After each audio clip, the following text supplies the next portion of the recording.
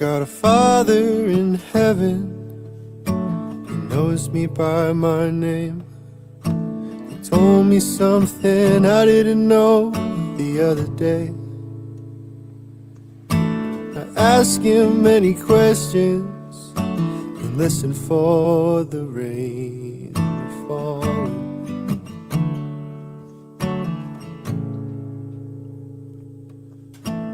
Am I doing this right?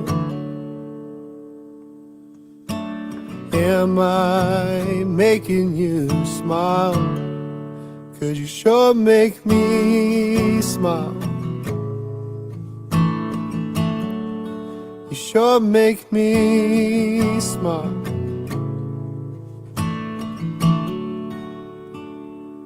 I've got a Father in heaven, He knows me by my name. He told me something I didn't know the other day. I asked Him many questions and listened for the rain to fall.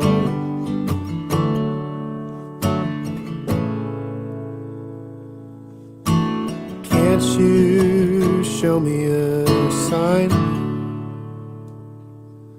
About a rainbow in the pasture light? Oh me, oh my, I'm blessed to be alive. I'm blessed to be alive. Hallelujah, hallelujah, hallelujah, hallelujah, hallelujah, hallelujah, hallelujah, hallelujah.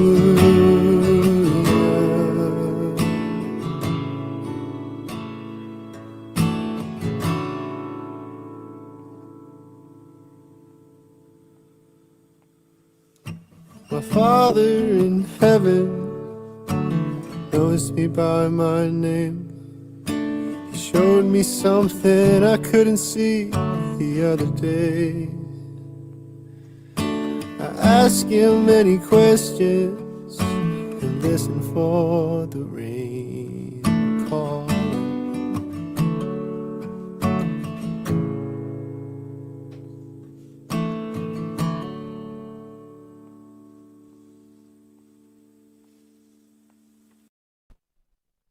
All right. Hey, everybody. Welcome to Indy After Dark. I'm here with Bran, Lady C, Peanut, and Piano Man Mark II, aka David. Thanks to everybody who's already up here on panel. The link is pinned at the top of the chat for anybody who wants to come up to join for music the first half, to either perform live or to have your music shared. And we are going to be switching gears into conversation as close to 11 p.m. Eastern as possible. We're sticking with that half and half, although I am considering doing a flipped stream, maybe once a month or every so often. I'm not sure yet, just to let some people get in that might not be able to come during this schedule. All right. I hope everybody's having a good start to the week, despite all the chaos in the world around us. Thanks to everybody who's here tonight. It's great to see you all. Thank you for coming in. And thanks to those of you who have already shared this out. If you haven't, would you please consider sharing it on Rumble or on YouTube? The algorithms aren't a big fan of truth talkers and those of us who are trying to kind of bring people together. So let's defy them by sharing it out and getting some other people in here. Lurkers, we're glad that you're here too. Much love to all of you. All right, how are you guys doing up on panel tonight? Thanks for being here. Good. Good. Awesome. How I told you before that when I click on YouTube, your stream never shows up? It did tonight. Yes. Oh, good. All right. So. Glad to hear it. Glad to hear it. Good to see everybody coming in. Much love to all my mods who are already slinging links here on YouTube and over on Rumble as well. Thanks, everybody. Okay, I hear somebody else coming in, and then we'll get right to Karen. Let me know in the private chat if I know you by a different name, or if I know you from Rumble or from YouTube. I don't want to say your last name just in case you don't want it shared, but I'll get to that in just a second. Okay, Lady C, I think you are up first for live music. And also, really quickly though, in the chat, I'm catching up, but you guys can let me know how the sound is, how we're sounding up here, and if everybody's icons can be seen also. That'd be great. Okay, Lady C. Okay. Glad you're here with us tonight, Lady C. Yeah, let's see. I don't have anything meaningful, but I'm going to try to sing something happy. So. Oh, I love it. We need some good vibes tonight. Yeah, some good vibes. Yeah, happy. Yeah. We'll start there. There's a lot of heavy in the world right now. Then I'll go for something. I'll look for something more meaningful. But you know me, I don't plan ahead. And it's always wonderful, so we're here for it. All right. But at least I'm making decisions more quickly, so that's something. All right. Oh.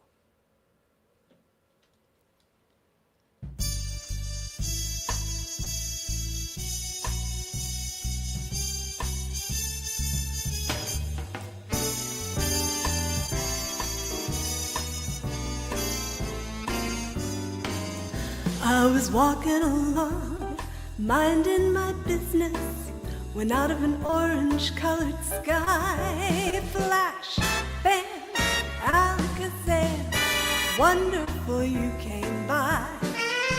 I was humming a tune, drinking in sunshine, when out of that orange-colored view, wham, bam, Alakazam, I gotta look at you. One look and I yelled timber, watch out for flying black.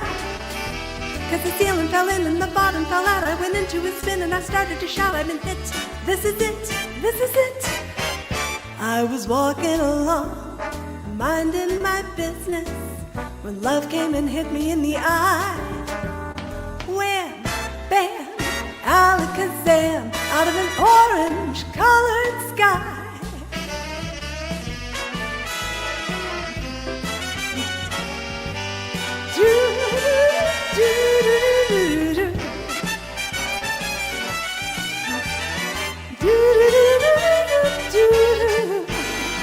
One look and I yelled timber, watch out for flying glass. 'Cause the ceiling fell in and the bottom fell out. I went into a spin and I started to shout, I've been hit, this is it, this is it. I was walking along, minding my business, when love came and hit me in the eye. Flash, bam, Alakazam, out of an orange color, purple stripe, pretty green polka dot sky. Flash, bam, Alakazam, went across sky.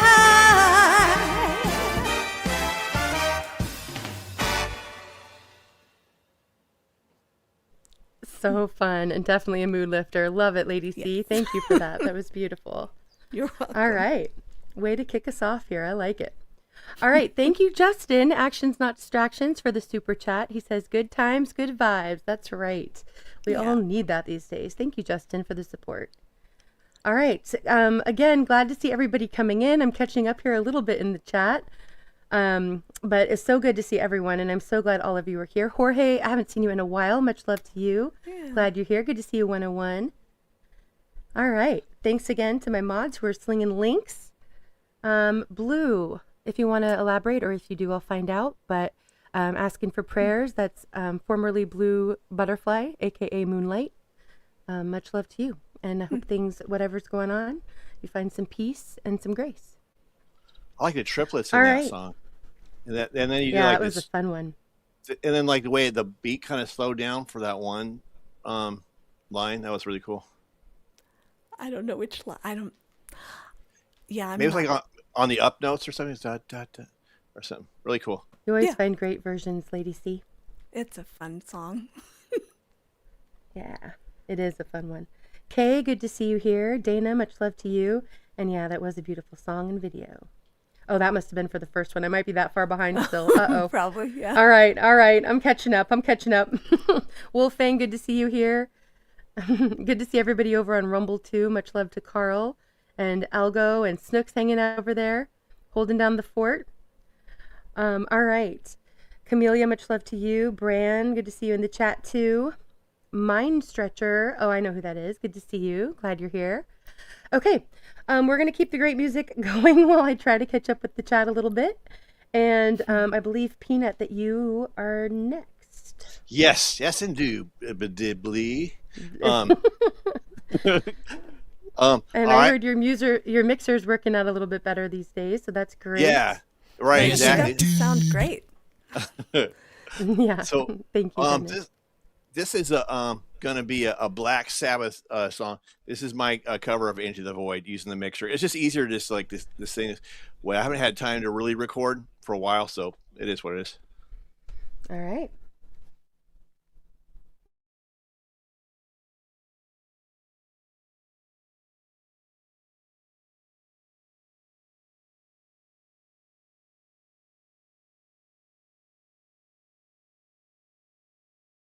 If there's sound, Peanut, we're not hearing it.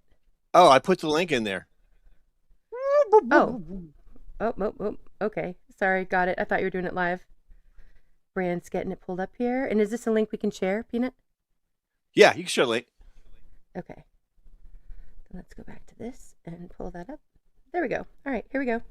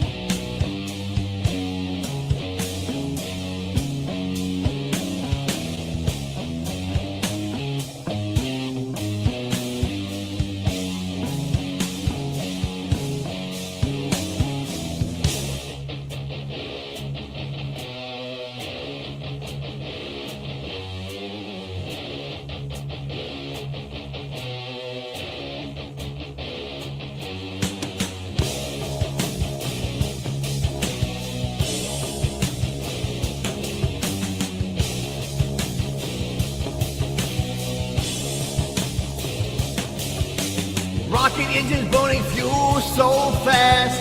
Up into the night sky they blast. Through the universe the engines whine. Could it be the end of man and time?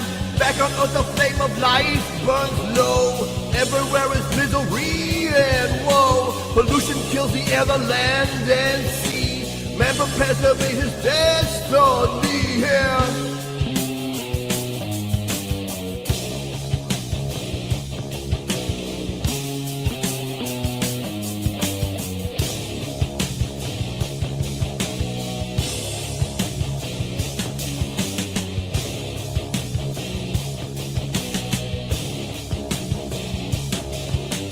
Rocket engines burning fuel so fast. Up into the black sky so vast. Burning metal to the atmosphere. Earth remains in worry, hate and fear. With the hateful battles raging on. Rockets flying to the glowing sun. To the empires of eternal void. Freedom from the final suicide.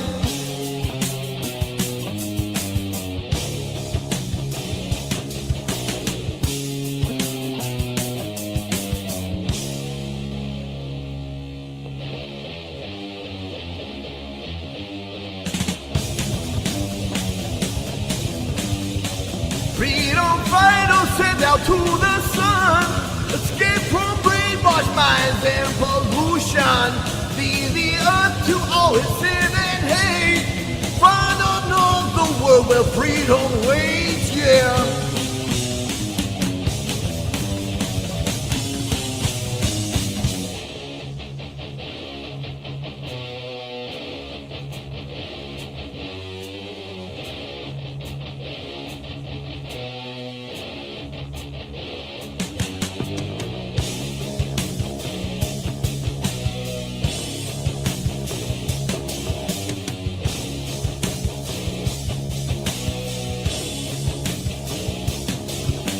Past the stars and fields of ancient void, through the shoes of darkness where they find love upon the land of world unknown, where the sons of freedom make their home. Leave the earth to Satan and his slaves, lead them to their future in their graves.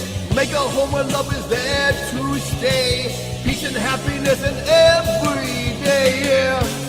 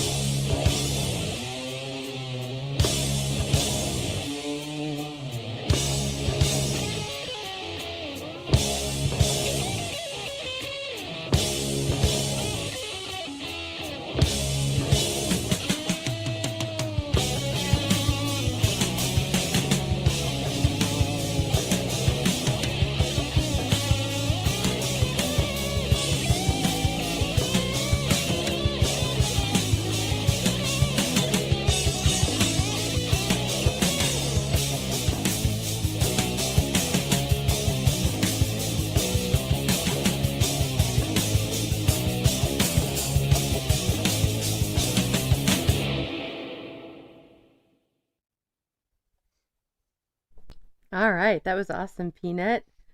Thank Well you. done. Thank you. It was. Oh, Yeah, thanks. that was great. Yeah, I saw some comments that your sound was great. That was not live, but I like how you recorded it and it sounded amazing too. So that was great. Really well done.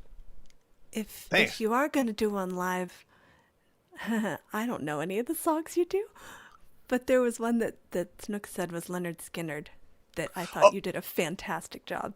Oh, thanks. That's the one I'm going to do next. Like, Good. well, after I get my next Oh, turn. awesome. All right, great. Thanks, Okay, Lacey. David, you are up next. Good to see everybody coming in still. And Algo, thank you Yes. so much for the 5 gifted memberships over on Rumble. Thank you very much for that and for all your support. Awesome. All right, good Okay, to see s- some people here I haven't seen in a bit. Much love to everybody coming in. Steve-O, good to see you. Go so ahead, David. I put a link in the chat. It's the video I never Oh, got okay. around to sharing last week. Ah, yes. Is it the Star Wars one Yes, or a different one? Okay, great. that's All the right, same so- one. Yeah. Okay. Yeah, you didn't play it Brand- last week, did you? Nope, we didn't get to Good. it, so that's great. Good. All right, Brand. It was on the list for tonight, but this is great. I'm glad you came up. Do you want to tell us anything about it while Brand's pulling that up? I mean, it's for those of you who don't know it, it's from the prequel Star Wars. If you watched any of those, you will know this theme immediately. But it's the one that everybody loves, and I decided to do basically an electronic, almost drum and bass-ish remix of it. So yeah, that's all I gotta say about that. I really. Okay. I listened and I love it. Great vibes too. All So- right, here we go. Wait, real quick. Is it like John Williams or something? Sorry. Yes, John Williams. Yes. Yeah, very he's much. a great composer for sure. Of course.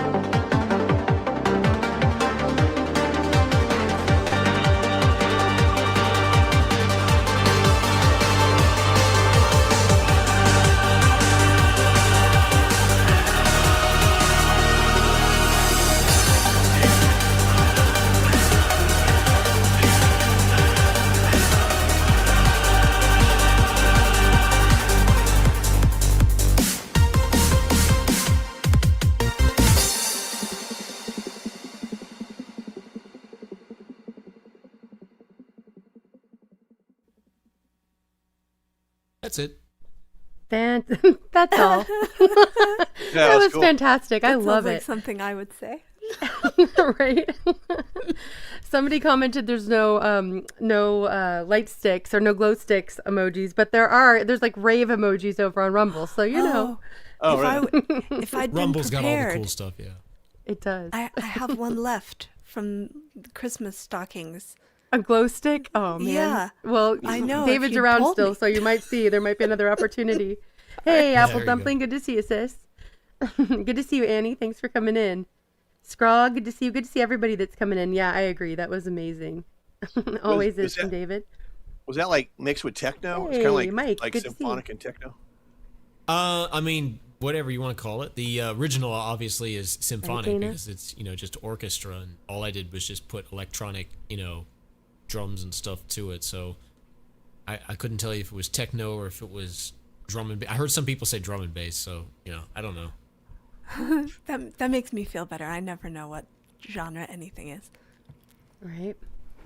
No, it sounded amazing. Ah, me Mike, too. welcome up. How are you doing? I'm doing well. How are you? Thanks for having me. Doing pretty good. Good Yeah. to see you. Hello, Having a good everyone. start to the week. Hey, Mike. Yeah. Hey, guys.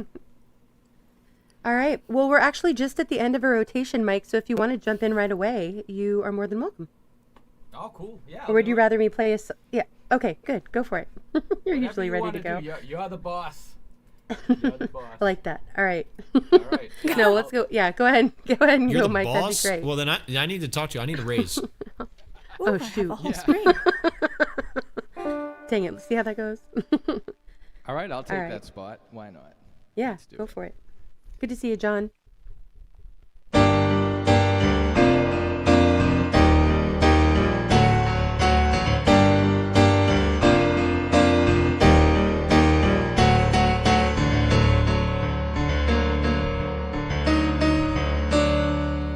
Come forth, come here, I'll speak the truth.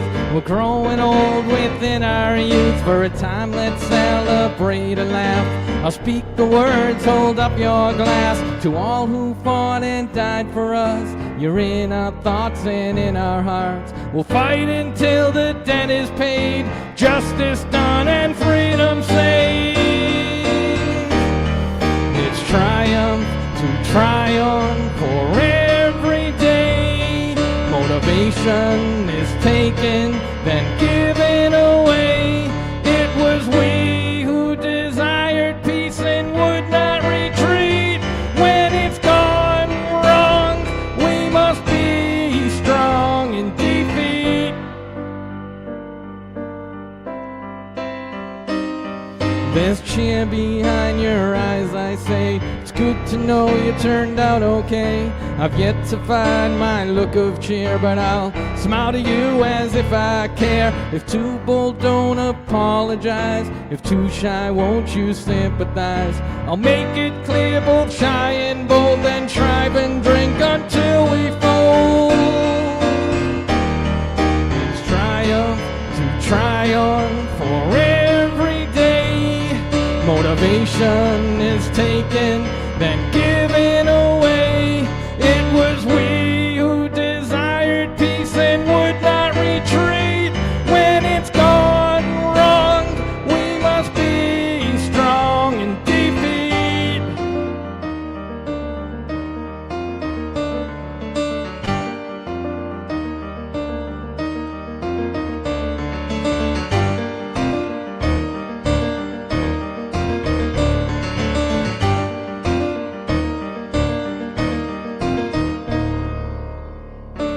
It's triumph to triumph for every day. Motivation is taken, then given away. It was we who desired peace and would not retreat. When it's long gone, we must be strong and believe. I believe. I believe. I believe.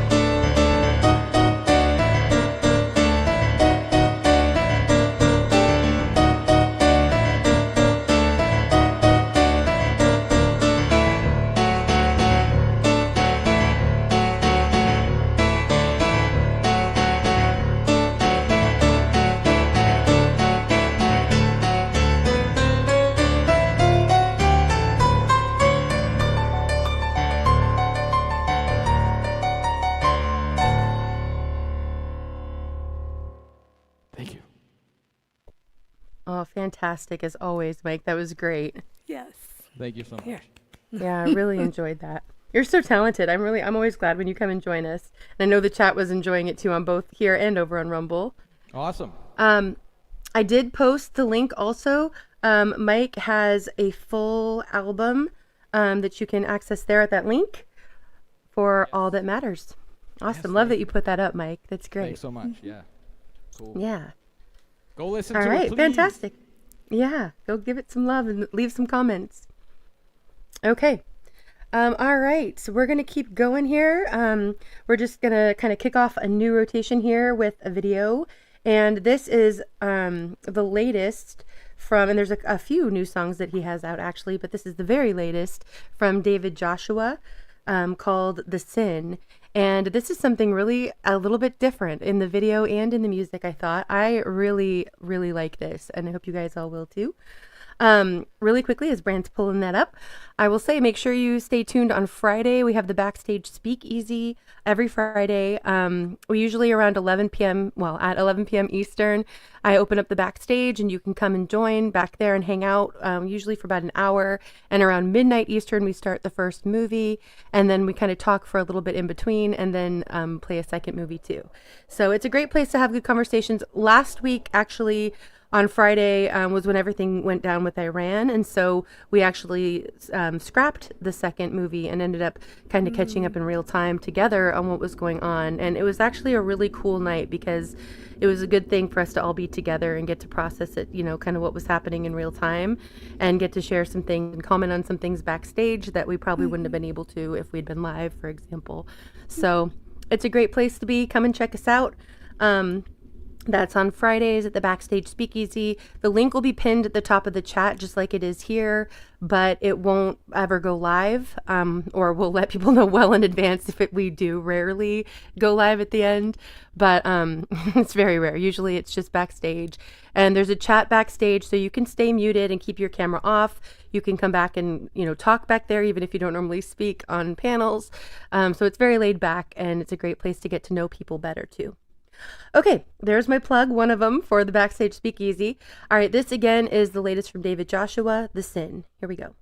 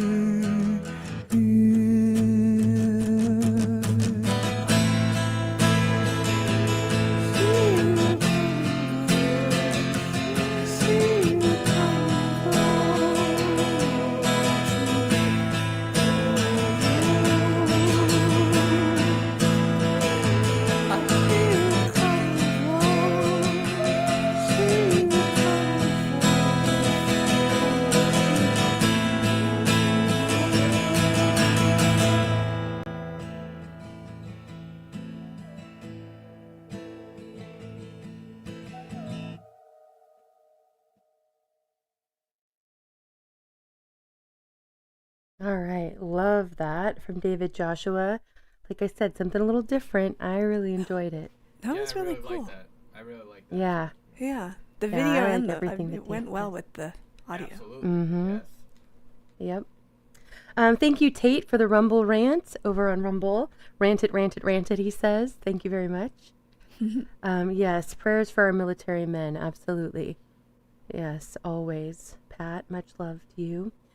All right, Growl, I saw you come in. Agent, good to see you here. Okay, Michigan, much love to you.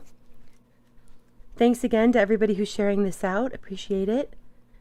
Okay, all right, we're going to kick off a new rotation. So, Lady C, you are up next.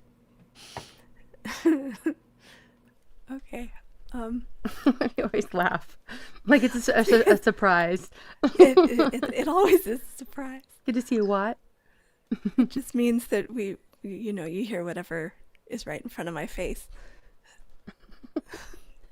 It always turns Unless you out want well. something else, always is the rule.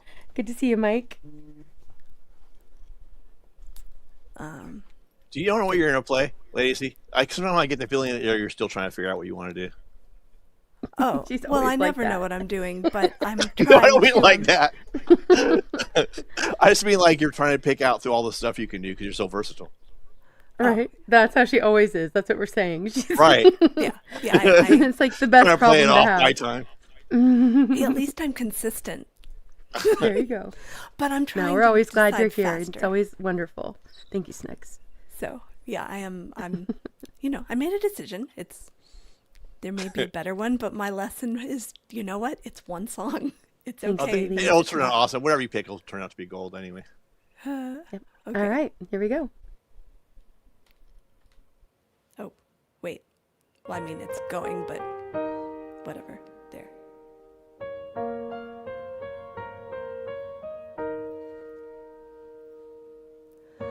All around me are familiar faces, worn out places, worn out faces, bright and early for their daily races, going nowhere, going nowhere.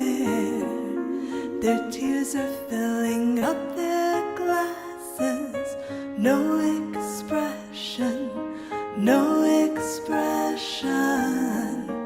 Hide my head, I wanna drown my sorrow. No tomorrow, no tomorrow. And I find it kind of funny, I find it kind of sad. The dreams in which I'm dying are the best I've ever had. I find it hard to tell you, I find it hard to take.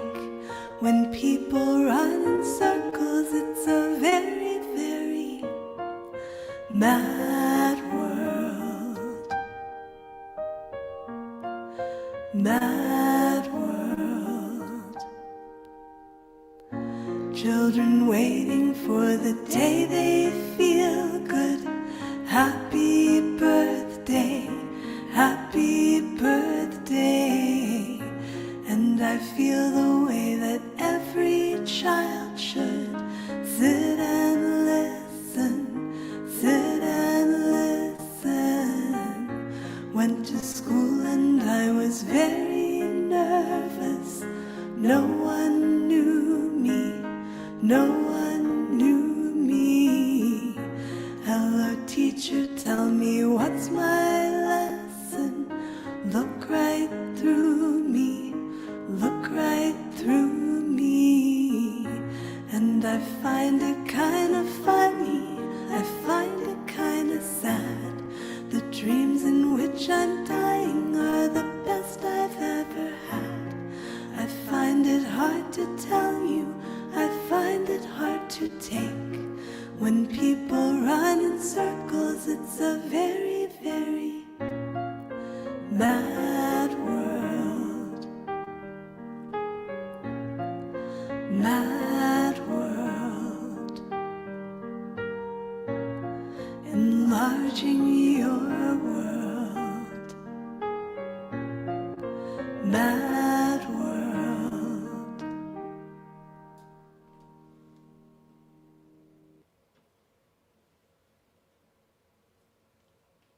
Great song, Lady C, and that was beautiful. I love that song. Beautiful, good song. beautiful, beautiful. Yeah, that was great. Yeah, really Yeah. well done. I don't get tired Yeah. of that one. Yeah, it's a beautiful song. You did great too. I'm trying to think where have I heard that before? Like, it seems like I've seen it in a movie or something. Oh, everywhere. Yeah. Yeah, it's a cool all over the song. place. Yeah. It's been in so Yeah, it many was great. Yep. Mo, good to see you. Thanks for being here. Much love. Yeah, great. Happy That was lurking. beautiful, Lady C. Yeah. Carl said, I'm catching up, but Carl said, just sing. Yeah. Yeah. I'm It's always getting better wonderful at when it. she does. No, it's worth the wait. You know what? It is worth the wait. Well, I had these ideals of being really ambitious tonight and trying something I've never been able to Right, do. Johnny? But I still can't do it, and that's not going to happen yet. Oh, I'm glad. That's awesome, Annie. Annie's hearing some new songs here tonight to her. That's great. Oh, yeah. Perfect song for that blood moon, right? Ozark says those backup singers. He always notices my backup singers. I appreciate that. Yep. Love it. All Yeah. right. Peanut, you are up next. And I think I Yeah, got the right song here. All right. This song is called Saturday Night Special. It's by Leonard Skinner. This is my vocal cover on that song. Okay. We'll pull that up in just a moment. We're keeping Bran hopping tonight. All right. Thanks again to everybody over on Rumble. I see Johnny and Karen over there. Carl. Matt. Glad you're here with us. Tate. Algo. Snooks was over there earlier. All right. Glad to see everybody. Okay. Here we go.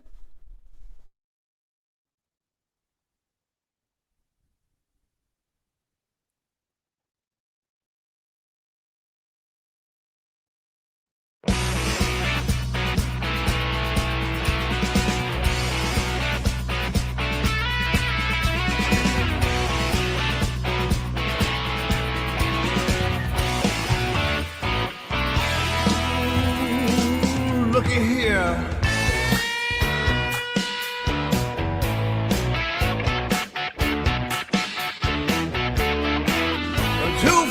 They come creeping like a black cat do, and two bodies are laying naked.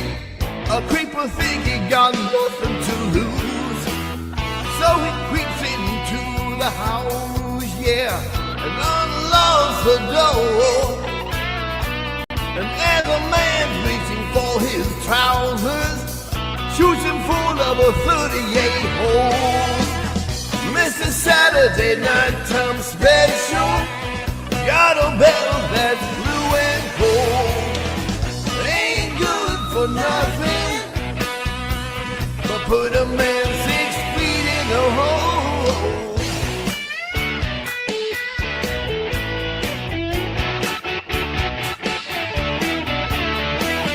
Big Jim been drinking whiskey and playing poker on a Monday night. And pretty soon old Jim started thinking that somebody's been cheating and lying. So Big Jim commenced to fighting. I wouldn't tell you no lies. And Big Jim done pulled his pistol and shot his friend right between the eyes. Mr. Saturday night time special, got a bell that's blue and gold. It ain't good for nothing, but put a man 6 feet in a hole. Oh, that's a Saturday night special. And for $20 you can buy yourself one too.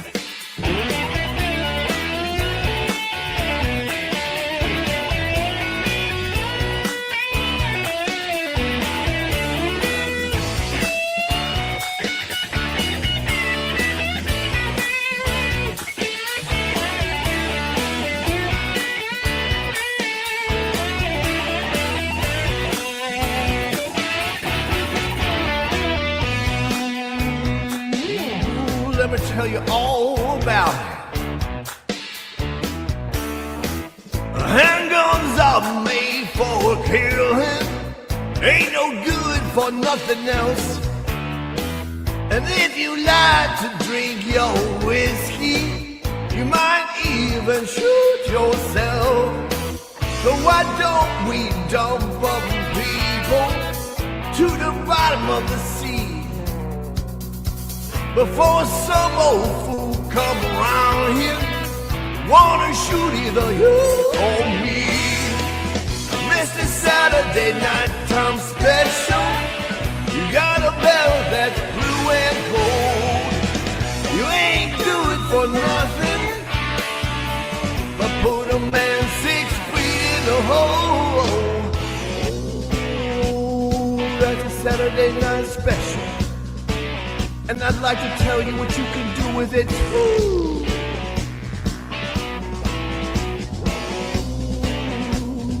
Give the song, yeah.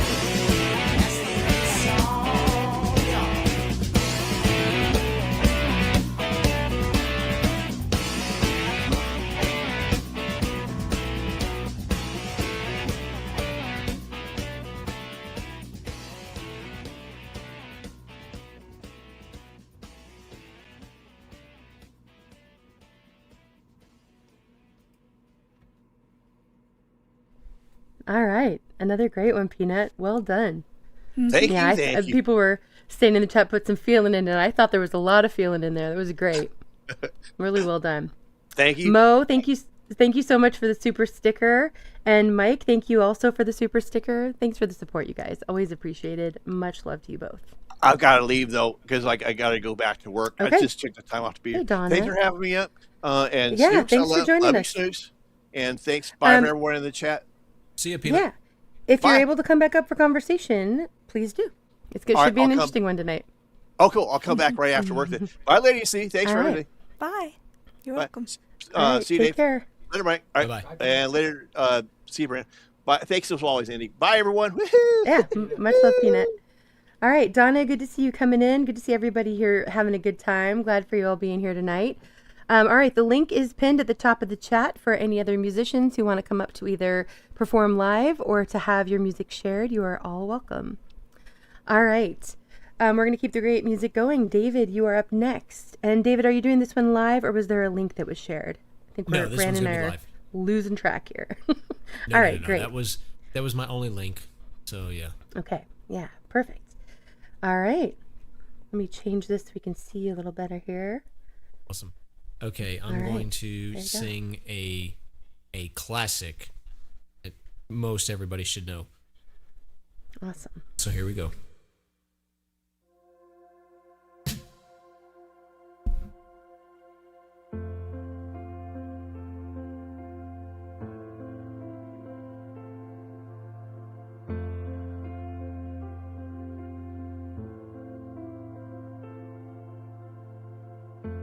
I'm so tired of being here,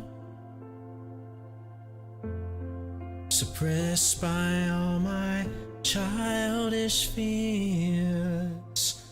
And if you have to leave, I wish you would just leave.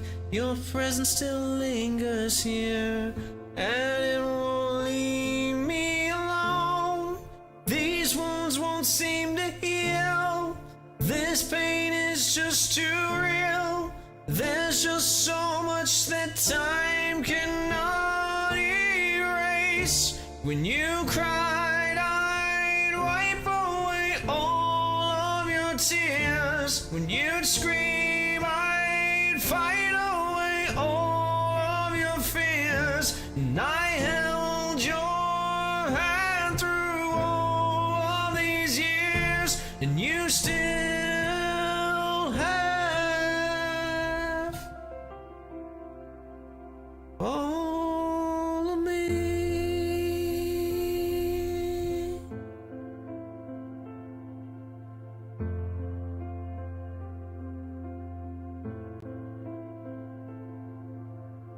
You used to captivate me by your resonating light. Now I'm bound by the life you left behind. Your face, it haunts my once pleasant dreams. Your face, it chased away all the sanity in me. These wounds won't seem to heal. This pain is just too real. There's just so much that time cannot erase. When you cried, I'd wipe away all of your tears. When you'd scream, I'd fight away all of your fears. And I held your hand through all of these years, and you still have.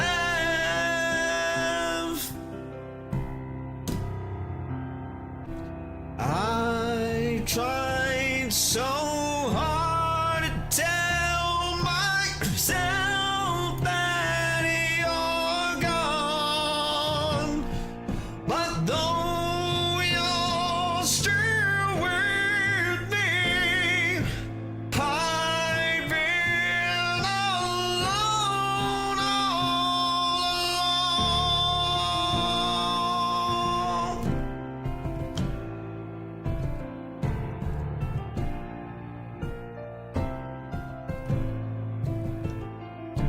When you cried, I'd wipe away all of your tears. When you'd scream, I'd fight away all of your fears. And I held your hand through all of these years. You still have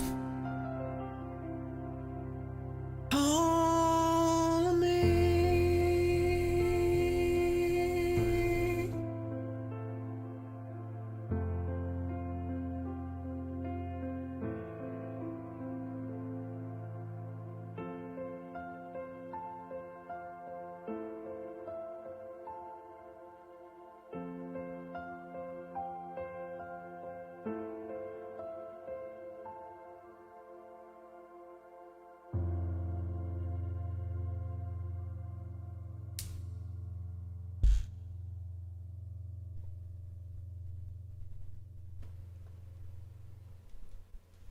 Fantastic, David. I love that song, and you definitely did it justice. That was beautiful. Yeah, very nice.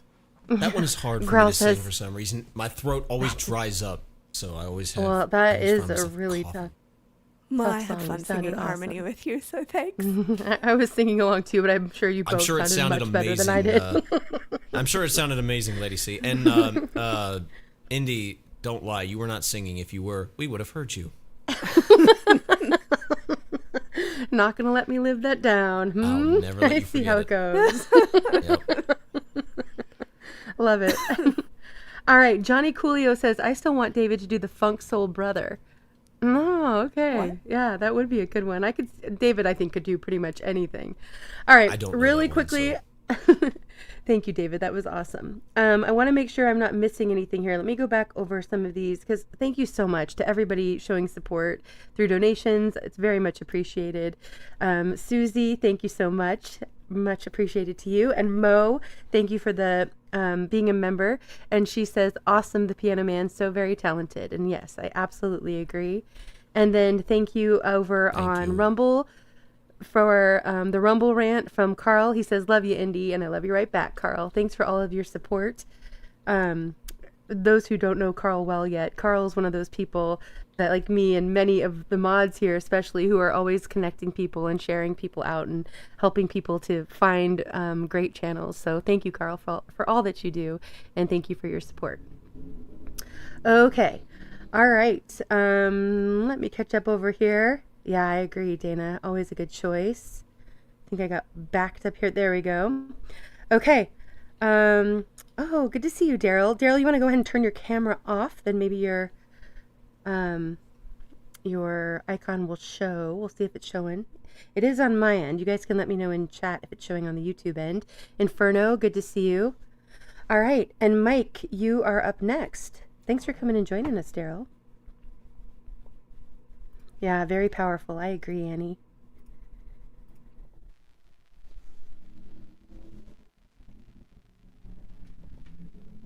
Okay.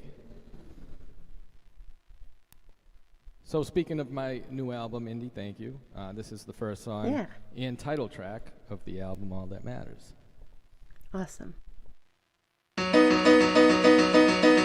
Remember the days when we were young, let out of the cave, but we were only freshmen. Every problem up to us to solve, protests and everything, while understanding nothing, only turning into something so tragic. Shouting in unison, this is all that matters. This is all that matters. Way too fast around the bend, blame it on the president of your freedom. Just because you can don't mean you should, when this is not allowed. To feed you to the crowd ain't something to be proud of, nothing. The thought was everything. This is all that matters. This is all that matters. This is all that matters. This is all that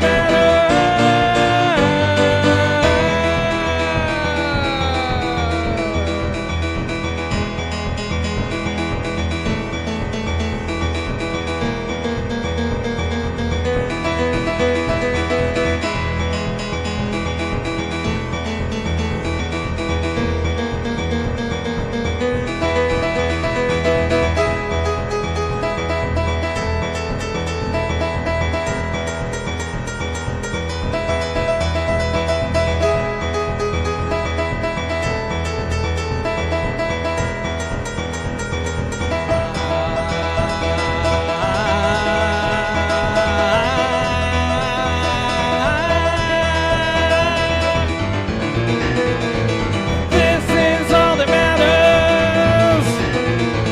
This is all that matters. This is all that matters. This is all that matters. This is all that matters. This is all that matters. This is all that matters. This is all that matters. Yes, love it. Well done, Mike. I love it. The energy is so great. Oh, So, always. what all matters? Right, Johnny, I wish. No. This right This- here. This matters. Everything. No, whatever. This. This. That means It's like that whatever. song, I'd do anything for love, but I won't do that. This. It's open to interpretation. I feel like I've heard him say it's right there in the song. Anything but that. Oh, no, Lyrics I don't, matter, people. yeah, I don't know exactly what the song says, but I'm pretty sure. It's pretty sure whatever I've heard- matters to you. That's what it is. Yeah, this is great. Okay, thanks so much, Mike. But that was awesome. actually good in all seriousness. Thank you. Appreciate it. Good to see you, Steve-O. Thanks for coming up. Oh, yeah, that's a good one, too. All right. Hey, Thanks Buff. for having good me to up. see you. Yeah. Thanks for being here, everybody. Okay, right? That was excellent. All right, Daryl, we haven't heard from you yet. Do you want to unmute and just make sure we're hearing you okay? All right, while you're Okay. doing that, let me get Hope over I'm there. not too. Hope you can hear me. Can you hear me? Yep, you're sounding good. Your volume's a little bit low maybe, but yeah, you're sounding great. Oh, okay. Really hold on. clear. I might be too far from the mic. This should be okay, right?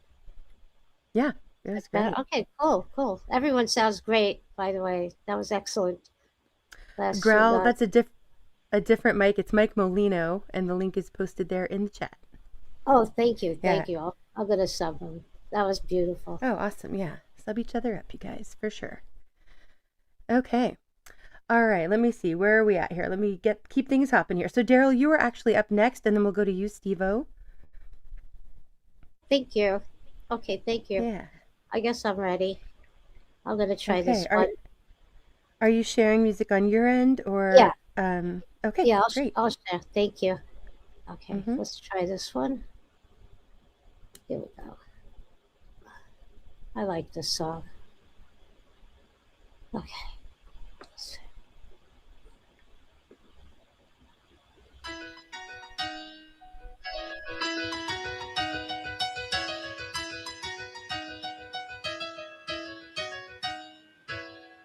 Making my way downtown, walking fast, faces past, and I'm homebound.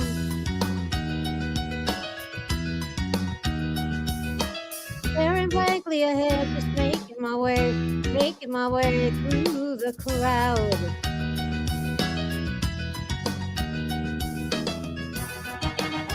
And I need you, and I miss you, and now I wonder if I could fall into the sky. Do you think time would pass me by? You know I'd walk 1,000 miles if I could just see you tonight. Always times like these when I think of you, and I wonder if you'd ever think of me. Everything's so wrong, and I don't belong in your precious memory.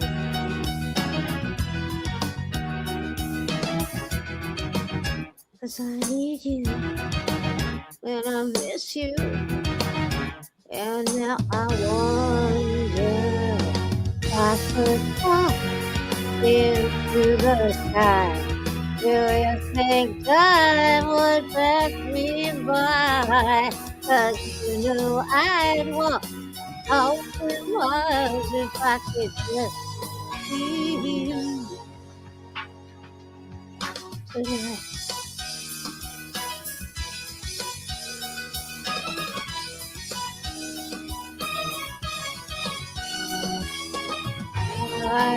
I don't wanna let you know I drown in my memory. I don't wanna let this go. I am falling. Making my way downtown, walking fast, the faces past, but I'm homebound. Staring blankly ahead, just making my way, working my way through the crowd.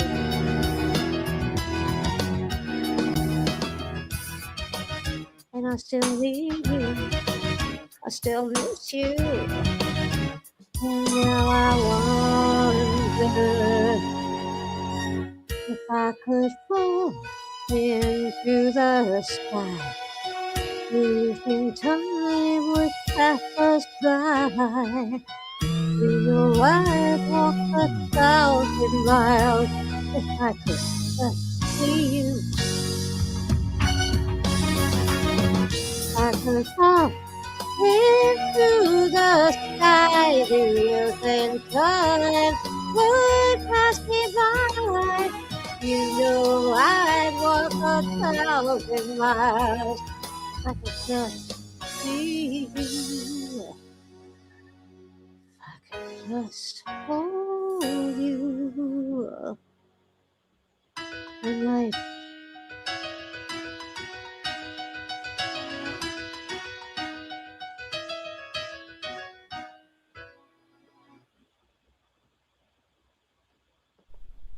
Beautiful, Daryl. That was great. thank you. You have Very such a nice, beautiful Daryl. voice. Nicely Oh, done thank you indeed. so much. I'm glad you liked it. I like that song a lot too. Isn't All that? right. Love that. Thank you. Yeah. Thank you, Daryl. All right, Steve-O, you're up next. All right, so this one here was inspired by the video you played at the very beginning. And I'm like, I've never done this one. I was going through my acoustic file. So, let's go with Open the Eyes of My Heart. Okay. Hold on one second. Let me get over here. Okay. And Steve, I want to make sure you're. Oh, hold on one second, Steve. Yeah, okay. Oh, there you go. Pause. Yeah. All right, you're good. I was just checking. You were clipping a little bit, but I think your settings are good. You're good. Go for it. Okay.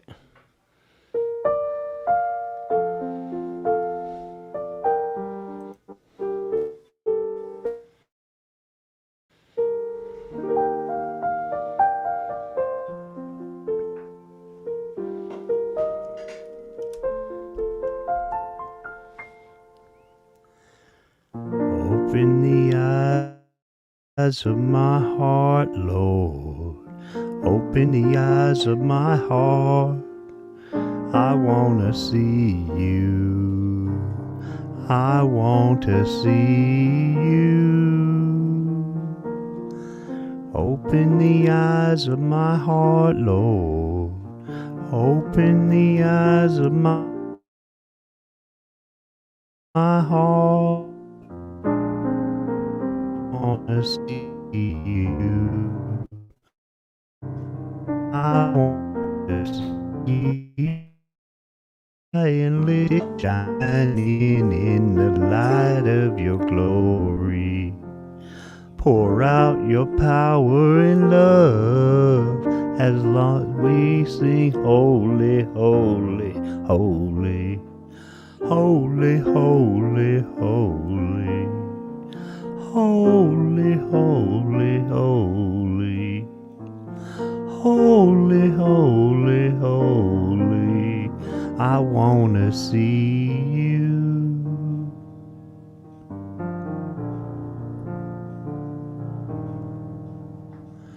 Open the eyes of my heart, Lord. Open the eyes of my heart. I wanna see you. I wanna see you. Open the eyes of my heart, Lord. Open the eyes of my heart. I wanna see you. I wanna see you. To see you high and lifted up, shining in the light of your glory. Pour out your power and love as we sing holy, holy, holy, holy, holy, holy, holy, holy, holy, holy, holy, holy. I wanna see you. Holy, holy, holy, holy, holy, holy, holy, holy. I want to see you.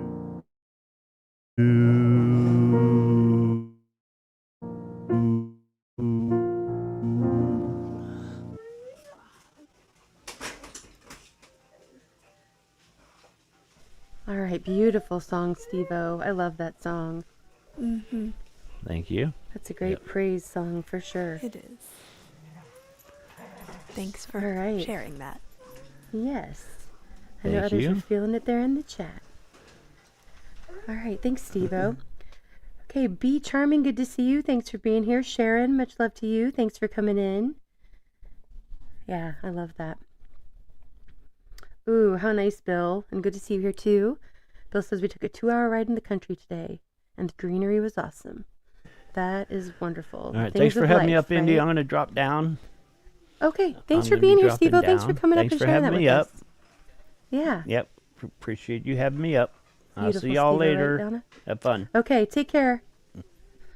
All right, Lowry, thanks for coming and joining us. You are up next. Oh, hi. Oh, hi. I We're have trying that. something new. Okay. I got that. a vocal mic. Yeah, you have the video. I saw it in the private Yep, thing. yep.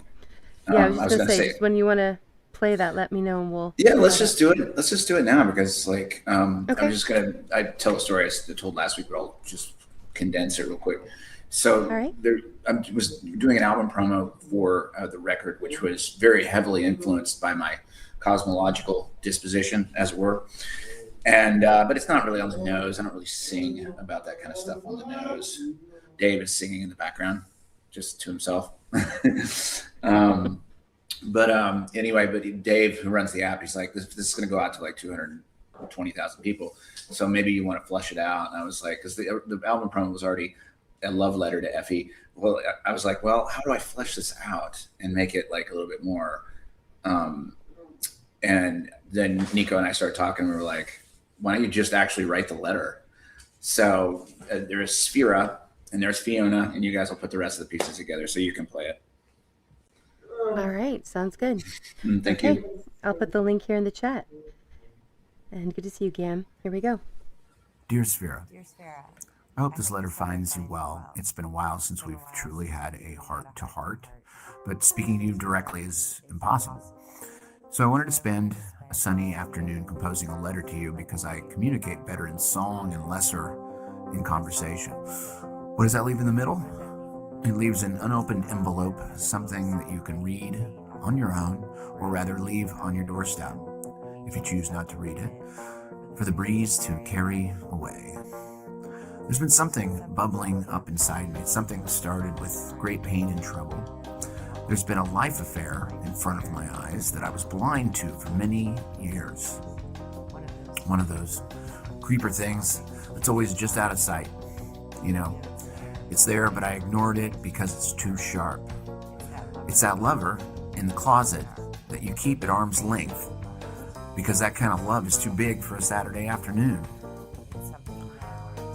It's something that I always wanted to swat away like clustered flies in Vermont, or shoo away like rats in a New York City subway. You and I, we haven't been the same since 2015. It started to get weird then, but I didn't have the balls to talk to you about it. As a matter of fact, I couldn't just talk to you about it. I couldn't even mention it to my friends. I spent 2 years hiding away in a closet thinking about it. It didn't take away my love for you. More appropriately, it caused a great division in my mind and in my heart. It was devastating in the deepest parts of my soul. How could I appropriate myself to two different ideas, you and her? You can't serve two masters. And I mean that as a side note. Not that I was serving you, although it felt that way all the time. We were living together and we were doing fine. A sort of cognitive dissonance love affair without the sex. But how could I keep lying to you about Fiona? When I first met her, it was like I'd always known her. She was old and new. She is here and always was here. It's like the laundry with all the good clothes that still need to be cleaned. If I could just get around to putting it in the wash, I'd be fresh and clean and looking dapper. But she's something that I would, just get up to later. Because she's not going away.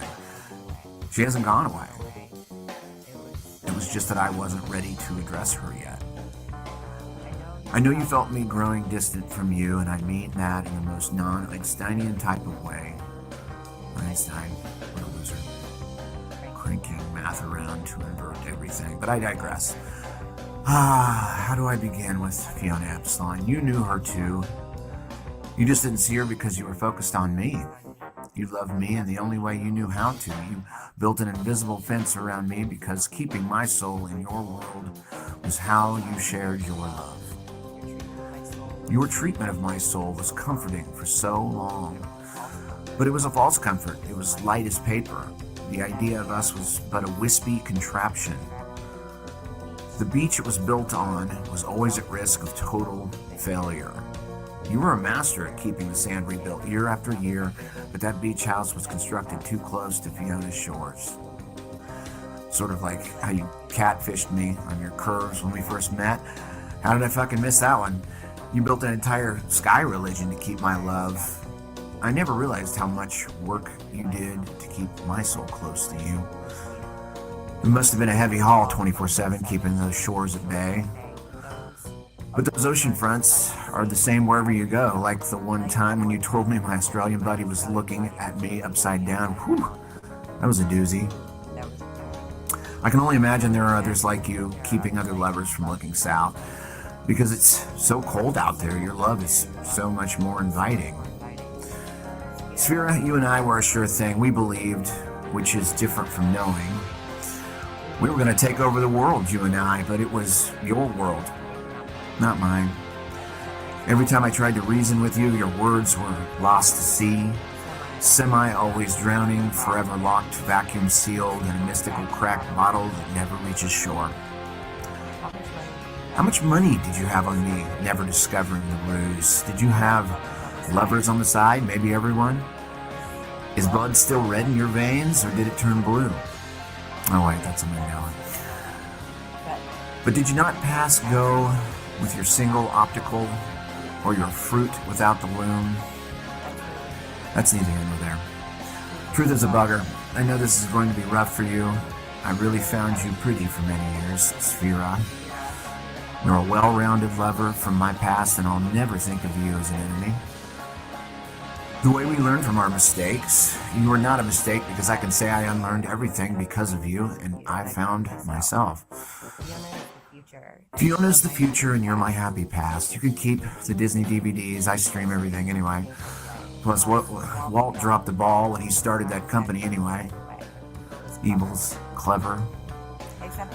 Except the Wizard of Oz VHS. I think they told the truth on purpose there anyway, so I'll keep that one. I just want to keep a level head about everything. Sphera, I gave you an inch and you twisted it 8 inches per mile squared. Did you think I wouldn't check? You little bitch. I tried to give you your space, but you gave me Star Wars. And that was fun for a while. But Chewbacca should have been a clue about giant dogs in space, not even considering naming the ninth moon after one of his cartoon characters and splashing its face on CGI. I wish you well on what's left of your journey. Fiona and I, we're really happy together. I forgive you for faking everything and inverting my world like a parasite. I can see you for miles and miles. XOXO. Lowry.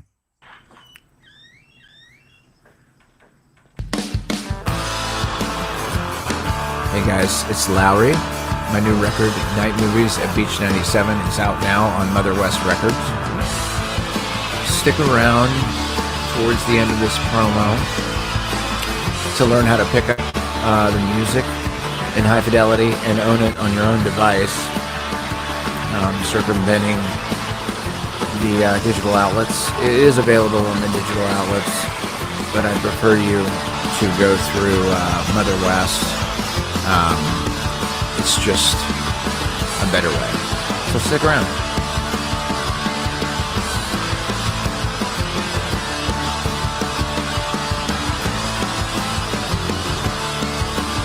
So here's the website over at the label. You can buy individual songs. You can buy individual records. But there's a digital box set that's available. Click on Buy Digital Album. It's just $50, but you can put whatever number you deem appropriate in there, and you can get 4 production records, 2 live records, and 2 more records recorded in the loft in the early days. So that's where I would like you to go. Thank you so much. Thank you for spinning that. I know it was a little long. I'll keep my song short tonight after that, but thank you for doing that. Appreciate it. Yeah, no worries. No, I'm glad to share it. I like how you had Nico in the background. That was kind of a cool effect that you had going there. Yeah, it was kind of her idea. She was like, why don't you just write the letter? And I'm like, okay, how do I do this? Because I had to create characters. Cool. So, but anyway, thank you for spinning. I really appreciate it. Yeah, and there's the link there in the chat to get Lowry's album from Mother West on Bandcamp. Yep, it's all there. You can get all of it. It's a lot of music, and I'm really proud of it. And so, pay what you want, do whatever, and you get to have it on your Very thing. Cool, so girl. There you go. Yeah. Thank you. Brand says very cool, very square. I mean, it comes across as square a little bit, right? Yeah. Crack me up, Brand. All right. Okay, let's see. Thank you for that, Lowry. All right, we are back at the beginning of a rotation, so we're going to go ahead and do a video. I'm going to give Brand a second to pull this up. I think the next one is from Scars and Shadows. Scars, the lovely Scars, always has incredible music, and her videos are just an extension of her talent and her art. This latest one is called Falling in the Dark, and I hope you guys all really enjoy it. Make sure that you go and sub her up and leave a comment to make sure your sub sticks if you're a new subscriber to Scars. I share a lot of her music here because she is so talented.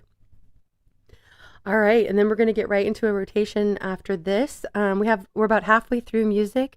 If anybody else wants to come up to join the panel, you are more than welcome. The link is pinned at the top of the chat. You can either perform live or share a video when you come on up.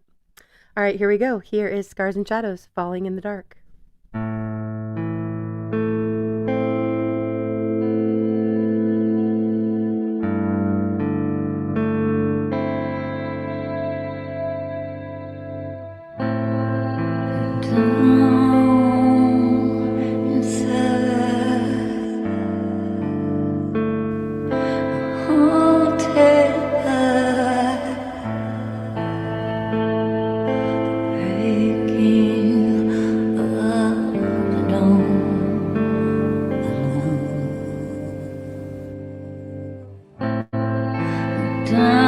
down inside.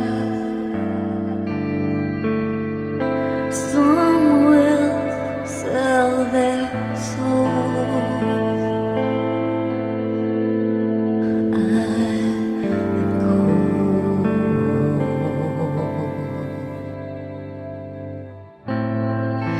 down inside where love burns, scraping my soul.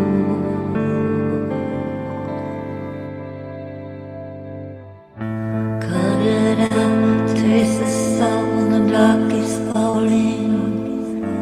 You can be anything that you want. Take your time, break my heart, tiger pouncing, breaking hearts, then turning them to stone. All the souls holding my tears are falling. The world is breaking at the threshold of my door. Where is love when it fades into the sky? Breaking hearts and turning them to stone. All the souls holding my tears are falling. The world is breaking while you're screaming up at God.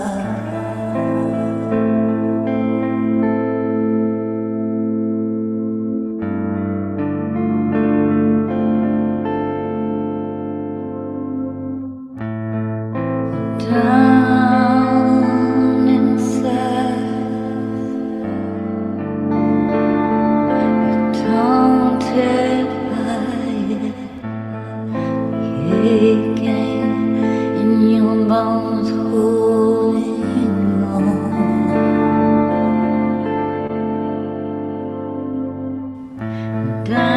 Down inside, love can be so cruel. Holding on to anything at all. Oh, down,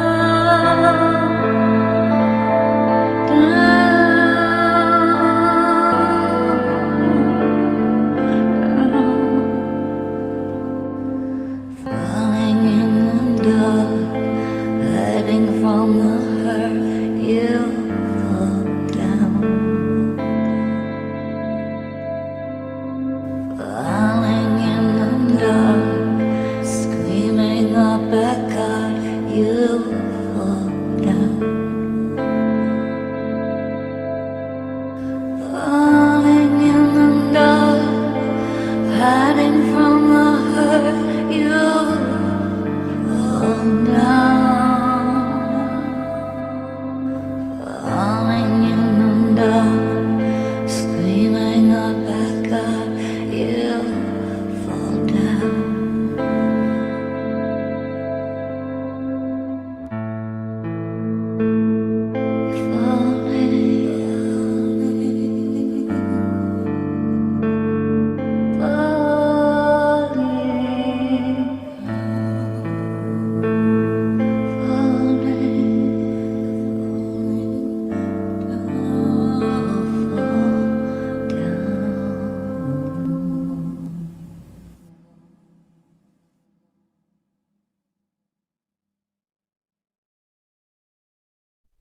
Absolutely stunning as always from the lovely Scars and Shadows. Such a beautiful Always. song and video too. Yeah, really beautiful. Always So mesmerizing. hypnotic. Yes, mesmerizing, right? Karen, welcome up. Yeah, right, Growl? Glad you guys all enjoyed that too. Yeah, that was excellent. Right? You have to kind of like get back into reality a little bit after her songs, right? It's a trip Yeah. for sure. Yes. Thank you, Tate, for the Cash App. Much love and thanks for all the support. Thanks for being here and slinging links too, Tate. You rock. Okay. Karen, we haven't heard you yet. Thanks for... well, maybe that's why we haven't heard her yet. I bet she hit the wrong button, maybe. She'll come back up. And I know that she's someone that Daryl knows, so welcome in. All right. Okay, Lady C, you are kicking us off for this next rotation. Right? Okay. Good to see Ghost Start over on Rumble. Thanks for being here. Yeah, amazing, right? Mm-hmm. Okay. Get you in the right spot here, Lady C. Okay. Because that matters so much. Organization, though, that helps. We'll get your cool graphics up, too. All right, we're ready when you are. Okay. We'll see if I am.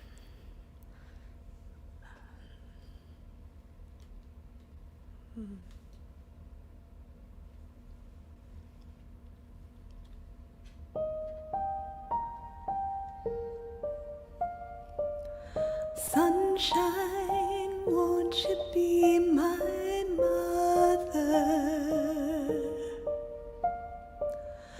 Sunshine, come and help me sing.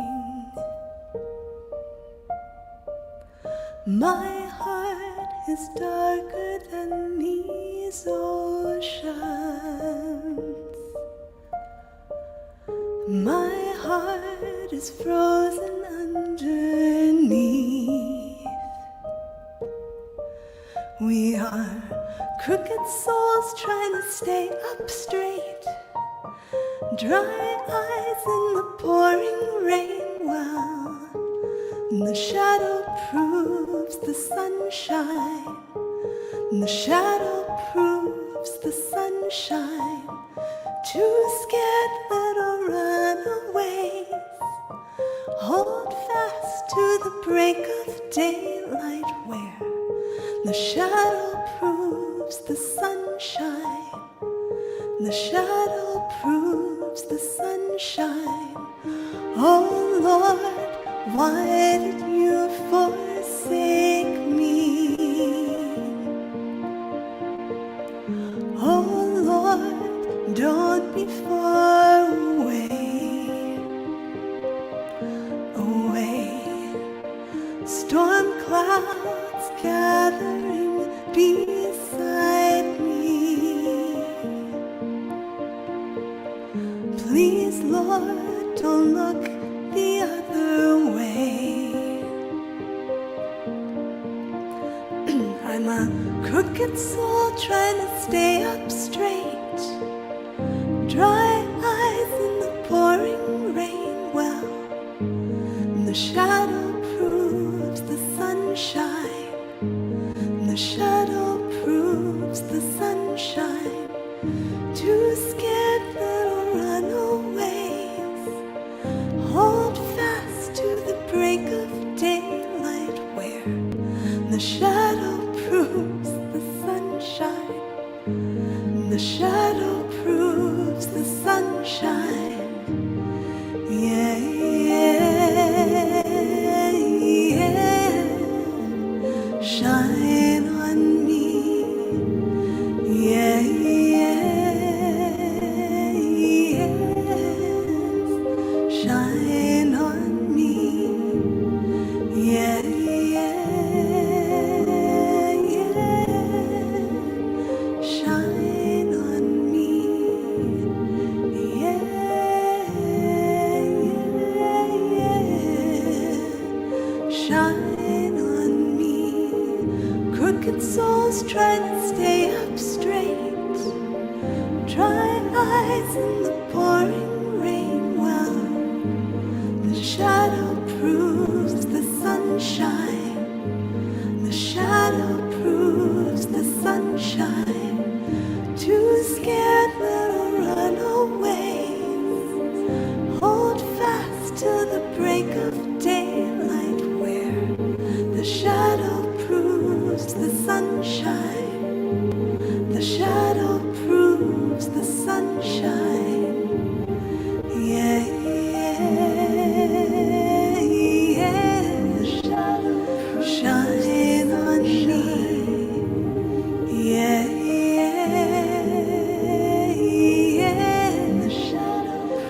shine on me. Yeah, yeah. Shadow, shine on me. Shine on me. Let my shadows prove the sunshine.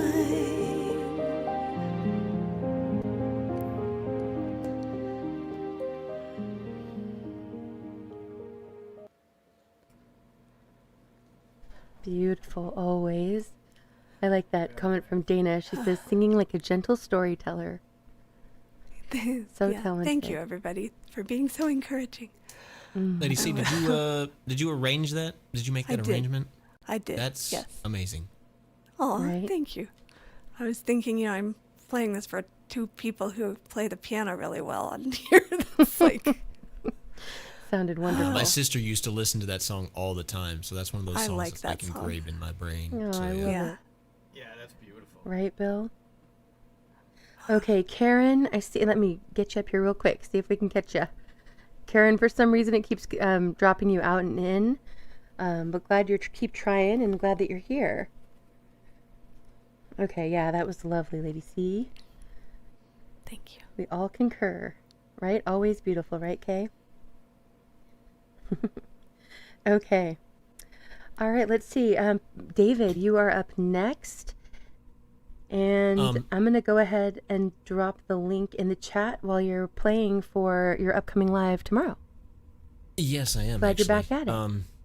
Yeah, and I'm going to try to do both YouTube and Twitch, so yeah, we'll see how that works. Awesome. Yeah, that's great. Now, I have a bit of an odd request. This next one is it okay if I would just spin this? Like, I'm not actually, like, playing or singing or anything. It's just... Oh, yeah. You do what you That's want to fine. do. You're good. Okay. Yep. I just want to make sure that was good.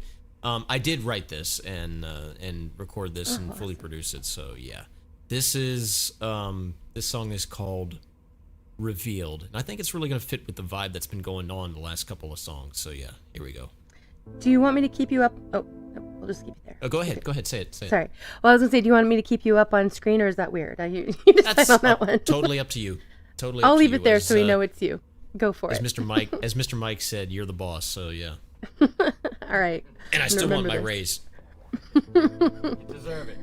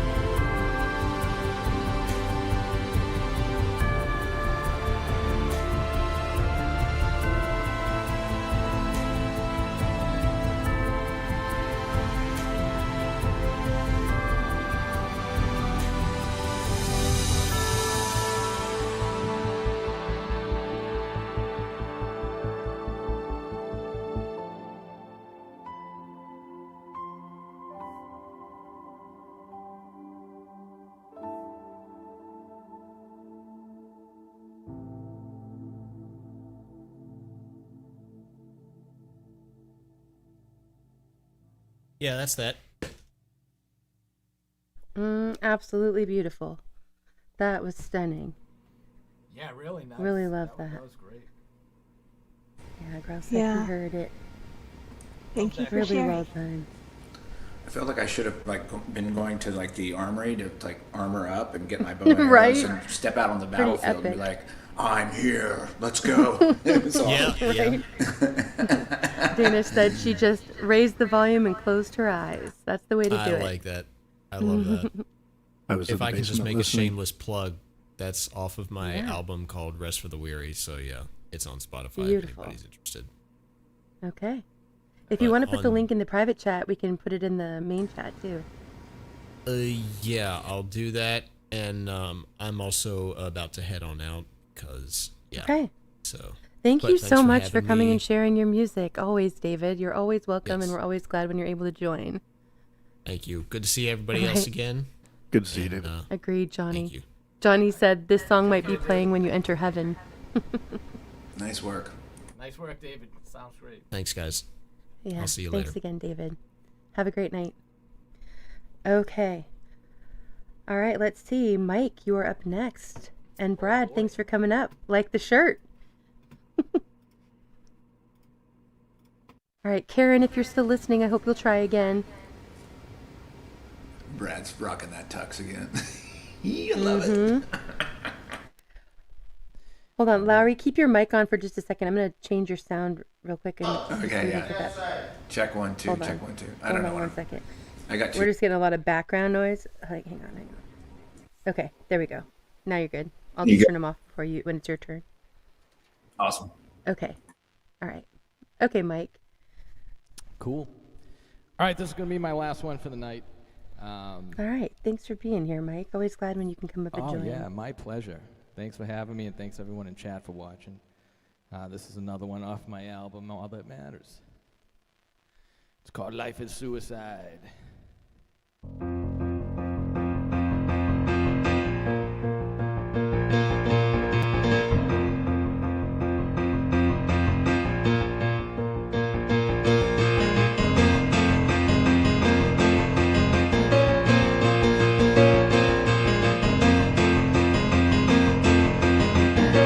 If only the light would shine, then we may be on our way.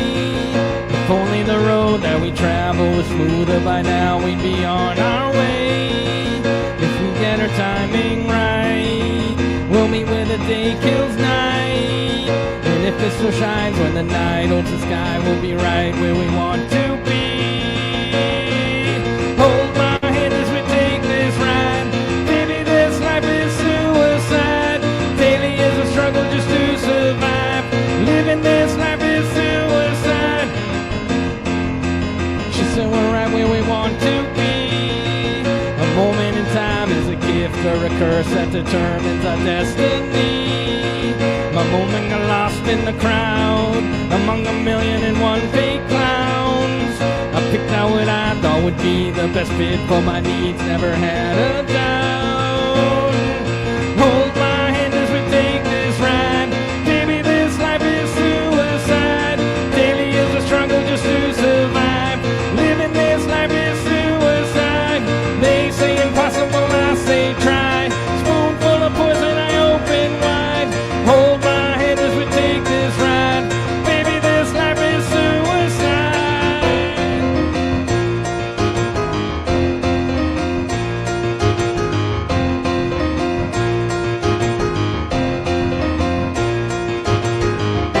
I wanna hold you till I understand why life's worth living. I wanna hold you till I understand why life's worth living. I wanna hold you till I understand why life's worth living. I wanna hold you till I understand why life's worth living.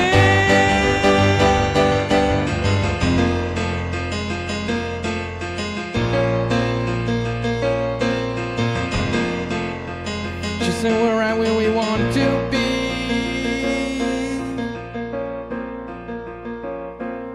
Hold my hand as we take this ride.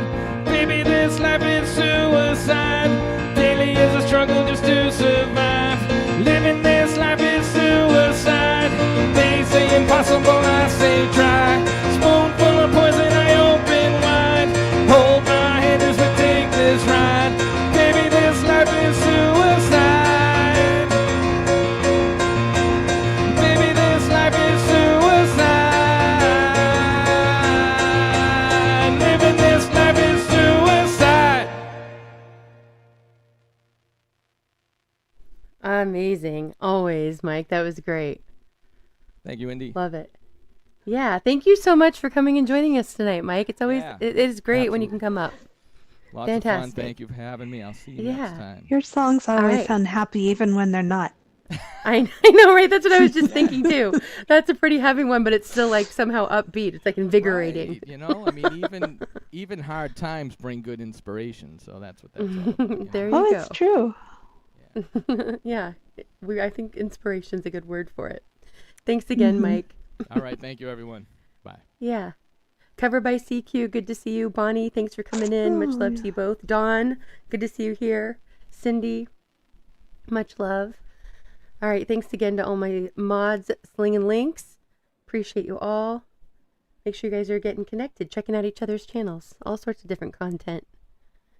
All different content creators in here. Love it. Okay. All right, Daryl, you are up next.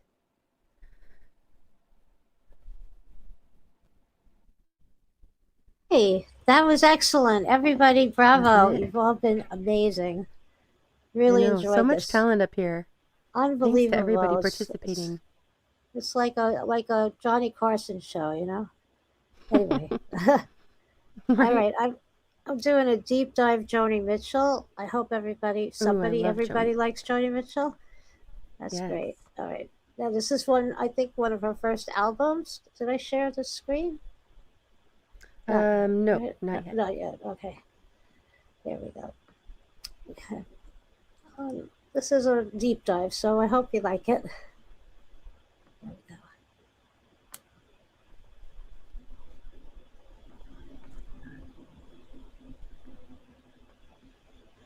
All right, you're all set.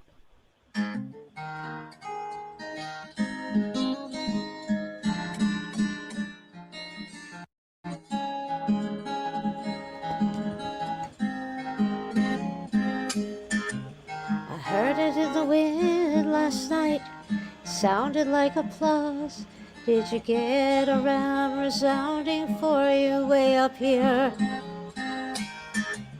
Seems like many dim years ago since I heard that face to face, or seen you face to face, though tonight I can feel you here. I get these notes on butterflies and lilac sprays from girls who just have to tell me they saw you somewhere.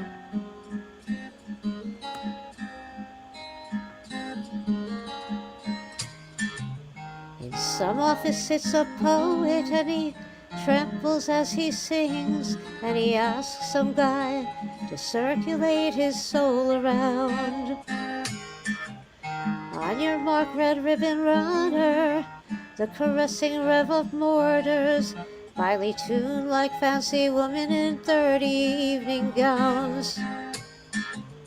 Up the charts, off to the airport, your name's in the news and everything's first class.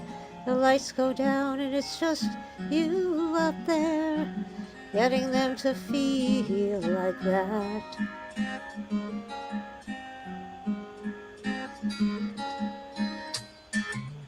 Remember the days when you used to sit and make up your tunes for love, and pour your simple sorrow to the sound hole and melody.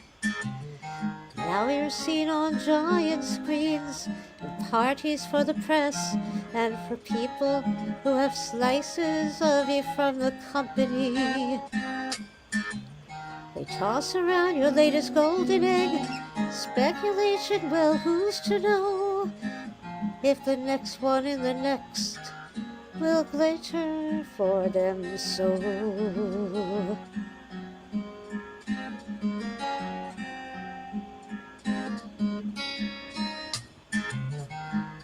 Perhaps I seem ungrateful, with my teeth sunk in the hand.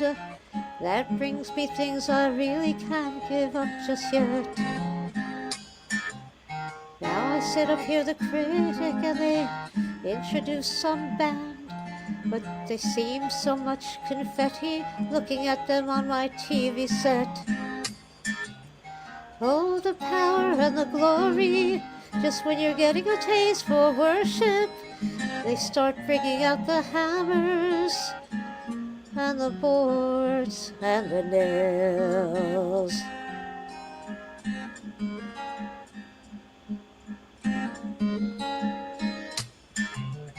I heard it in the wind last night, it sounded like applause. Chilly now, end of summer, no more shiny hot nights.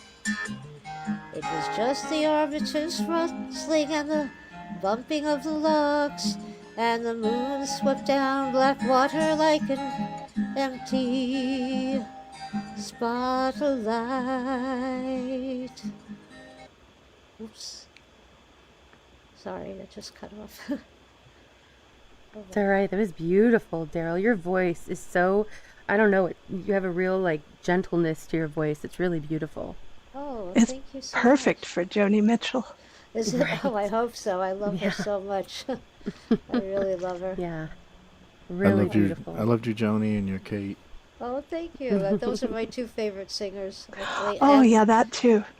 and both Kates, Kate Bush and Lady Kate. Haha. But no, he's right. You do Kate Bush really well too. Thank you so Right. much. Thank And you that's very that's much. not an easy one. No. I really love them Mildred both. and Mildred and Tasteful, welcome in. Thanks for being here. Thank you. Yeah, that was wonderful. Daryl, I don't know if you're able to get a hold of Karen again and see if she wants to try. It seems like she's having some technical difficulties. Yeah, she said she had to eat dinner, but I told her to hurry Oh, up okay. back if she can. She's got a lovely voice. Yeah. I hope she does. Thank you. Wonderful. All right, we have about an hour left of music, so hopefully she can make it in. Okay, fantastic. All right, we're going to keep going here. Let's see, I think, Lowry, that you are next. Ooh, let me get over here. Hi. Oh, what is going on? All right, there we go. Is that good? No, you're trying. fine. Let me. Oh, hold on. Your guitar is really loud compared to. Okay, hold on. But wait. Hold on one second. Before you do that, let me check. It's probably because of the settings in StreamYard. Check. Yeah. How's that? Yeah, it sounds Is that pretty all good. I right? maybe turned the guitar down just a little bit more. Okay. All right. Is that? Okay. I'm trying a new thing because I'm still working on Dave's studio over here in Durham. We have two different studios. There's one in Awesome. Oak and there's one here. So anyway, I told you last week I was going to try to do very brief stories about the songs and not make it like a Yeah. novel or anything. So this song is called Knots. It's from my first record, Awful Joy. And I met a girl in New York City who ran an open mic. This was like East Village days back, 2005, whatever. Fell in love with her, thought she was awesome. We dated for 6 weeks. Then I went on tour, and she stayed back in New York City. And then when I get back from tour, summer tour, she says, I'm pregnant. She says, I have your kid. And I'm like, at the time where I was in that place, I was like, I don't know if I can do kids right now or whatever. I was still in that place. Mm-hmm. And then we went on through the summer, and then at the end of the summer, I had to go out for another month and a half. It was a 2-month tour, and and she left New York City. She just went back to her place, and I went on to like out of court mediation. I'll keep it really quick here, and it turns out after 19 years that I had believed that I had a child with her since 2007. We found out this year that it wasn't even mine. So this song is about one of my love affairs in the East Village that I had that like just sort of came close circle. Yeah, that's the Cliff Notes. So Wow, you like that's these pretty stories, or intense. should I tell those stories? I do. I do like the stories behind the music. I think it's great. Yeah, Part of being so- live and getting to have you here to share about it. Yeah, and she was a total babe, and she was lovely, but she was also like, I'm not sure that she was actually being honest at that moment. because she was probably ashamed. So like I'll just leave it at that. But anyway, As long as you don't name names. I don't name names. I don't name names. I don't do any of that stuff. Right. This song's called Knots. All right.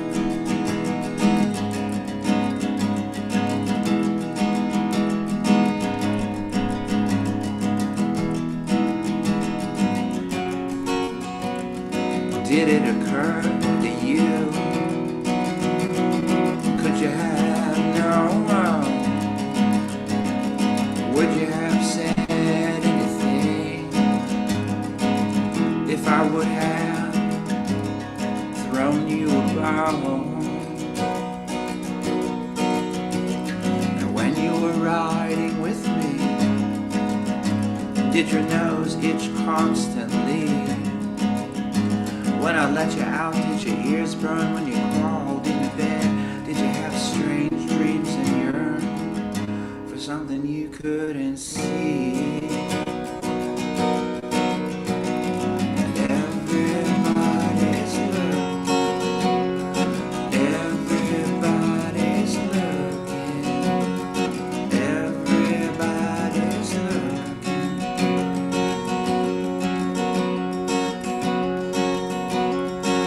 For what I've already found.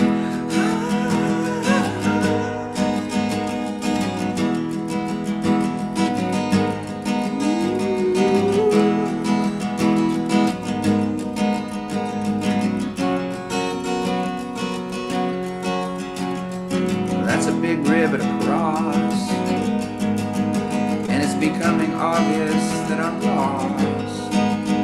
Did you put up a sign or something I could see? 'Cause that song you got, it's got me tied in a knot.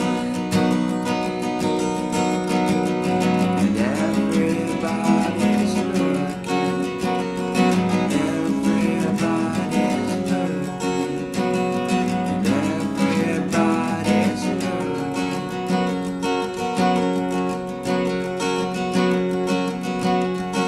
For what I've already found.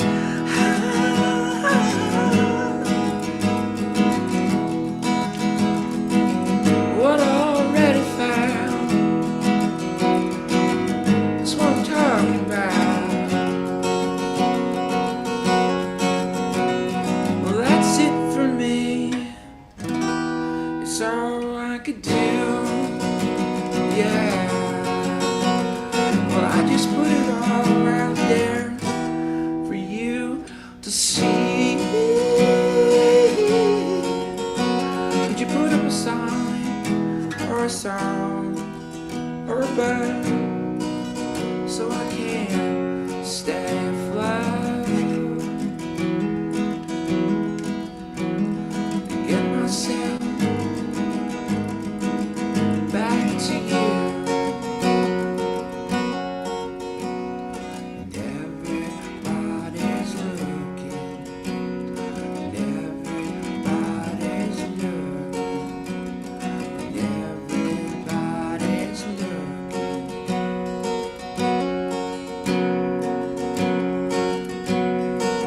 For what I've already found.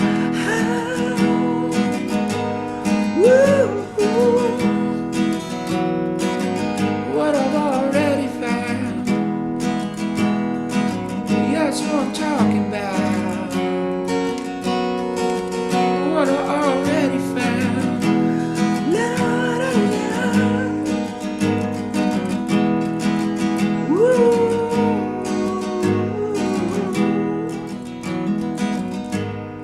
Yeah, mama.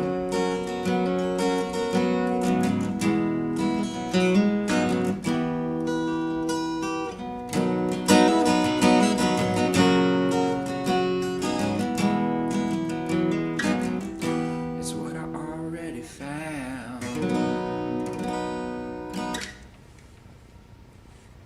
Fantastic. I love that one, Lowry. I liked it. Thank you. That was great. Appreciate it. I'm just using you guys as therapy. You realize that right now. I'm just going to tell the story, and I'm going to play the song, and we'll just keep doing it. You know? Good. We're here for it. That I was love you great. It's all right. You can pay We us in love you song. back. Yeah. All Thank right, you. love it, Lowry. All right. Okay, Cool. I forgot to share earlier. Piano Man Mark 2 shared his album link. It's there in the chat for anybody who'd like to go check it out. Lisa, welcome in and pass on a hello to CanCon next time you see him. Oh, Can. Oh, okay. Him too. Say hi to Can. I hope he's able to come and join us. I think. Do you know two? Go ahead, Lady C. I know a CanCon. It's short for Cannabis Conservative. And a Can. And then there's Can. Yeah. So I misread it. That's funny. But yeah. All right. Thank you to Johnny Cool for the Rumble rant. He says, good night, y'all. Much love to you, Johnny. Thank you for the support. And I hope you're able to come backstage on Friday. Always glad to get to hang out. Okay. Lisa, welcome in. Much love to you. Thanks for being here. I agree, Camellia. Lowry is awesome. As are you. Okay. Let's see. I'm losing track here. Catching up. Chris, good to see you. Thanks for being here. Okay, let me get in here. I think that Brad, you are up next. All right. Let me put that away. All right. So this is a new one I'm working on, but it'll be a couple weeks before I upload it because YouTube Daddy slapped my hand yesterday. Yes. Again. I saw that happened. Yeah. Well, I was too often. I was without YouTube strikes shenanigans. for a week, I think. So I enjoyed it. Yeah. Yeah, I've been pretty lucky so far. I haven't had any strikes in a while, but none of my streams are monetized. I'm sure you have that same issue too because of copyrights and everything, but mine aren't monetized, but it went from maybe once a year I might get a strike, but now I've gotten 3 in the last few months, so you're on their radar. Well, all right, we'll go show some support, and I'm gonna I'll also sorry, Brad. I'll also drop the link to your Twitch here in the chat. So yeah, because even it's kind of like me with Rumble. Even if there's shenanigans on YouTube, usually Twitch stays up. So go and check out Brad on Twitch as well. Thank you. Yeah, absolutely.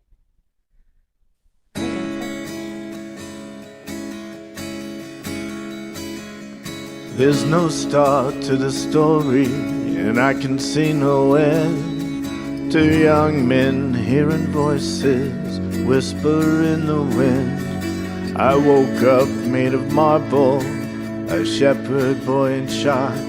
Michelangelo released me from a single block. I'm David, the giant killer, with heart-shaped eyes. I was naked as a soldier, far from my mother's cries. Oh, the tears of things, the tears of things, rising like a flood. The tears of things, the tears of things, I'd cry them if I could. Was it you, Lord, I was listening to? You didn't say much. Said, let my fingers form you, be fashioned by my touch. Be open to be broken, as every heart that sings. No voice and drum can overcome a symphony of strings. Said you make of me an instrument for melody and word. I wonder as I fall asunder, was it really you I heard? All the tears of things, the tears of things, songs made out of rain. The tears of things, the tears of things, here we go again. Mussolini came to see me, a shadow by his side. Church bells ring a vanishing, then the vanishing denied. 6 million voices silenced in just 4 years. The silent song of Christendom, so loud everybody hears. Before the roar and shame. There's a howling, wailing sound, screams your name. I'm David, not Goliath. I was born in Bethlehem. Now there is no us, and there is no them. My eyes were burned from all I learned. There were things I can't unsee, and it's your holy war. There's nothing holy here for me.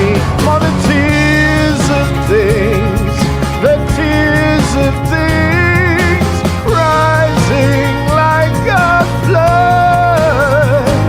The tears of things, the tears of things, I'd cry them if I could.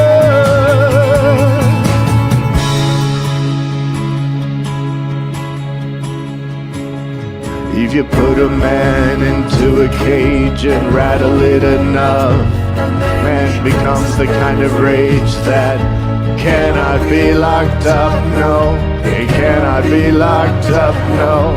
It cannot be locked up. Dear God, you made us so you wouldn't be alone. Every heart is exiled until a heart gets home. Don't send us back to stone. Don't send us back to stone.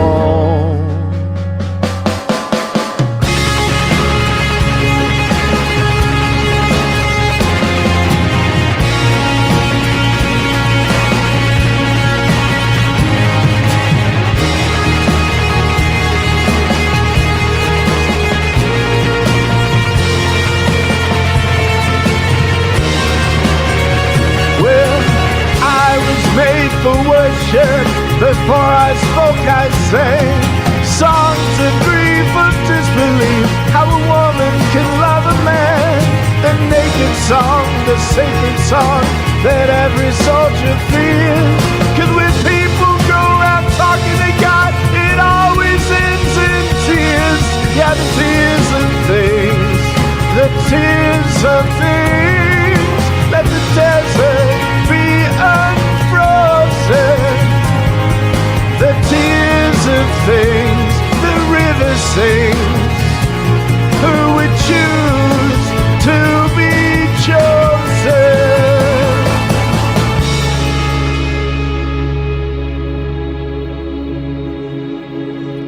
River, sea, and mountain, desert, dust, and snow. Everybody is my people. Let my people go. Epic, dude.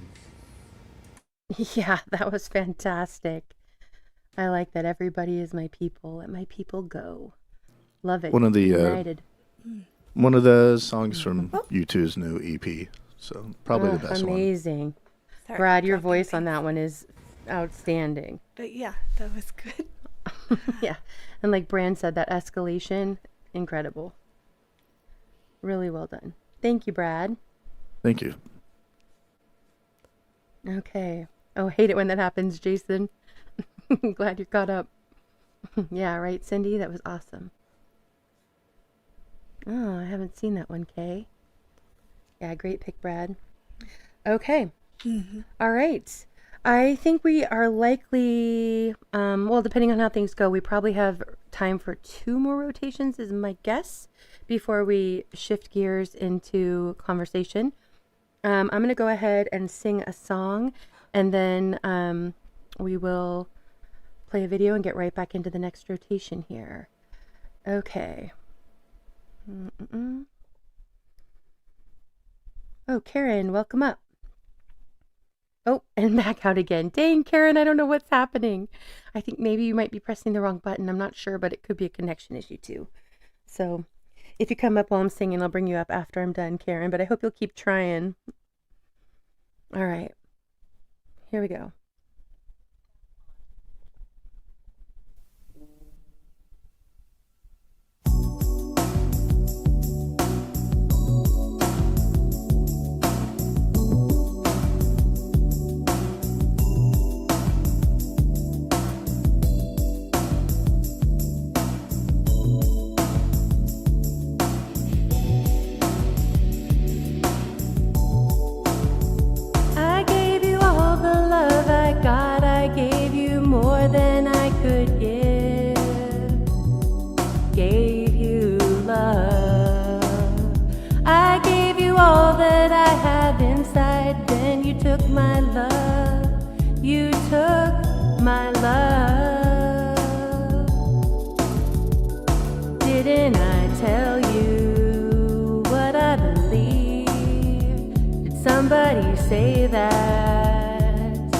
A love like that won't last. Didn't I give you all that I got to give, baby? I gave you all the love I got. I gave you more than I could give. Gave you love. I gave you all that I have inside. Then you took my love. You took my love. I keep crying. I keep trying for you. There's nothing like you and I, baby. This is no ordinary love, no ordinary love. This is no ordinary love, no ordinary love.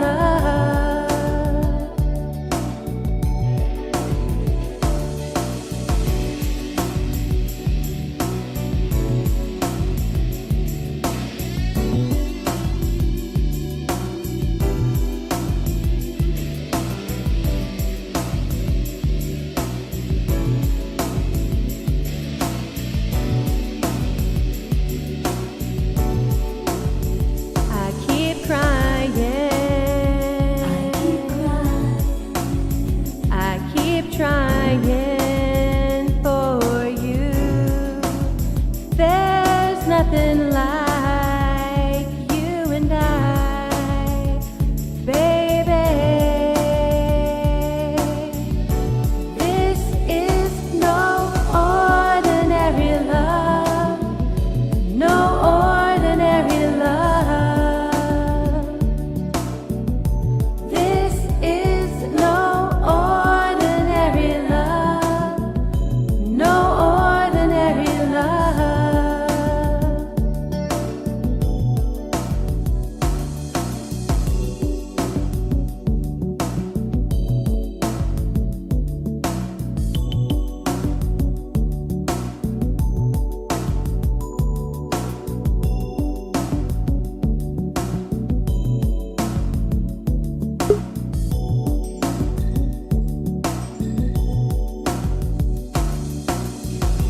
Keep trying for you, keep crying for you, keep flying for you, keep flying, I'm falling,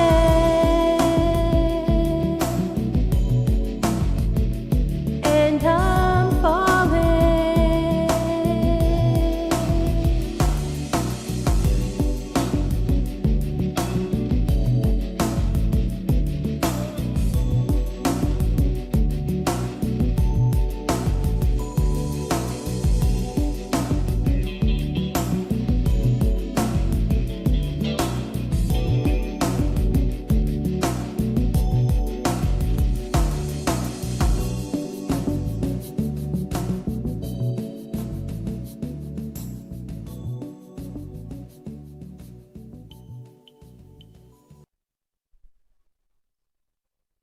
All right.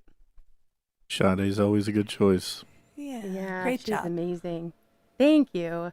Yeah, that's the first song of hers I've sang, and thank you, everybody. Well, you can hit the notes better than I can. Yeah, I've got That's the bottom of the that's saying barrel for something. me. I've got That's three saying something. Sade songs, and they're all the most popular on my channel. So Oh, I'll have to check them out. I know another, I can't think of the name right now. There's another of hers that I was thinking I'd like to do. Karen, welcome back up. Let's see if it works out. Hi, good to see you. Thanks. Thank you for being persistent. I know that technical difficulties can be really frustrating, so I'm glad you're sticking yeah. with it. I was trying to go on my phone and then my laptop, and then my laptop was updating and being slow and all kinds of. Yeah. Yeah, I'm ready now. All right. Well, since you're here, Karen, and you're having technical difficulties, do you want to jump into something right away before we start this next rotation? Yeah, I can. Yeah, I can do something now. Yep. Okay, great. Let me get you in All the right. right spot here. And you can keep your camera on if you want to, but you don't have to if it's going to be easier while you're singing. That is up to you. Thank you, I'm everybody. okay. No, like a second. All right. Okay, so here we go. Really quickly, Karen, I don't know if I catch you before you start.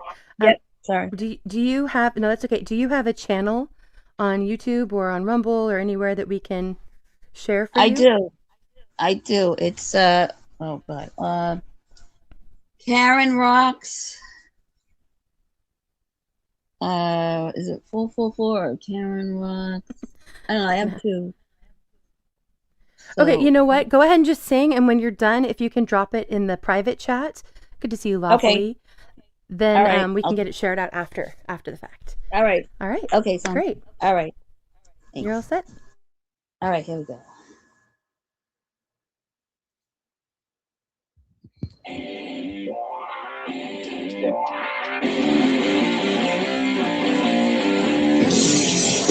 It's not too loud.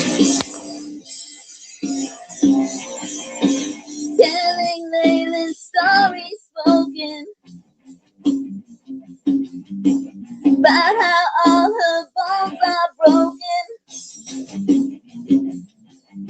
Heavens fall on all the pieces. Too much in the cup. Put your light over my greatest smile. And love like put your light. And she knows how to believe. If you give all my complaints straight to nothing. I'm ashamed of all my somethings. She's time for one day of comfort. Only because she has suffered. Put your light on the most greatest smile. And love lies full your life. And she knows how to believe. If you just put it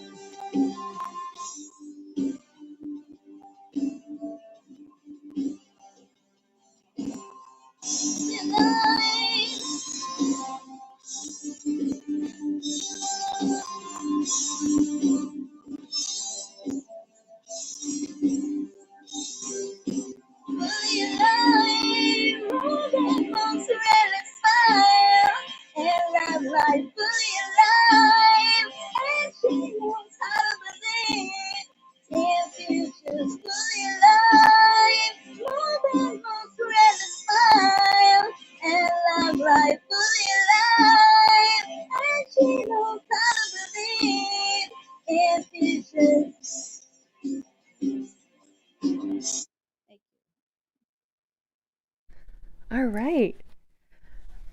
Karen, your voice is amazing. That came through no problem. And you have some pipes. I love it. The sound is a little wonky. I turned off the echo and everything in StreamYard. And when you're in StreamYard, you got to make sure you have those things off. So I did turn them off.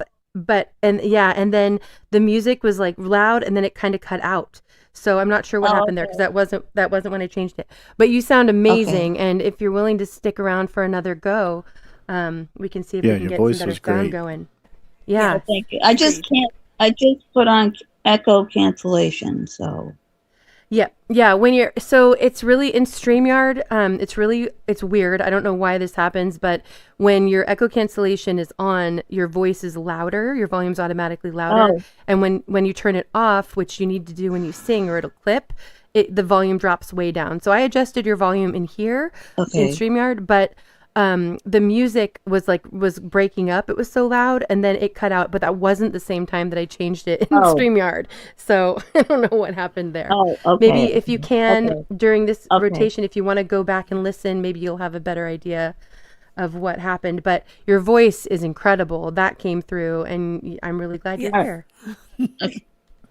So don't be discouraged. Just Agreed. stick with it. Yeah, if you have headphones on, then you usually, darn. depending on your setup, you don't need the echo cancellation.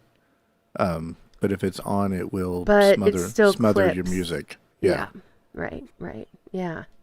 Yeah, that song was dope. Yeah, and it's such a great voice. Mr. E, good to see you. Welcome in. All right. Have a good night, Cindy.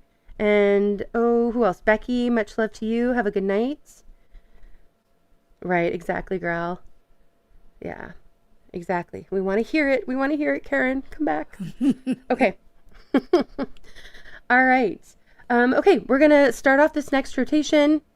We'll see. It might be the last one. We'll see how timing goes with the video. And this is one of the latest from Avar Wen, formerly known as Amy Wallace, by those who know.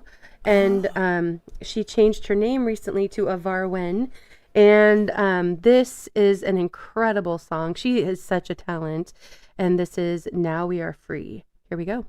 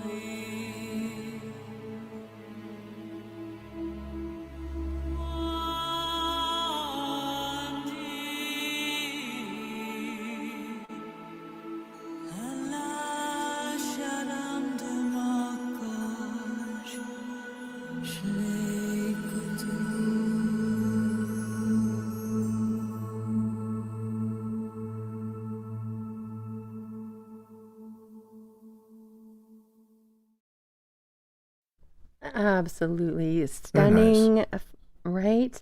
From Avarwen, aka Amy Wallace. Yes, always from Amy. She is so talented. You guys, And please I'm so go and glad check you out her said channel. the change in the name. I Yes. saw that in my feed, Mhm. and I didn't know who it was. Yeah. Yeah, I first heard that over at 15th Ben's, I think either his last stream or the one before that. And she was there in the chat, and so we clarified. And she told a little bit about the story too. I can't remember the exact story, so I don't want to butcher it, but I remember I'd said that it reminded me, the name of Varwen reminded me of not Lord of the Flies, Rings. Lord of the Rings. And she did confirm that it was tied into that a little bit. But that was just part of the story, and I don't remember the rest, unfortunately. But yes, she is so talented, and that was absolutely beautiful. Okay. All right, Karen, I don't know if you saw my comment backstage. It showed you, and then the camera turned off, and I think it disconnected. And if the camera's not connected, I can't let you up on, it won't let me let you up on panel. But you can connect the camera and turn it off. That's just fine. So one more, we're getting all the glitches out of the way. I know, but I did see you made a comment in the chat, so I'm going to go ahead and or actually, if one of my mods wouldn't mind grabbing the link to Karen Rocks there in the chat and sharing that out. If you haven't already, you probably already have. I'm probably behind and you guys are all on top of it. But that is Karen that sang a little bit ago, and I saw she dropped out, so I'm guessing she'll come back in reconnected. Okay, Lady C, you are up. Okay, I adjusted my settings again because it was clipping, so You have hopefully that this will ear. sound okay singing this style of song. We'll find out.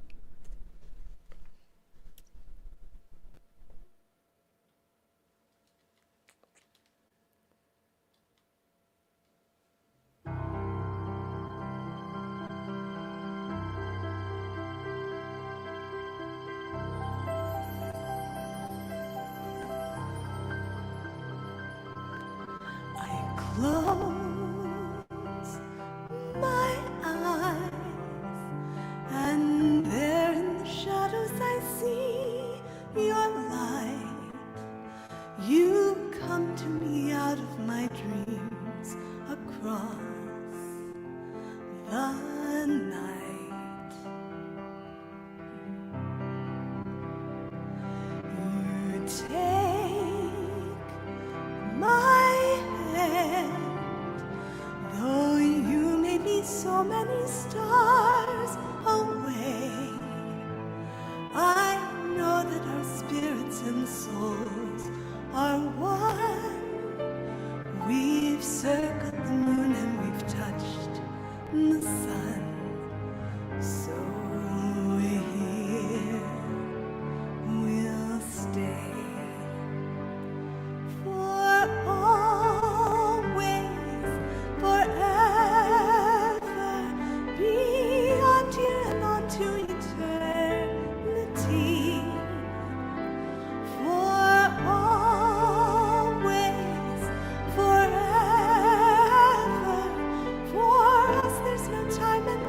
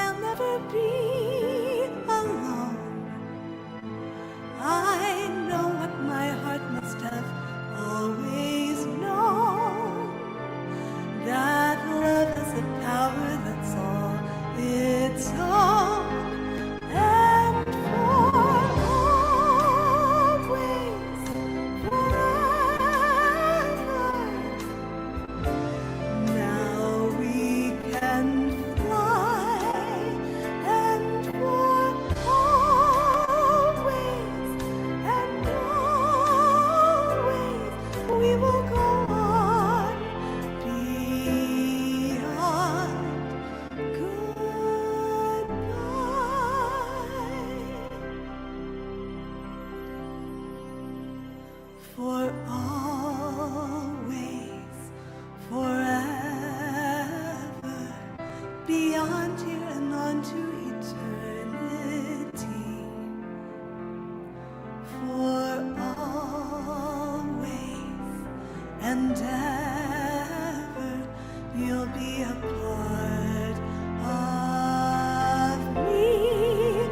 And always, forever, 1,000 tomorrows may cross the sky. And for always and always, we will go on beyond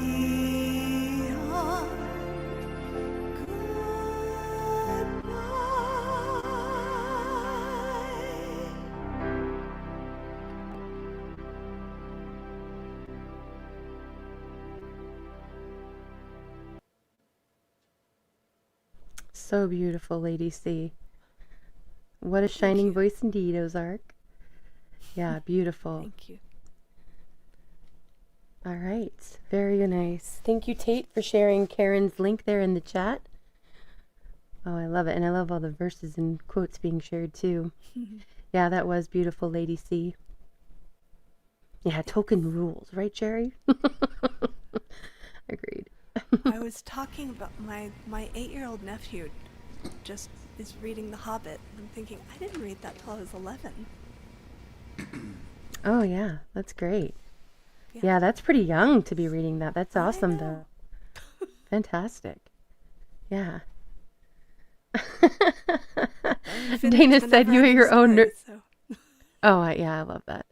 Dana says you are your own nursery rhyme or rhythm of rainbows and sunshine. I like the nursery rhythm. Either way works. I kind of like it. I like nursery rhythm. That's great, Dana. I should make a lullaby album and call it Bird? Nursery Rhythm. There you go. That is a great idea. You should. All right. Okay, Daryl, you are up next. And Karen, I'm glad you came back up. I went and subbed to your channel too. I know Tate did also. Oh boy. Yeah, it's a great series. That was so beautiful, Lady C. That was amazing. She's such a great singer, huh? Everyone's so talented here. I'm so impressed. Yeah, Lady C is a favorite. She's for sure. All right, I'm going to try to cleanse your palate with a little Kate Bush because I want to give her a little equal time, because I like her so much. So let's do. I'm going to do this for Kate because she said she was thinking about doing this song, so I want her to appreciate it. I hope and do it better. Actually, she will probably. She's so talented. All right. So this is another deepish dive, kind of. I don't know if everybody knows this one. Okay. All right, here we go. I usually don't do this. Okay, here we go.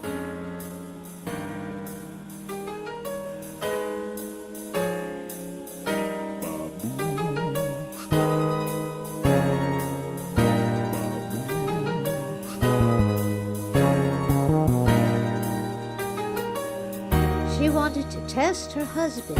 She knew exactly what to do. Suited him to fool him. She couldn't have made a worse move.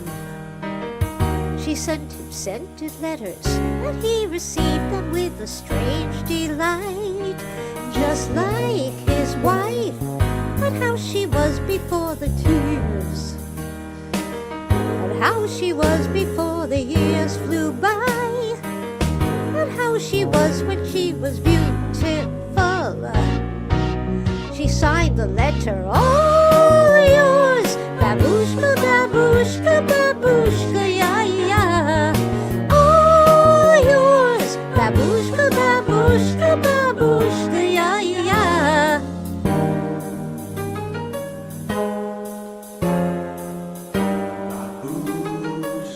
She wanted to take it further, so she arranged a place to go to see if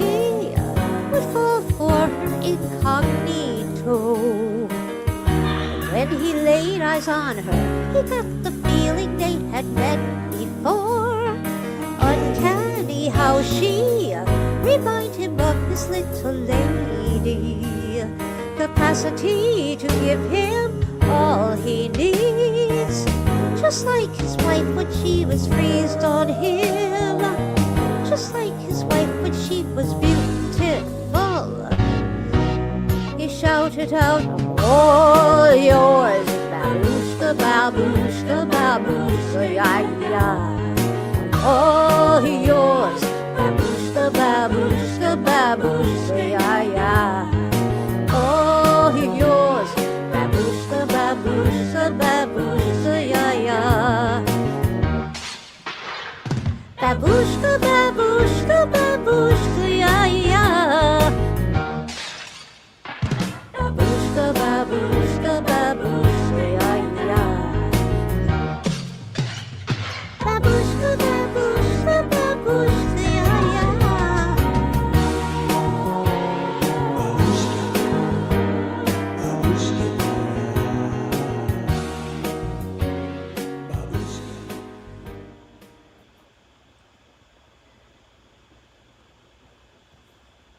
I love that. That was awesome. Kind of sultry there, Daryl. I liked Fantastic. Such a Thank you. classic. Thank Yeah. you so much. Knew I'm sure that would be helpful. Okay, here we go. Thank you so much. Fantastic. Okay. Thank you again, Daryl. That was great. Your voice is beautiful, and the mix on that was really good too. Yeah, and it's just so perfect. I mean, it's the voice and the storytelling it's just Right. perfect. Agreed. Thank you so much. Thank Okay. you. Yeah. I think Growl's singing along still in the chat. All right. Let's see, where are we at here? So, Lowry, you are up next. Hi. Hey. Oh man, there's so much logos going on here. It's good. It's good. Got good I vibes tonight. I like it. Yeah. This is a song. This is a transition song from the girl I wrote the last song I talked about in the last song, which I will not name names.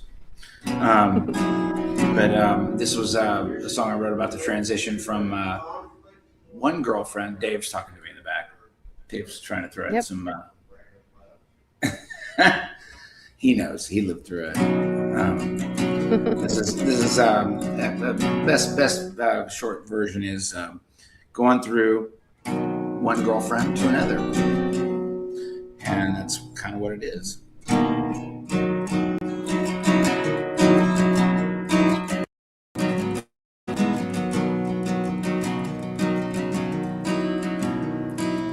And take the one thing that you always wanted to do.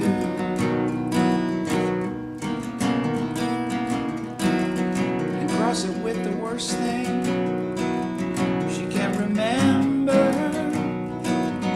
We are always bound to this child of polarization. Lie-da-die, lie-da-die. And you can be my passport, traveler, tastemaker, wandering friend of mine.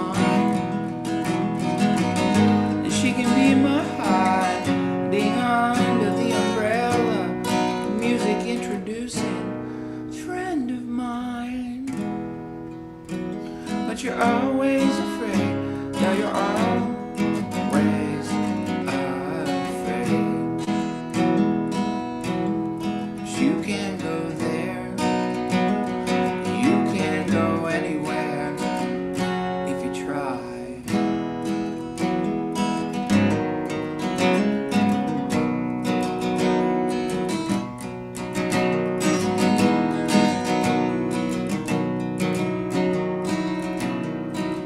Being too attentive makes you long for your daydreams, and your daydreams find you waking in a good mood.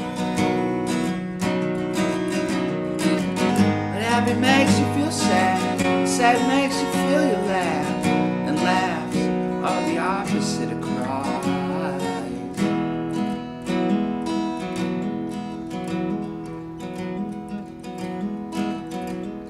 But you love it all. Yes, you love it all.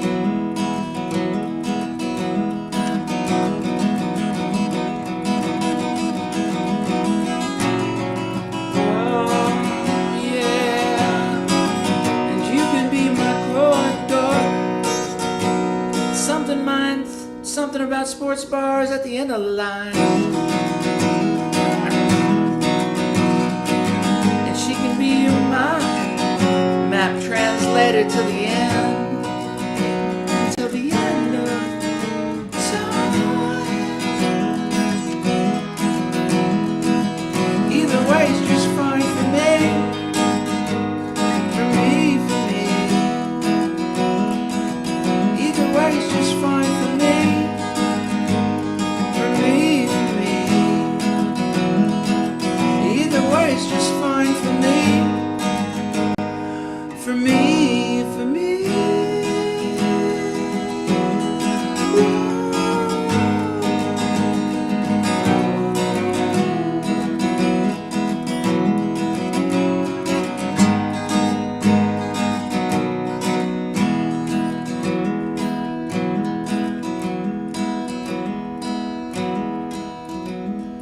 You can go there, you can go anywhere if you try.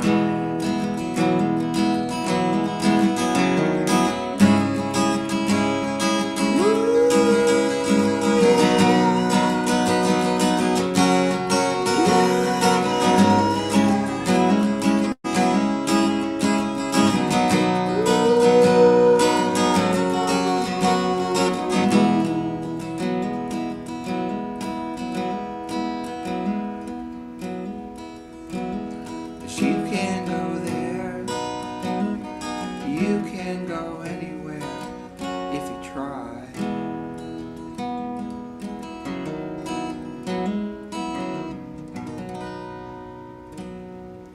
Oh, I screwed that one up, but it's mostly there. I like how you covered it, though. It was really nicely done, and you made me smile. Screwed that up so bad. You rolled with it, and I love that song, by the way. It's one of my favorites of yours. Half the Thank fun you. of live. Yeah, live. Right, is like- exactly. it's like, here it comes. Sounded great to me. Thank you. Appreciate it. Good night, Bill. Thanks for being here and hanging out. Yeah, that was awesome. Okay. All right, I'm just catching up here, and Brad, you are up next.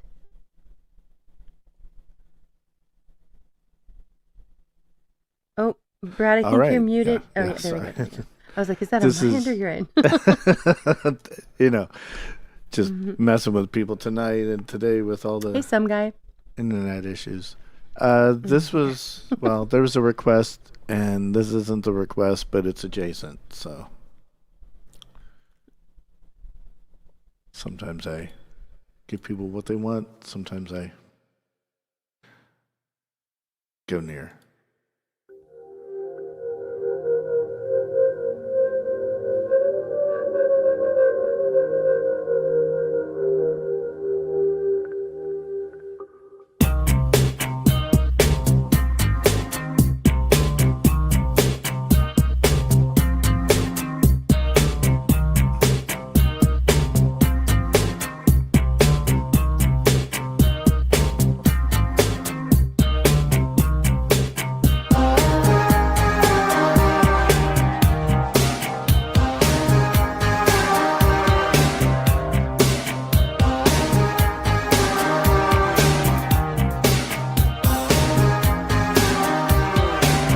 You had something to hide. You should have hidden it, shouldn't you? And now you're not satisfied with what you've been put through. It's just time to pay the price for not listening to advice. deciding in your youth on the policy of truth.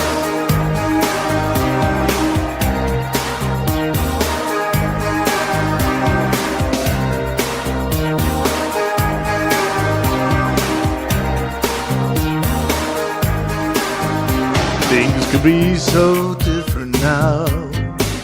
It used to be so civilized.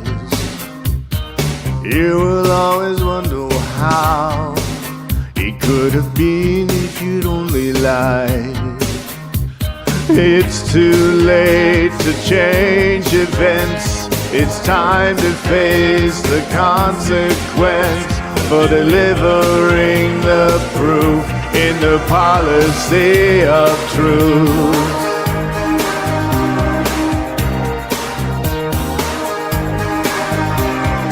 Never again is what you swore the time before. Never again is what you swore the time before.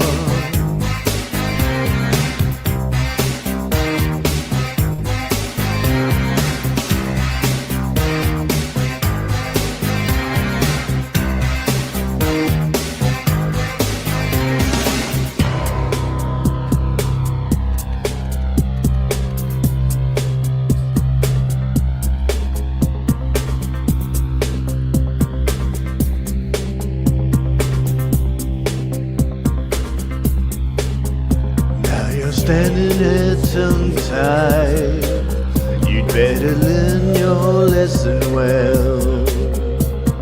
Hide what you have to hide, and tell what you have to tell. You'll see your problems multiplied if you continually decide to faithfully pursue the policy of truth. Never again is what you swore the time before. Never again is what you swore the time before.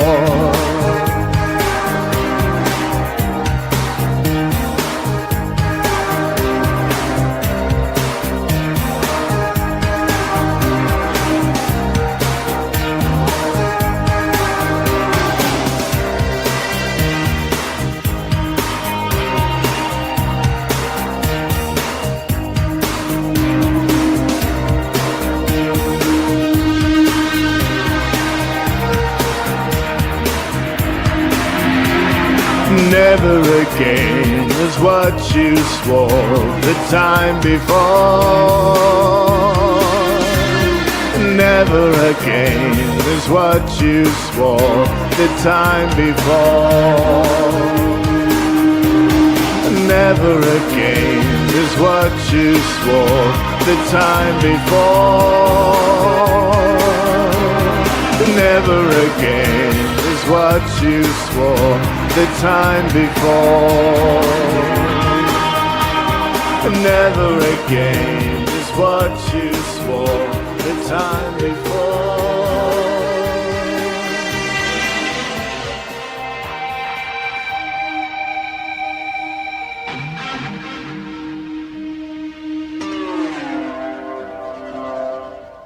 Bringing it. Cute dog. Bringing it. Right? Always. That was awesome, Brad. She's like, okay, I'm ready. Pick me up. Always during the song. Okay. Yeah, that was great. That was a great one. Yeah, good to see you, Garrett. And Angels, welcome in. Right? That was awesome. I know. I always love when you do Depeche Mode, or anybody does Depeche Mode for that matter. Yeah. Right? One Amazing. of my favorite songs from one of my favorite albums. So. Yeah. Well done. I know Growl appreciated it too. Okay. I'm Music Man. Good to see you. Thanks for being here. Okay. Let's see. I feel like I'm all over the place here. Let's see. Okay, Karen, you are up next. And then we have a few songs before, a few videos before we switch gears into conversation. If people want to start making their way up for conversation, you are more than welcome. Maybe I'll go ahead and get down so that there's room for people to come Oh, up. you're fine either way. But yeah, thanks for coming up, Lady C. It was great to have you up here, and It was my pleasure. good to hear you. Glad it was finally timing finally worked out. Yeah, good to see Me you. too. Yeah.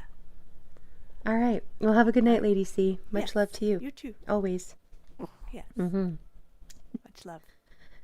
Right, Bran? That was awesome. Much love. Okay. All right, Karen, are you with us? Yeah, you're unmuted now on this end. Yep. There we go. Yep. Great. Can you hear me okay? Mm-hmm. Yeah. All right. Wait. Okay. Okay, really quickly before you do the whole song, let's check your settings. So I'm going to turn this off there. Okay, go. You want to go ahead and play the music just a little bit? Oh, sure.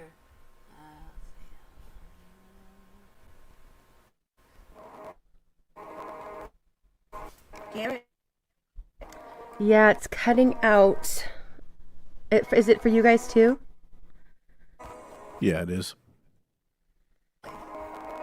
Yeah, do you have on your mic, not in StreamYard, but on your, can you hear me, Karen? Yeah. On your mic, do you have some kind of like noise reduction or echo cancellation in your own mic settings? Oh. Let's see. No, I have them off. Let's see. You want all of those off. The other thing you could do. Yeah. That's louder. Yeah, when you speak, it cuts out again. Go ahead and turn the music off for just a second. What kind of device are you on, Karen? I got an audio box, and I'm on my laptop, so. Okay, so what you can do, if you have like a backing track, is it like a YouTube or a file? You can share the screen and present it, and that way the sound will come through StreamYard. Okay. So down at the bottom where there's like a little monitor with a plus, if you click on that and go to share screen. Let's see. Sure. Oh, wait a minute. Let's see. Oh, the plus. Okay, I see that. Okay. And then make sure the little toggle at the bottom of that box says also share tab audio. Make sure that that's on. It's a screen share. This is two more. Screen share. Share screen. And then after you click share screen, at the bottom of that pop-up box, it'll say also share tab audio or screen audio or window audio. Make sure that that's on. Okay, yeah, that's on. Window. And then select whatever, if it's a YouTube track or whatever you're System. wanting to share. Okay, let's see.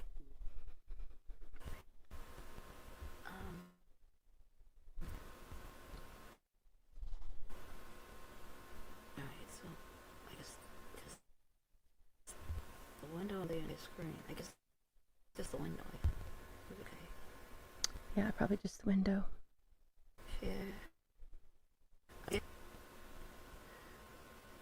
Okay. Then I can pull that up. Got it? You see it? You may want to dial back the music on YouTube just a little bit.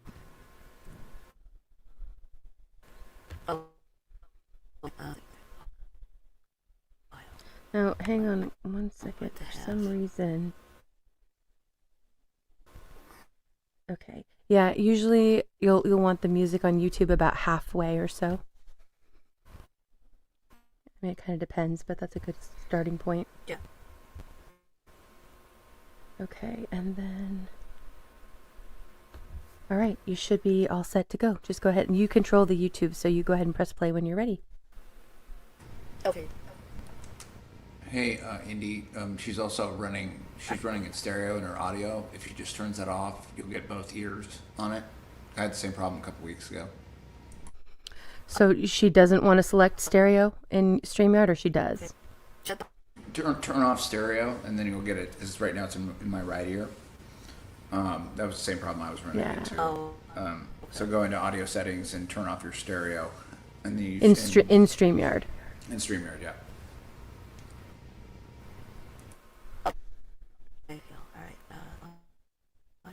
Oh, okay. So I'll put that. Okay. Yeah, thanks. Good catch, Lowry. Better. All right. Okay. Now. Okay. Yeah, there we go. There we go. We got both ears now. Aaron. Okay.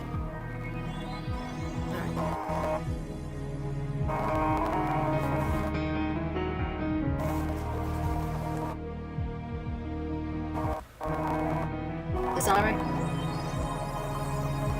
Is the music low or higher? Sounds great so far. It's good. Get louder. Alright.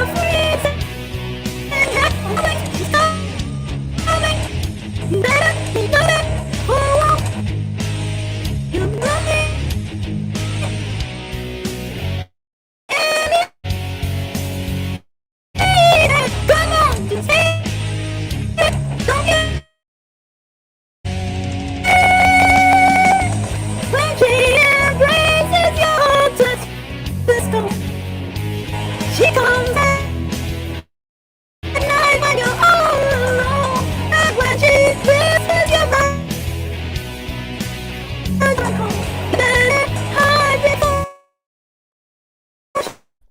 All right, sorry, Karen. Karen, can you hear me?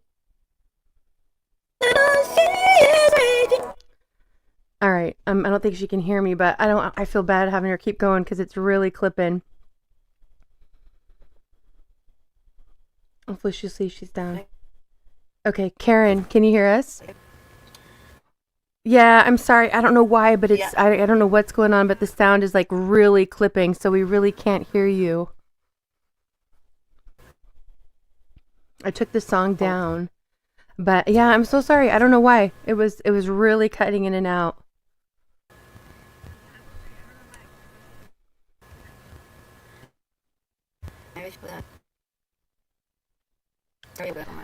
Karen, if you'd ever want to, you can email me. I'll put my email in the private chat. Yeah. What we can do is sometime when we're not live, if you want to like set up a time to just go backstage and work on sound settings, we've all kind of had to do this at some point.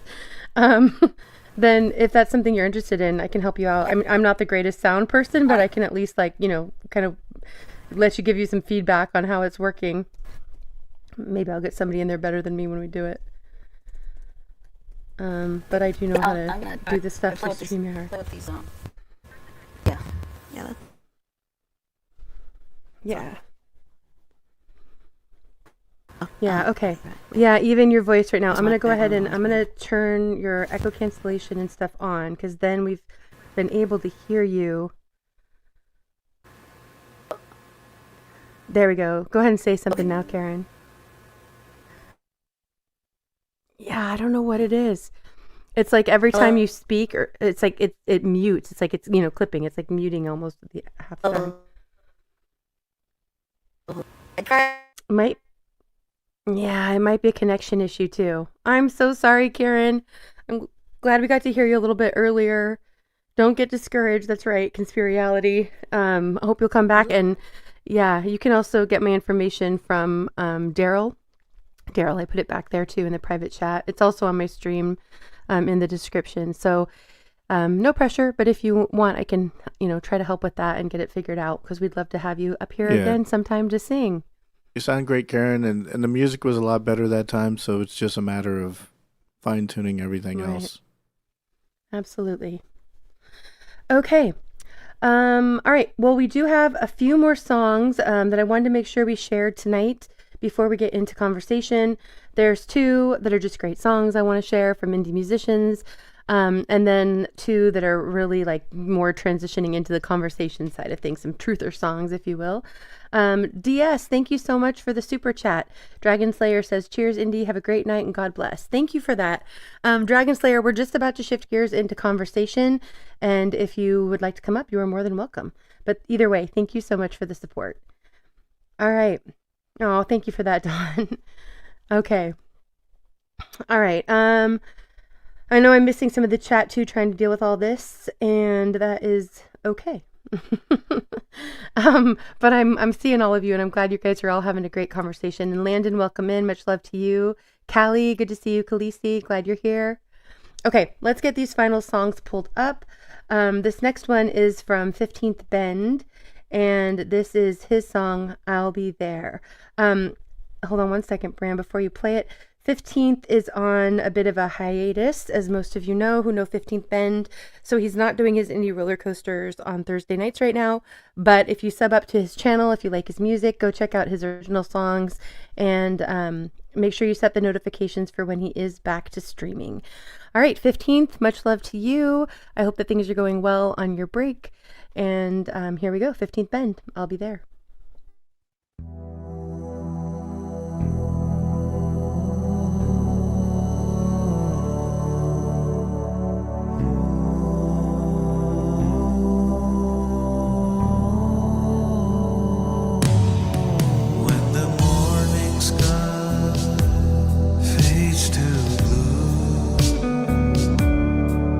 When the quiet night takes over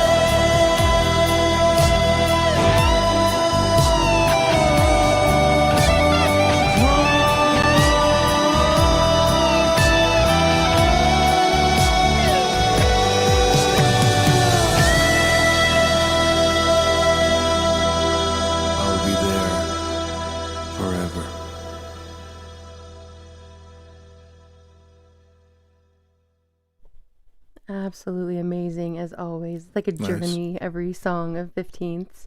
That was incredible. All right. Glad you guys enjoyed that too. Algo, welcome up. How are you doing tonight? Oops. Hey, thanks. I'm doing okay. Yeah, glad you're here. Doing okay. I figured I would clock in and relieve Brand when he's finished. Yeah, he's actually here the whole night, so you get to talk more. Oh, yay. Thank you, Brand. Right? Bunch Yeah, of 15 vagrants in games, here. that's right. Bunch of vagrants. All right. We have a couple more songs before we do shift gears. This next one, oh, hold on. Somebody, Lowry, I think that's you. I'm going to mute you. It's your back. Yeah, you keep getting an echo. Okay. This next one is by an artist I've shared here before. She is someone who has a really unique voice, and I just really love what she does with her, like the mixes and everything. She has like a great style to her music. She did a cover of I have to think if I can even say it, Orinoco Flow. And I think it's just really beautifully done. And to be honest, this is a song I've never really liked that much, but I thought she did such an amazing job recreating it and making it her own. And so this is Tracy Melly, Orinoco Flow. And I thought it fit in really well with Avarwen and some other songs that were played here tonight. Really quickly though, welcome up Landon. Glad you guys are here. Hey. And Karen, welcome back in. Landon. Karen, we are just wrapping up music and heading into conversation after a couple more songs, but you are welcome to stay up for conversation. For anybody who might be new, I know there were some new names here in the chat. It's kind of like 2 shows in one. We do music the first half for about 3 hours, usually a little bit more, and then we shift gears into conversation, and it's open panel, and we talk a lot about current events and kind of what's going on in the world, and get into some of the hot topics that, religion and politics and all the things we're not supposed to talk about. And it's not a drama channel, but we just talk about all of the things that are going on and kind of ask the big questions and process things together. Indy, it's a drama channel. Just accept it. No, it's not. I promise it's not. It's a drama channel. It's just not a true crime channel yet. No, not yet. I don't know. We talk about plenty of true crime, depopulation of the globe in general. Okay. All right. We'll get into that in a few minutes. All right. Let's sail away. All right. Here's Tracy Melly, Orinoco Flow.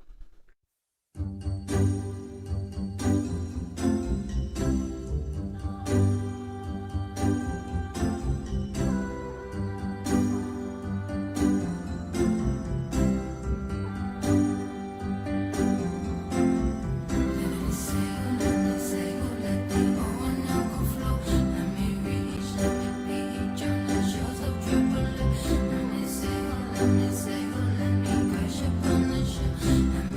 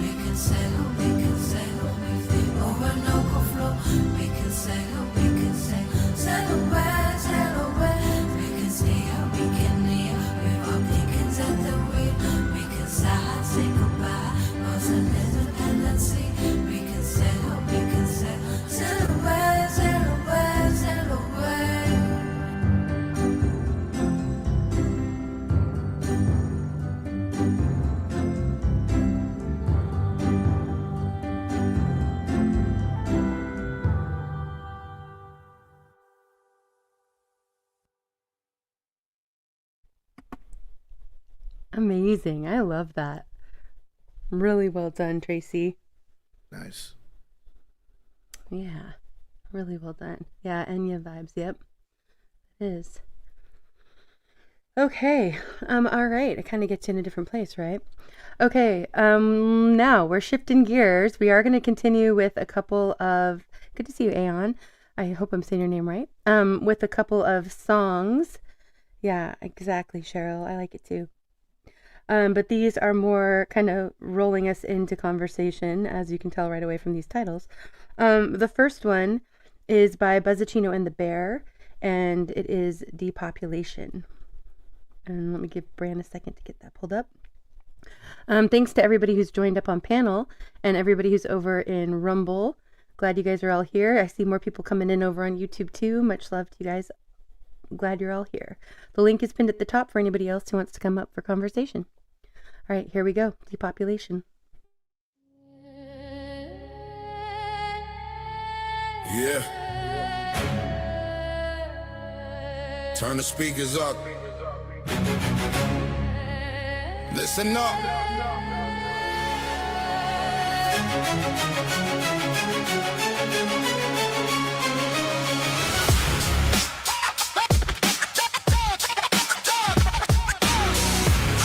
Yeah.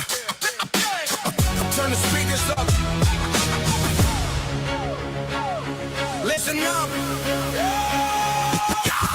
They say it's for the greater good to ensure that control will increase.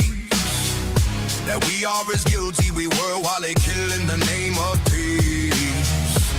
It is always safety for freedom, even when rules make people die. But the robots do not see them, so they will never question why. Depopulation is occurring, it is murder and it's concerning. Bigger funeral pyres are burning, so finally the heads are turning. Depopulation is occurring, it is murder and it's concerning. Bigger funeral pyres are burning, so finally the heads are turning. Don't say you'll save the world tomorrow when it needed saving since yesterday. Government will never save you, they never do just what they say. We have the power and unity if we let go of the hate. Don't be led by their argument to change things, we need peaceful debate. Depopulation is occurring, it is murder and it's concerning. Bigger funeral pyres are burning, so finally the heads are turning. Depopulation is occurring, it is murder and it's concerning. Bigger funeral pyres are burning, so finally the heads are turning. Wake up! Question that! Turn!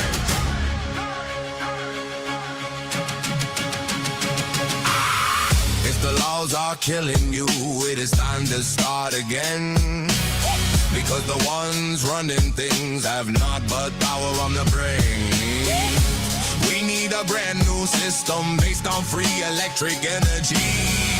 Rewrite the laws, the basic simple human rights to keep us free. Depopulation is occurring, it is murder and it's concerning. Bigger funeral pyres are burning, so finally the heads are turning. Depopulation is occurring, it is murder and it's concerning. Bigger funeral pyres are burning, so finally the heads are turning.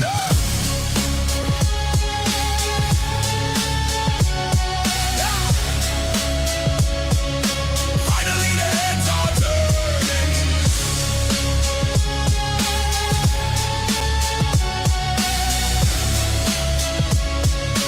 Finally the heads are turning.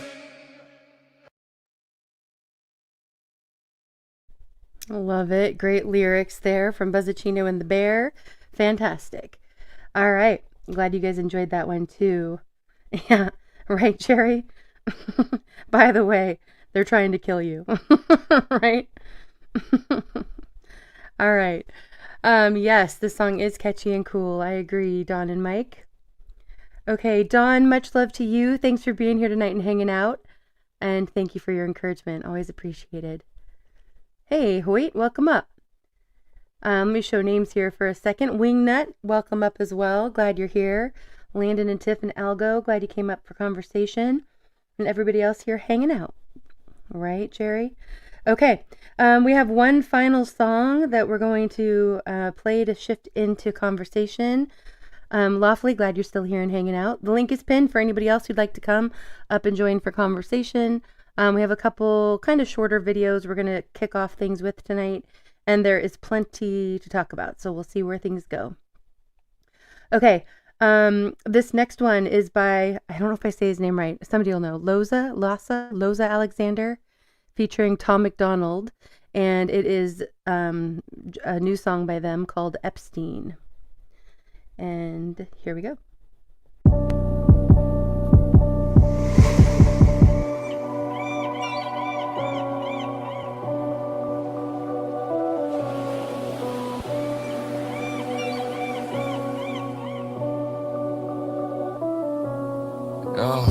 Waking up from the sound of seagulls and waters crashing, crabs pinching my feet, people laughing, I'm weak, passing in and out of sleep, the sun beaming on me deep, into the windows of my soul, my body wrapped inside a sheet. Deserted island, naked children standing in a perfect line, baby screaming, where's my mommy? I don't know, I'm about to cry, and I'm bleeding, I'm anemic, got me thinking, will I die? I'm only 9, I'm surprised I'm on this island with these guys, and the guard dressed in black, tried to grab me, I attacked, kicking and screaming, face like a demon, screaming, mommy, where you at? I can't move, both my hands still tied behind my back, blood oozing, the body next to me is laying flat, head is spinning from the methamphetamines, he's injecting me, my last memory was taking candy from this elderly, now my head is weak, questioning my parents' loyalty, fell asleep and woke up in a room with celebrities, celebrities, celebrities, celebrities, celebrities.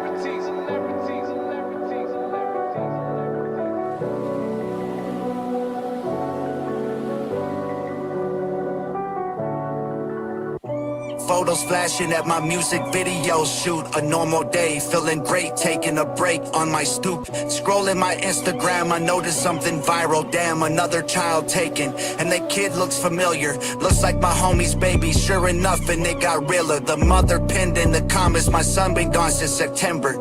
And people only worried about who's on the list. They don't ever think about the children lost in the abyss. They don't give a shit. Where's the supervision? Where's the parents? Why are they asleep when somebody is visiting? The damage has already been established. No reversing what happened. It's too late, it's so sad. As I spill the truth in my notepad, I watch mine, I homeschool, but some parents are lazy. I can just imagine that damn pain, it must drive them crazy. Anybody trying to touch mine, then I'm busting my 380. I'll do my time till the crooked judge. Hope you fucking die cause y'all crazy. Letting the pedos go. Celebrities party with babies, but we don't know. The list is fake, they modifying everybody lying. Who they heroes, bro? Don't nobody wanna stop the traffic, they just want the list for their egos, bro. If your favorite rapper on the list, will you unfollow your hero though? Hero though? Hero though? Hero though? Hero though? If your favorite rapper on the list, will you unfollow your hero though? Hero though?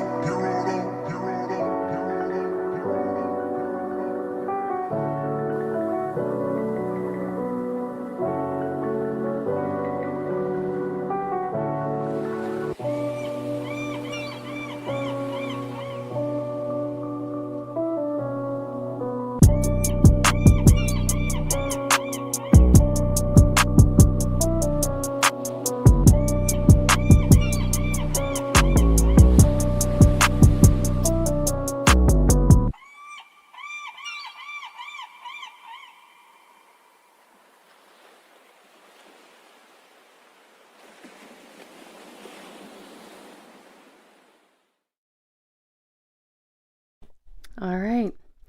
A lot in that song. Yeah, I appreciate the people who are out there putting truth in music, you know, reaching some people that might not be reached otherwise. Yeah, go check them out, you guys. Okay.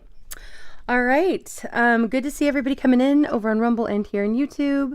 The link is pinned again for anybody who wants to join for conversation. Thanks, Watt, for coming up and joining us, and some guy. Okay. Yeah, there are a lot of people that I think are starting to really come around to waking up, and I think it's a really good thing in a lot of ways, you know, something a lot of us have been hoping for a long time. So it is really good to see. Lowry, I'm guessing you unmuted. Oh, nope, nope. I'm blaming him, but who is it? It's good to see young people are starting to be aware and starting. Oh, hold on, Daryl. Go ahead and say something again. Oh, sorry. If you could, I just changed to my microphone. Is that better? Yep. Yeah, you're having an echo, but you're good now. Go ahead. You're all set. Okay. No, I'm very happy to see. I'm assuming they're young people if they're rapping like that. That they're aware and they're spreading that kind of message. It's very important that the children are our future and they have to be aware. Otherwise, they're going to be indoctrinated and not even know that this is the way life is. They're going to just assume that whatever they're being taught now in schools is the truth. They're not going to even question. They're learning not to question, not to have a conversation even. Yeah.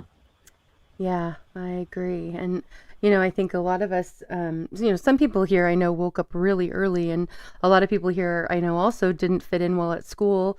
Maybe even if they didn't realize, that it was some kind of programming or indoctrination, for whatever reason, they didn't, really fit in. And I think that a lot of us now don't fit in a lot of ways in society because we do recognize what's going on and are trying to stay outside the lines, Definitely. All right. Yeah. Okay. I do want to kick us off with a couple videos.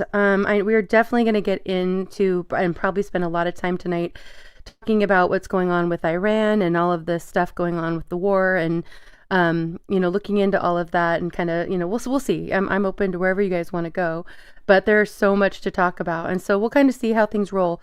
But we also did have the State of the Union address. And so this first video, it actually was released before the State of the Union was even given. So I just want to put that in perspective. But I really like this channel. It's End Times Productions. I've shared him here quite a few times before, and I know a lot of you have followed him.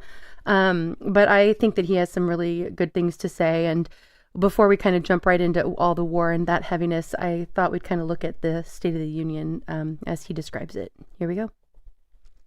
Every year, the President of the United States stands behind a podium, looks into the camera, and tells you the State of the Union is strong. Every year. It doesn't matter who it is. It doesn't matter what party. It doesn't matter if the country is bleeding out on the floor. The State of the Union is always strong. You've watched it. You've sat through the applause lines, the standing ovations, the handshakes, the rehearsed emotions, all of it. And somewhere in the back of your mind, if you're like me anyway, maybe when you're checking your bank account, when you're doing the math at the gas pump, or staring at a medical bill that you can't pay, you've thought the same thing that millions of Americans have thought. None of this is true. The State of the Union is not strong. Everything they said was a lie, and it feels like every day gets worse and worse for me. So, picture this. The president walks up to the podium and for once, just one time, says what every working person in this country already knows. It would go something like this. My fellow Americans, the State of the Union is a lie. It's not struggling. It's not facing challenges. It's not navigating headwinds. It's a lie. And every single person sitting in this chamber tonight knows it. The donors writing the checks know it. The lobbyists who are drafting legislations know it. The defense contractors, the pharmaceutical executives, the hedge fund managers who are watching from their penthouses they bought with your retirement money. They've always known it. The only people who don't seem to know it are the ones who are paying for it. You. So, let me do something no president has ever done before on this podium. Let me tell you the truth about the state of our union. The average rent in this country is now $2,000 a month. That's $24,000 a year just to keep a roof over your head. The median wage? What's about $25 an hour? And that's actually very generous because in a lot of states, $25 an hour seems like a pipe dream, okay? Consider the minimum wage in how many states is still $7.25 an hour.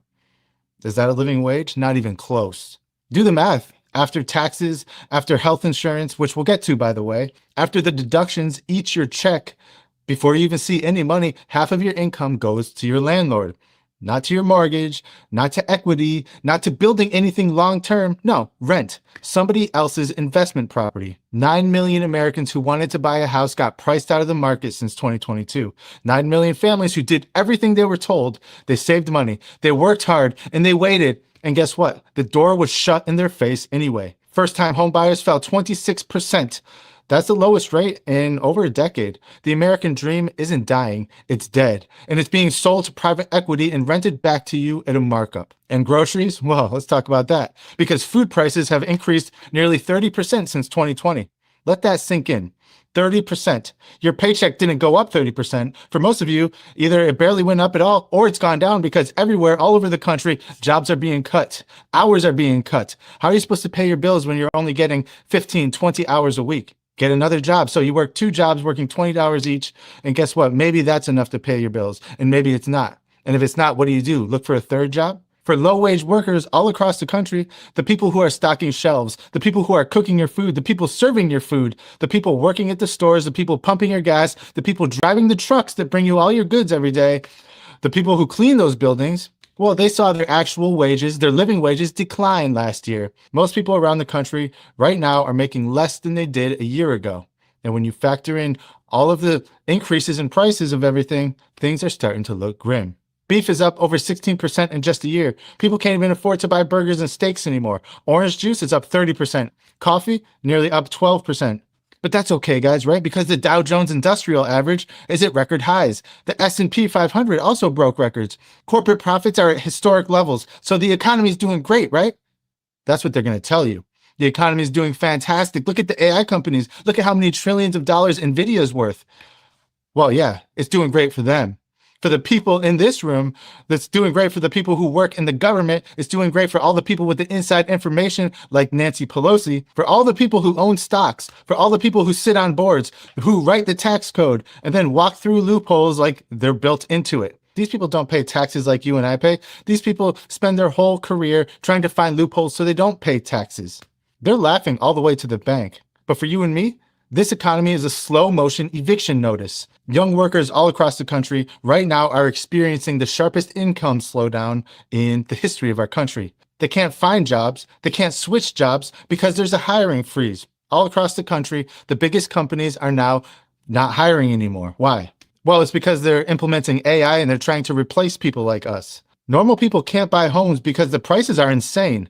They can't invest because they're using credit cards to buy groceries. And the people on the financial news networks sit there straight-faced and talk about consumer confidence. There is no consumer confidence. This country is flushing down the toilet as you watch this, okay? Consumer confidence is a joke. That's what they talk about. 53% of Americans say that grocery prices alone are a significant source of stress. Not an inconvenience, stress. The kind that follows you to bed, the kind that makes you do math in the cereal aisle, the kind that makes a parent choose between fresh vegetables and keeping the lights on. In the richest country in the history of civilization, people have to worry about how they're going to feed their families. Your money, you should know where it goes. The Pentagon just asked for $962 billion, $1 trillion military budget, $13.4 billion for autonomous weapon systems, drones, AI kill chains, unmanned submarines, and orbital weapon platforms. $6 billion on military IT. This is the first year in American history where the Department of Defense has its own dedicated AI budget line. Meanwhile, 3 out of every 4 American workers say they can't even afford anything beyond basic living expenses. According to the numbers, nearly 30% of Americans have taken on debt just to cover their daily costs. Okay, what happens when you put your bills on the credit card? Well, the credit card, the interest rates are going to kill you. Okay, how do you expect to pay the interest rates and pay off your credit card when you can barely even afford to pay your electric bill? It's not going to happen. This is a ticking time bomb. 28% of Americans had to move because they couldn't afford rent. They had to relocate to cheaper housing, all right? And we're spending $13 billion on robots that kill people? That's not defense. That's a priority statement, and you are not the priority. It's them. It's the AI systems. It's the people who are in the Epstein files. They are the priority. They are the ones running the shots. And you're just an afterthought. You're just a means to an end. In January 2026, the Department of Justice released over 3 million pages of documents related to Jeffrey Epstein. 3.5 million. 2,000 videos. 180,000 images. Flight logs, contact books, emails that are spanning over a decade. There's FBI interview transcripts with underage girls describing what he has done to them. One girl was 14 years old. The FBI knew about Epstein since 1996. An agent received a direct complaint from a survivor that nothing ever happened because of it. Nothing ever happened. Nothing happened for over a decade. And when they finally did build a case, when prosecutors drafted an indictment against Jeffrey Epstein, guess what happened? Well, the U.S. attorney in Miami, Alexander Acosta, signed off on a deal that let Epstein plead to a state charge for running a child trafficking operation. Think about that. And what happened to this man, Acosta? Well, he went on to become the United States Secretary of Labor under Donald Trump.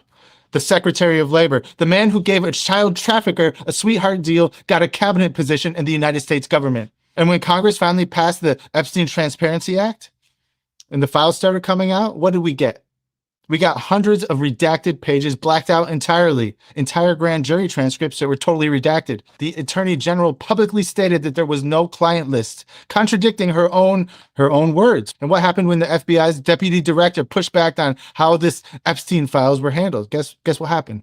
He was demoted, okay? Nobody went to jail. Nobody in power was held accountable. The files showed names, photographs, connection to royalty, politicians, billionaires, you name it. And the official response from the President of the United States of America was this, and this is a direct quote: Epstein was somebody that nobody cares about. Nobody cares about. Give me a break. We all care about it. And we all care about how they prioritize covering up the Epstein files over us, over the American people, over the people who are struggling to survive. Children were trafficked. Girls younger than 14 years old were recruited. Children were trafficked to people who are still in power now, and nobody cares. The entire industrial operation was built to supply underage victims to the most powerful people on the planet. And the system? This system is the very same system that not only protected Epstein, but profited from him and utilized his services. These are the very same people who are sitting in this room right now. And they protected it for decades. And then, when forced to acknowledge it, classified, redacted, buried, and moved on. This is your government. This is the system. Not a flaw in it, not a bug, not a feature. Epstein didn't happen despite the system. It happened because of the system. Because when you have enough money, you have enough leverage and power, and you have enough photographs of the right people doing the wrong things, well, guess what? You're untouchable. And when you finally get caught, the machine itself steps up to make sure no damage happens to you. You're contained. The whole thing is contained. The deal gets cut, the files get sealed, the witnesses get discredited, or they die mysteriously, and the public is told to move on. Every year, children worldwide, millions of children, are trafficked. In the most visible case in modern history, the one with the flight logs, the one with the photographs and the mansion and the billionaires, it ends with a redacted shrug. Who knows what happened? Ask yourself this question, because you already know the answer to it. If a regular person in a regular town ran an operation like that, would they walk free? Would the prosecutor get a cabinet appointment? Would the president say nobody cares? Absolutely not. There's a gap in this country that nobody on the stage will mention. Not the wealth gap. Well, there is a wealth gap, but that's not obscene enough. The gap between what you're told is happening and what is actually going on. They call it an affordability crisis. They talk about it like it's the weather, like inflation just blew and nobody could have stopped it. We don't know what's happening. No, it's not the weather. It's theft. And since 1979, productivity in this country has skyrocketed, believe it or not. American workers produce more an hour than at any time before in human history. And the wages for the people doing that work? Flat or declining. For decades, the median wage has kept pace with productivity since 1979. You'd be making over $36 an hour right now if this was true. Instead, you make $25 an hour if you're lucky, and that's $11 an hour stolen from you. Not lost, not gone, stolen, redacted. It went somewhere. It went to the people in this room, the people who paid for them to be here. They broke the unions. They shipped the jobs overseas. They flooded the labor markets. They eliminated all pensions. They turned healthcare into a profit center. They turned housing into a speculative asset class.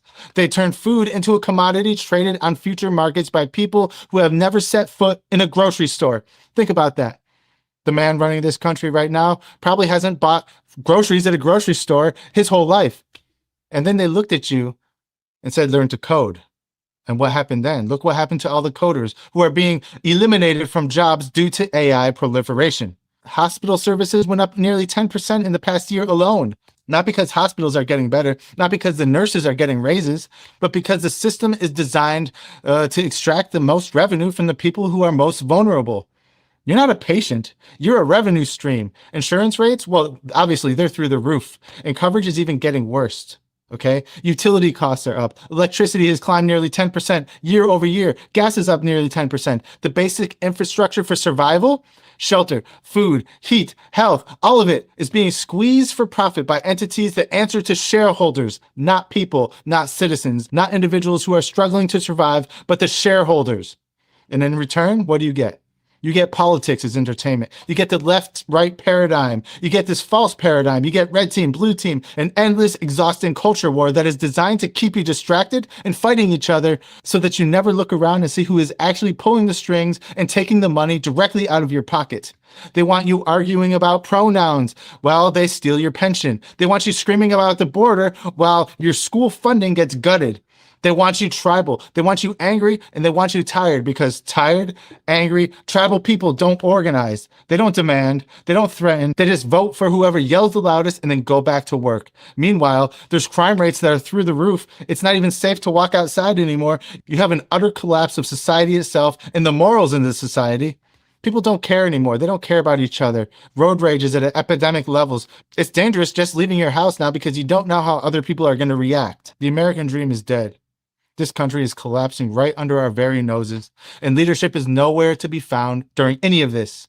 They're playing pretend, completely insulated from the consequences of every decision that they make. The current administration, it campaigned to lower prices.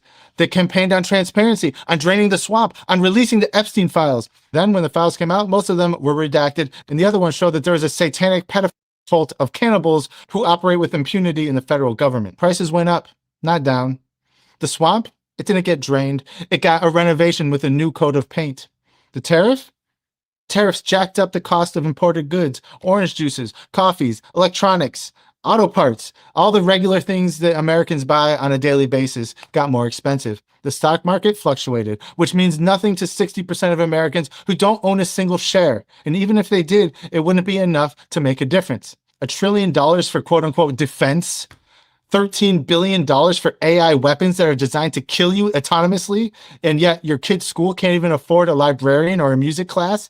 That's the state of the union, folks. It's not strong. It's not resilient. It's not the greatest economy in the history of the world. It's a country where working people like you and I are one medical emergency away from permanent bankruptcy, where young people have given up on ever owning a home, where the most powerful people on earth trafficked children and walked away clean, where your government spends more money on machines that kill you than keeping you alive. Our union is collapsing, and we must do something about it. The people in this chamber, they're going to applaud when I'm done. They're going to shake hands. They're going to pose for the camera. And tomorrow, they're going to go back to fundraising calls, back to the lobbyists, back to the system that made them rich and made you desperate.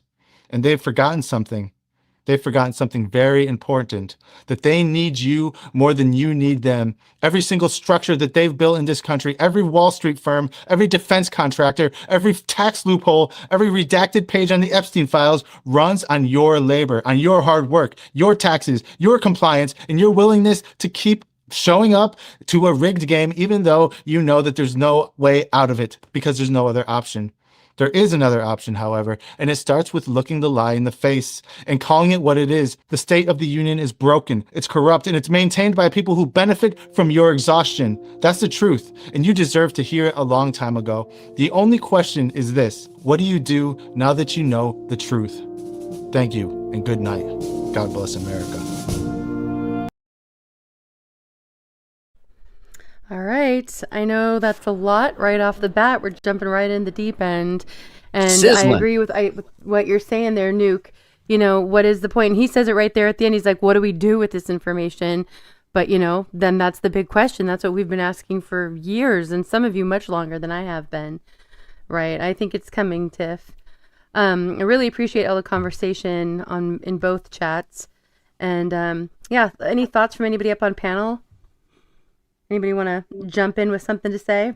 Totally accurate. There's nothing I could deny or refute or say he was being hyperbolic or over the top. That's the reality in which we live right now. Damn, Algo, your voice has changed again. Are you sick again? Dude, I got the sinus thing going. I can tell. You sound like I had to figure out who is talking right now. I thought it was Brad for a second. And I was like, oh, Got wait a minute. that extra deep Batman mumble going. Ventriloquist. Ventriloquism strikes again. Do it. I'll go. I am Batman. I am Batman. Nice. Yep. So, Yeah, go ahead, Daryl. Well, it was so well said. I just wish it was something that you could compress into something quick that you could share with people, that they could download or something. Maybe AI could do that. That they'll give you that whole message could be said and distributed amongst everybody, and that they would get it right away. Like an instant download of truth. Just Yeah, fantastic. we'll pray over it. But that is, a lot of us have been saying a lot of that for a long time. And I know a lot of us here with channels, a lot of us have been trying to decipher not only the truth of it, but also what it is that we can do, But go ahead, Wingnut, what were you going to say? Well, I mean, right before he did his State of the Union address, I said it was simple and direct. I can already tell you the State of the Union. It's crap. That's simple, and that's it. Yeah, but he can't say that it's crap, and he can't be honest because he ran on a whole campaign talking about how terrible the country was and how it's falling apart.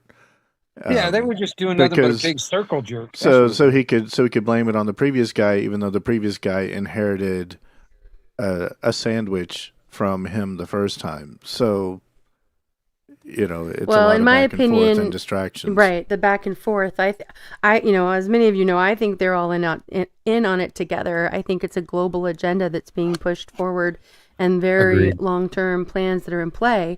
So what one administration does is just kind of laying the groundwork for the next administration, which is a little terrifying when we look at all of the surveillance that's being put in place right now, and when the pendulum swings the other way, what it'll look like. Well, I think the video that we just watched, it all is what I think most of us would consider common sense, that we all see that it's apparent. But I think it's intended to counter the State of the Union address, because there are a lot of people that have been activated and inspired by Trump the first time and second time that had never voted before and had never participated in the process. So those same people that even to this day look up to him as a charismatic leader are not connected, aren't seeing the big picture, aren't looking past the curtain.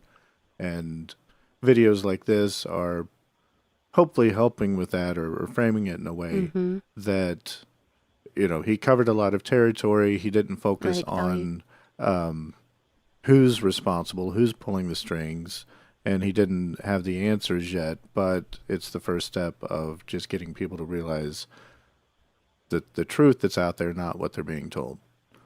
Right. Yeah, good to see you, TZ. Thanks for coming in. Go ahead, Peanut.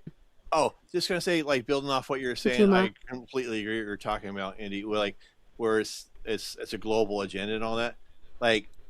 I think I like what David Icke said. I can't remember verbatim exactly what his quote was. Basically, what he said was that if you know what the plan is, what the goal is for the elites, where they're driving towards, then you can use that to understand or unravel the truth behind current events and what they really mean. Because if you just look at like you personally, but figuratively speaking, if people look at things as if everything is just worldly, everything is based upon the politics of what Trump or whoever it is at the moment is trying to achieve, politically or what advantageously to their goals or whatever, then they're going to miss the point that like you're saying, it's all a global agenda, that they're all connected. And so if you look at it at face value, then you're not going to get it. Right. I think that there's something to, like in education, you learn things through repetition. So I think sometimes, you can hear things a few times and it doesn't sink in, until you've heard it too many times maybe. But so I do think there's importance in continuing to have the conversations and share this out. And for some people, like we were saying, with the Epstein list especially, There are people that are kind of starting to question things for the first time, maybe, and they're starting to look into some of these things that many of us have known about for a very long time. And that can be kind of encouraging and frustrating at the same time, because you're like, oh my God, this isn't new. We've known this, we've been screaming this from the rooftops.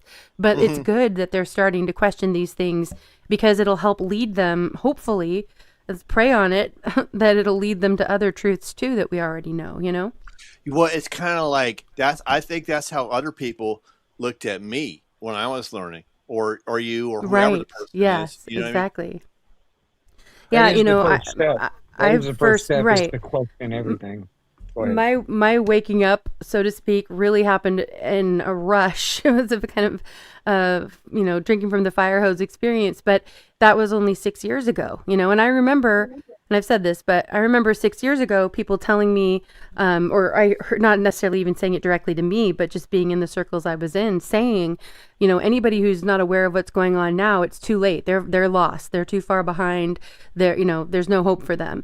And I still see people some places, not here so much, thankfully, but I do still see people in circles saying that. And I want to be like, no, because I don't think, none of us know exactly what this timeline is going to look like, first of all, how much time we really have before things get, exponentially worse.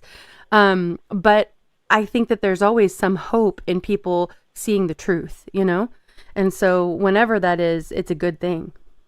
I have something to say to that, though, is that one, I agree. I think that hope for people that are still on the fence. Of course, you got to hope that someone figures it out, no matter how many times it takes.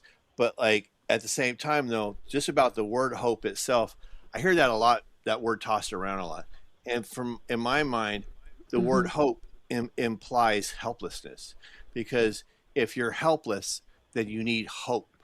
But if you are in control, then you don't need hope, because you're already in control.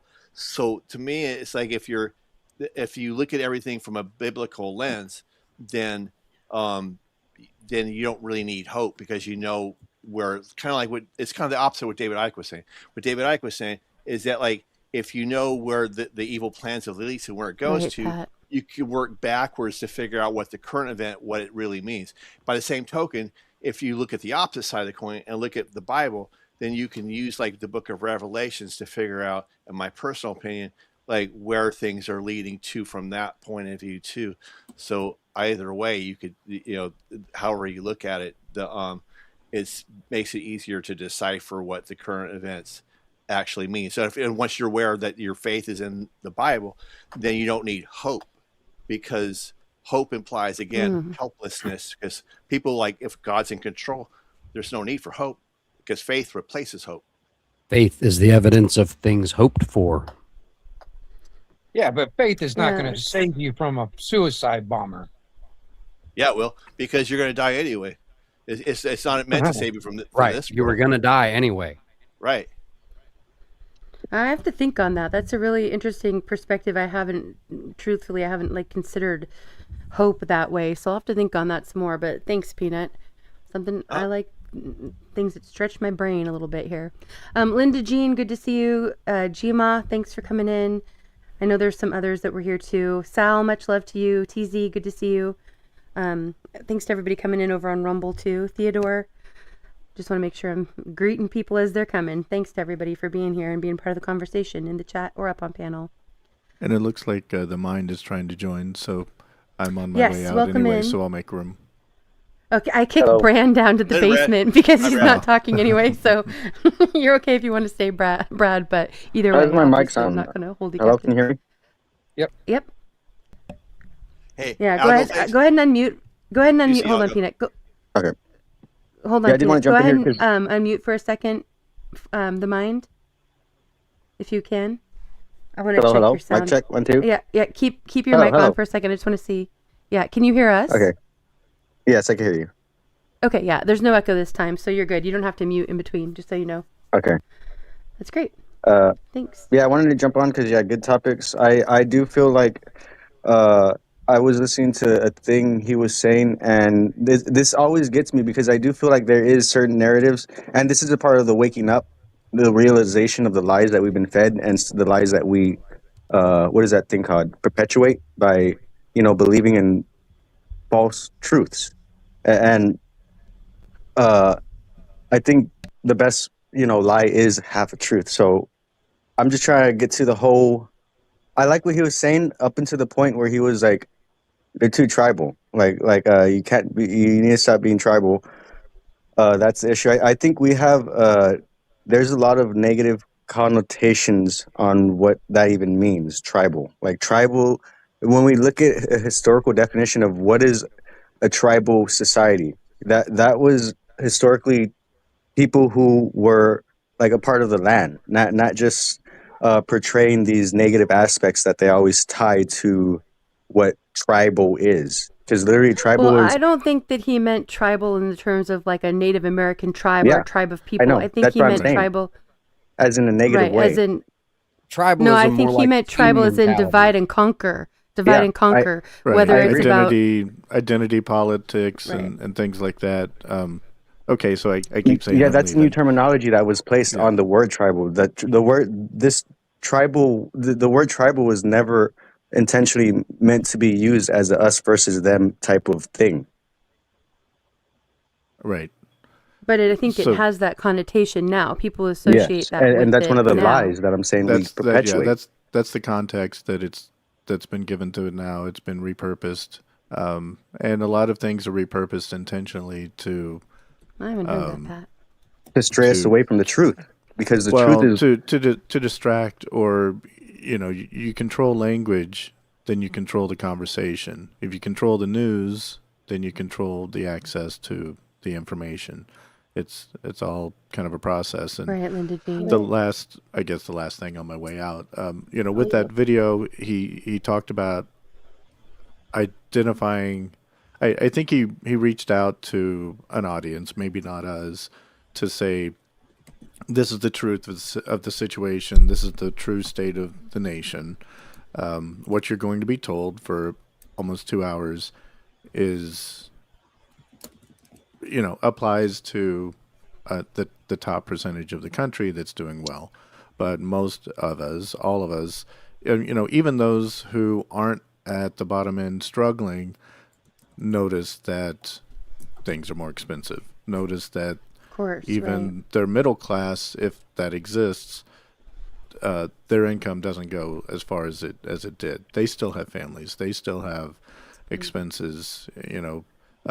Maybe they have private schools, but that gets more Thanks, Brent. difficult. Right. And so he's reaching out and just, I think, trying to connect with people who just at a base level are struggling and feel that maybe their situation is an individual one, and what they're being presented by the government, maybe they're an outlier, and he's basically saying, no, this is all of us. We're all struggling. We're all having trouble. And I think the next step is to understand, how did we get here, so we know how to either Get out. unravel it or how to, respond to it. The tribalism is a good point. I really believe that those who have access to power, those who keep buying and consolidating industries, to where you have a very few mega corporations that control everything, including our media, are reinforcing the separation, all the distractions, so that those of us are arguing with our neighbors, are calling each other names, over things that are distractions and they're arbitrary. Now, Exactly, Bonnie. if we, in our conversations, can take a step back, can zoom out, and start with the commonality that we have, then when we move forward, we can discuss those differences from a different perspective, a different attitude, instead of starting off platform versus platform, because that's what's been used to separate and keep those who are, the masses, arguing with each other, so that they won't get together and actually doing anything Right. of importance. Right. Very well because said, it is Brad. there's yeah, very well said. I agree. And I think I'm understanding more about what you guys were saying about tribalism too.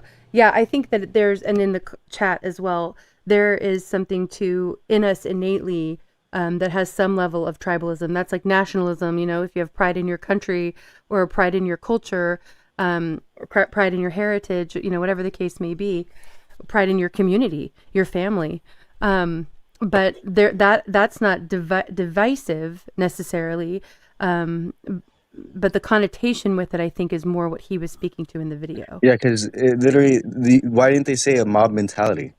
Why didn't they say a dogmatic uh, uh, personality? Like there's so many other words they could have used, and they want to use tribalism because I do feel like we need to focus on. When it comes to tribes, like tribes were all about self autonomy. Like, look, we don't like we don't want to live that lifestyle. We're gonna do our own thing over here, and if you want to do that thing, cool. You stay over there. We stay over here. We're gonna do our thing.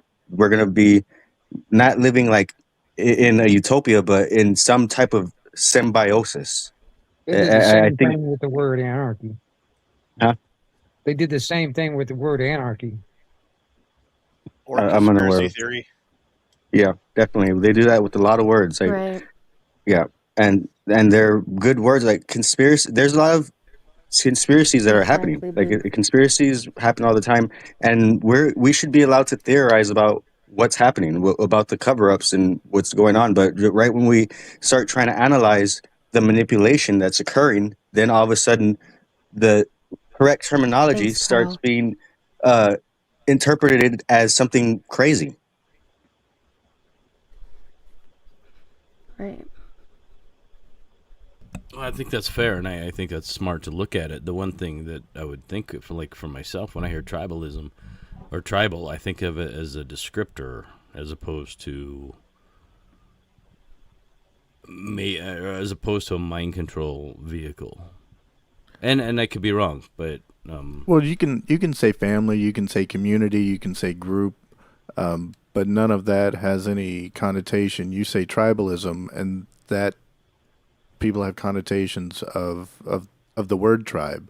It brings out attitudes regarding Right. native Like, populations. Really quickly, it just happened other to align, but countries. Inferno says that's where racism comes from, tribalism. And that's what I mean. I think there's this language, you know, it's being so twisted, and this is a perfect example of it, because there's so many different ways that people can think of one word, tribalism, you know, and in Yeah. some people it thinks automatically it becomes racism, and in others it means pride in the positive aspect of the word pride, you know? Yeah, because this is what I want to say about tribes. Literally, in Native American traditions, they had what we would call powwows. They had groups of different uh, tribes from genetic variations of people. We would come together and then intermingle. It wasn't just this thing where it was like we're gonna only what's it called, reproduce with the people in our tribe. That we people understood like there's a such thing as genetic diversity, and they were tribes were fine doing that. But the reason why you see similarities in people is because like where you live at, that does we do. I don't believe in evolution. I believe in adaptation. I do believe in soul groups, and I do. I believe in It, both. it is true. Like whoever you hang out with, you do end up looking like, and your environment does affect you, and how you Right. live your life will affect how you look, how you, uh, things like that. I believe like that's what I believe in. Um, I do believe that people can tend to start looking a certain way just depending on where they're at. You know, like I already said, how they're interacting with stuff. So that's it. Like genetic variation is a part of the organism in the environment, and then the organisms, you know, intermingling with other organisms. And tribes were not what the Europeans are saying. The Europeans are the ones who were like, let's keep it in the family. We need to make sure this power structure is within our bloodline. We don't want any other bloodlines. And there was a whole bunch of genetic defects. And then they're trying to say the tribes were the ones doing that when we were doing the Right. opposite. We were Sure. literally doing the opposite of that.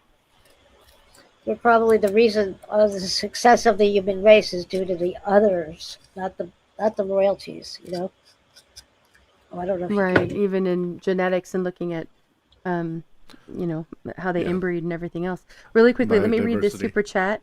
Yeah, exactly. Thank you. That's a good way to put it. Thank you, Dragon Slayer, for the super chat. And he says, and this is why I say that party politics are a little more than white collar legal gang warfare. It's an interesting perspective. Seems to be we're run by gangs, criminal gangs. Right, I know. I've thought about that with them going after cartels. It's like, it's kind of a little hits a little close to home, right? I mean, our government is not that far off from a cartel, is it? And most governments aren't. Yeah, if you're outside of the country and you look at ours and what we're doing and how we're handling things and how there's no accountability, but right.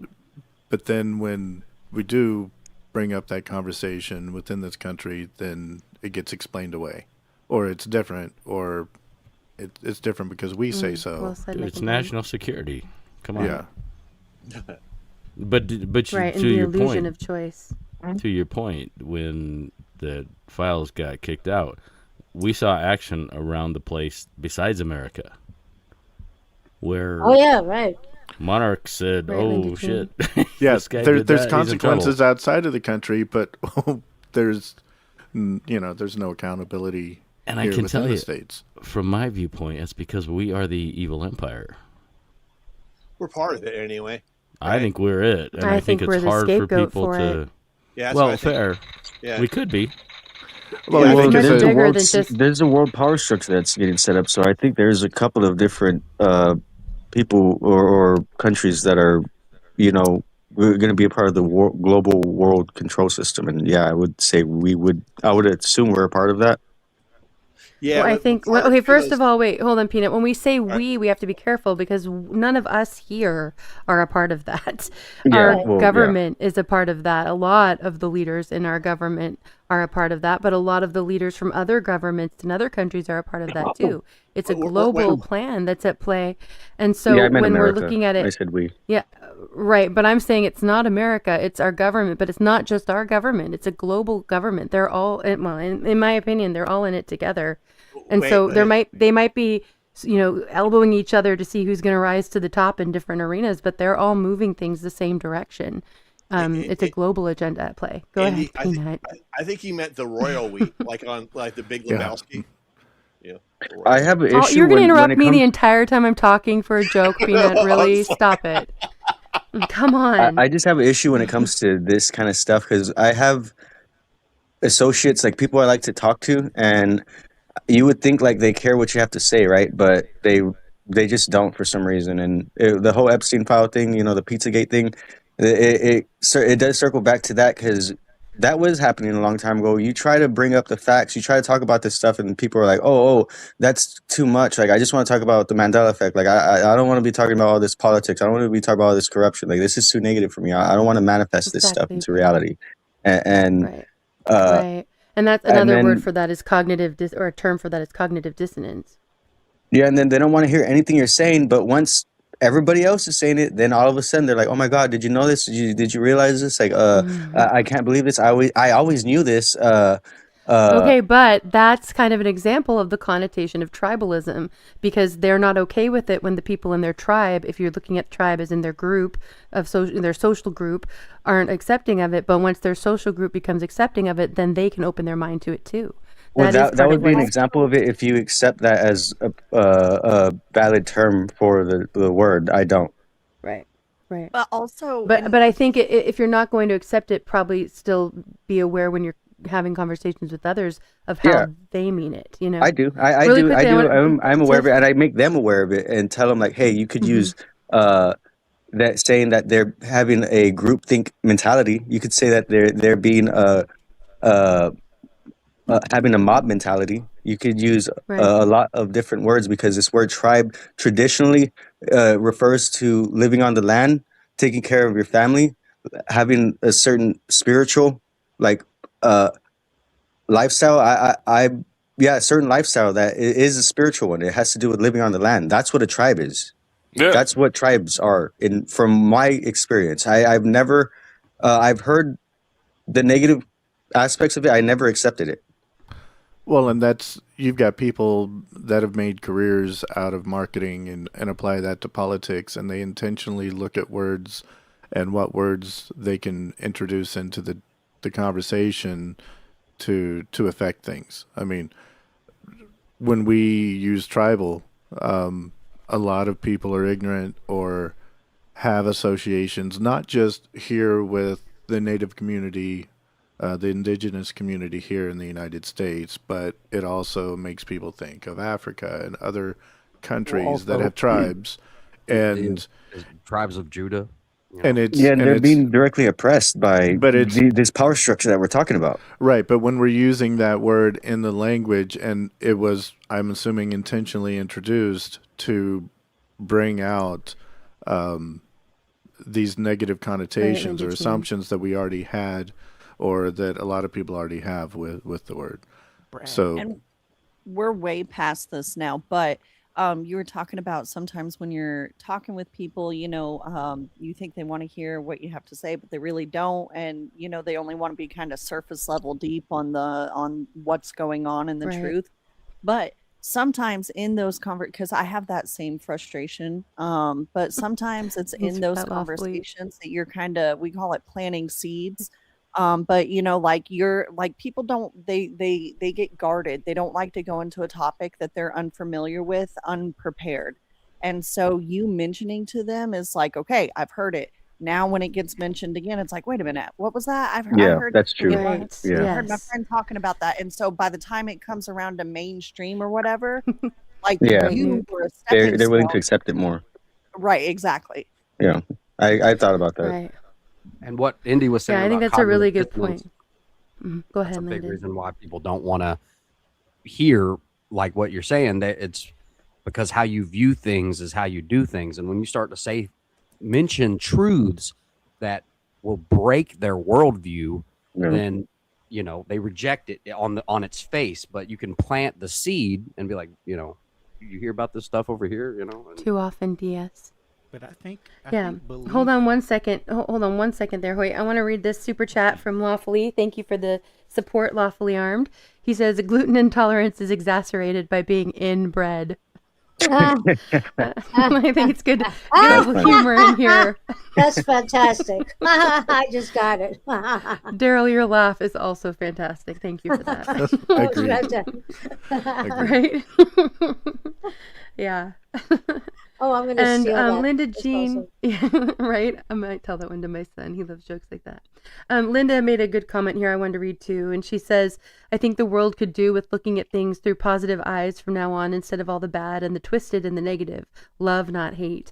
And I think that is part of like the challenge, especially, Yeah. maybe, I mean, I don't want to offend people by saying, especially those of us with faith, but, we are called to love. And I think that it's a challenge, right? To like be, for those of us who are all of us here that have these inquisitive minds and we're trying to, there's something in us that drives us to find out the truth, even though we could bury our heads in the sand and just go on living our lives and just say, screw it, they'll get us when they get us.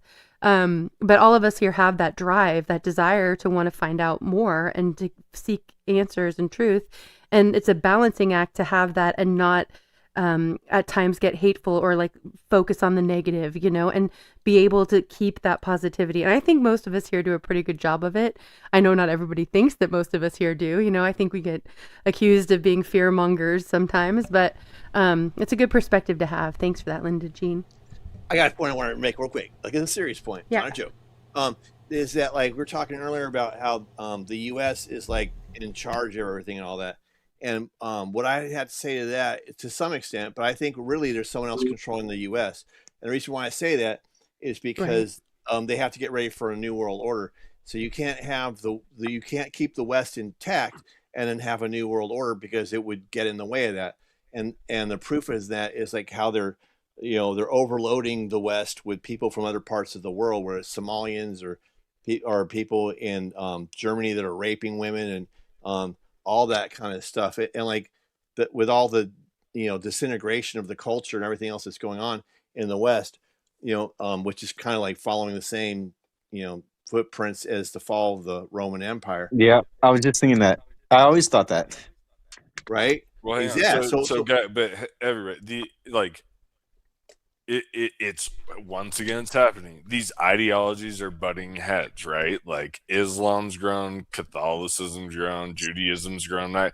But again, once again, the three religions of peace are like, I want more room, and it's like, God damn, you guys know I'm with you all. Like, it's just, I don't know. I'm having a hard time separating church and state anymore, right?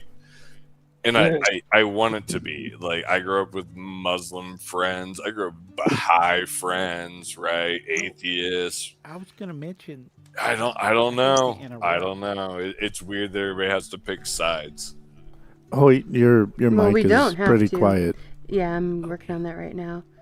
And I turned yours down just a little bit, Growl. Also, Tiger Stripes, I see you back there. Our panel is full right now, but I can get if off you for want to now. stick around. Well, I've been trying to leave for the last half hour, but it's hard to do. So I'm glad you Yeah, got I'll get in, off for Brad. now. I because appreciated what you had to share. I will jump on later if there's less people because I wanted to share. My sister was Well, going go through ahead. some stuff. Go ahead and stay. Go ahead and stay up. And Hoyt, your I have- mic is up all the way, so it's on your end. I have to run too, and but there's room now. I have to run too. I'm sorry. This is a great conversation. So good. Yeah, no worries. But I have to run. Tiger Stripes, there's room now if you do want to come back up. Daryl, thanks for being here for conversation and for the music part too. Always glad that you're here and part of this. It's been very great, very entertaining, fantastic show, fantastic singers, fantastic discussion and subject. I love it. I'll see you soon. All right. Thank you so much. Much love to you, Daryl. Daryl. Yep. All right. Okay, Tiger Stripes, there's definitely room now if you want to come up. And if anybody else wants to join in, don't be shy. Come on up, you guys. Speak your mind while we can. I want to read this comment from Callie. He says, tribe, a social division in a traditional society consisting of families or communities linked by social, economic, religious, or blood ties. Yeah, thanks for that definition there, Callie. Yeah, and that's what I was saying. Like that is true. Definitely social, economic. I think economic would be like part of the ecosystem. That's where I would say they're a part of the economy, the ecosystem. That does definitely. I think that's true. Well, yeah, I could agree with that. Right. It seems to me like in general it means people that you have things in common with, that you can connect with and relate to because of the things you have in common. Yeah. That. I mean, in a broad sense, yeah, I do think. Yeah, tribes. You should be able to form a tribe with people that, from my understanding, tribes get formed because, like I said, it's people who have things in common and they decide to live together, and it does. Good to see you, tied Jane. to family. It is around a family thing. Like it's family oriented as well. And So- that's why those things private in crime common, just though, are that, like- that. It's Hold on, Growl. 1 second. Tiff, go ahead. And we'll go to you after that, Growl. Those things in common, though, are like your values and you Yeah. know beliefs sometimes. And so, like when you have one tribe that thinks that what the other tribe is doing is literally evil, and they want to have good in the world, all we need to do is get rid of evil. And them over there, they're evil, and both sides are doing that. Yeah, It that happens. it's like you either have to have people that agree to a certain set of standards for society, which means you have to put your personal beliefs not on hold, but in a different spot to go out and be part of society and not make waves, or you can't cohabitat. Tribes And form. historically- I just want to say this one part real quick. Tribes do form nations. I don't know if you're aware of that. There are like bands. There's clans. There's tribes, and Well, the way I ultimately, see it is like, what else is a tribe if not a family or a nation? And Like, I wanted to speak to the symbolism of that. Like, in cattle ranching, the coolest picture my grandpa has, he's with a black man and a Native American, and he's a white German, and they all came to Kansas and didn't die from disease or murder or slavery or, you know what I mean? And they're all together. They survived tuberculosis. But you know what? You know when you go to any Nice, ranch, Eugene. and you'll know this because of Native American. We got it from the Native Americans. You go to any ranch, and there's a transom, right? It's a liminal. You go through a doorway. It doesn't matter if there's like a fence or no fence, but at the head of the ranch, right? You walk between two things and you walk under something. And its significance is you're like that's outside and this is interior, right? Whatever's beyond that transom. And that's private. This is getting into really heady stuff, but like that's private property. Like, hey, you're right. Like, but don't go fishing on my pond. And I know the Native Americans believe that, and I know like the good old boys believe that, and I know any mountain man knows that. Like, hey, that's unique to the West and to parts of Europe. It's very Western, but I was getting very like Native American. You know, I can't see your name. We're all circles, man. But I get what you're saying about the mind, like tribalism. I totally get it. But isn't that it, man? And like, but we should be benevolent. We should share our bounty. But yeah, hell yeah, I totally believe in private property. That is the whole point of a cattle gate. You are leaving the real world and you are stepping into my world, right? No, fair, but I mean, historically, tribes were genetic. And also, historically, tribes are created for a reason. Those artistic gates, when they set up a gateway, when they set up a front door, they set up a front door. Right. Historically, tribes create an other. And I mean, I don't know how many stories we have where they don't go to Hold on, war. let's take turns. I'm sorry, but I was trying to remember this before I forget. Okay, I'm going to write it down. Okay. No, sorry. Go ahead. Say what you're thinking. Landon. Okay, now Landon, go ahead. You can, if you want to say what you said again. I think we didn't hear you. Essentially, that's the creation of tribes is for a reason, and it generally is divisive. It creates an other, and I don't know how many historical stories you can show me of a tribe that doesn't eventually war with a neighboring tribe. And I'm not talking about Native Americans. I'm talking about, like 2,000 years ago. Scots, us versus them mentality. Irish. It does. It creates an other. And, so it's funny how much this conversation has to do I'm with back. psychology. Hello. I have a question, though, for you, Landon. I wanted to respond real quick. Literally. What? Oh, you cut out the mind. That wasn't me. That was okay. The mind when Hello, mic check, 1, 2. That was me, Peanut. Knock it off. Okay, I'll go. What were you going to say? Oh, sorry. The mind, you're back. Go ahead. In any group, there will always be this us versus them dynamic. This isn't unique to tribes. This is to any form of group that just so happens to, manifest or come into being. Like there cannot be a group without a us versus them dynamic. So you just trying to, apply that to tribes is very kind of weird to me. Well, I think you're getting caught up on this word tribe, the mind, when you're thinking of it in one aspect and not how most of us are referring to it. But that's why I said there's a lot of definition. every group that forms does what you said, which makes a us versus them mentality. But you're like trying to focus on how only tribes do this. It's just like no, not focusing on that. I'm zooming out. We have a spiritual enemy in my worldview, the way that I view things, and they've had thousands of years to study us, and it just sounds like a very easy way to turn us against each other, and so we're not focusing on the creator, we're not focusing on betterment, it's I'm just looking at the manipulation factor. I think that's very valid, Landon, but when I think about like for my version, when there's a tribe, whether they're Celts or they're Irish or they're English or they're Scots or whatever they are, I don't think it necessarily made another just by having a reflection that they're not me. That group is not me. They're not my bloodline, and now they want my land, and I'm going to fight them, or I'm going to make a treaty with them, and we're going to agree that you can have some of this and I can have some of that, and we can get along. And I think that's how this place worked, honest to goodness, until central banking.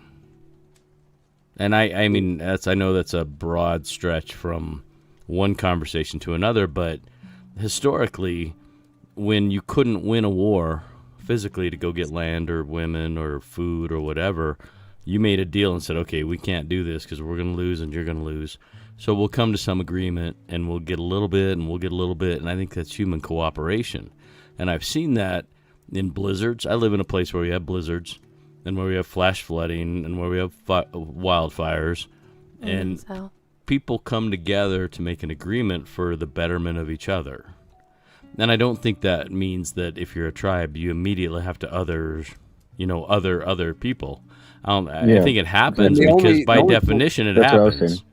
The only point that I was trying to make with that is that it seems like something studied us and found out our nature and how almost 1,000 out of 1,000, eventually you see that with all groups, man. I mean, sure. It's not even it's MK Ultra. It's like the LSU fans hate Bama. Bama fans hate Florida. It's always going to be, or it could be. It always turns into, and that's by design. Yeah.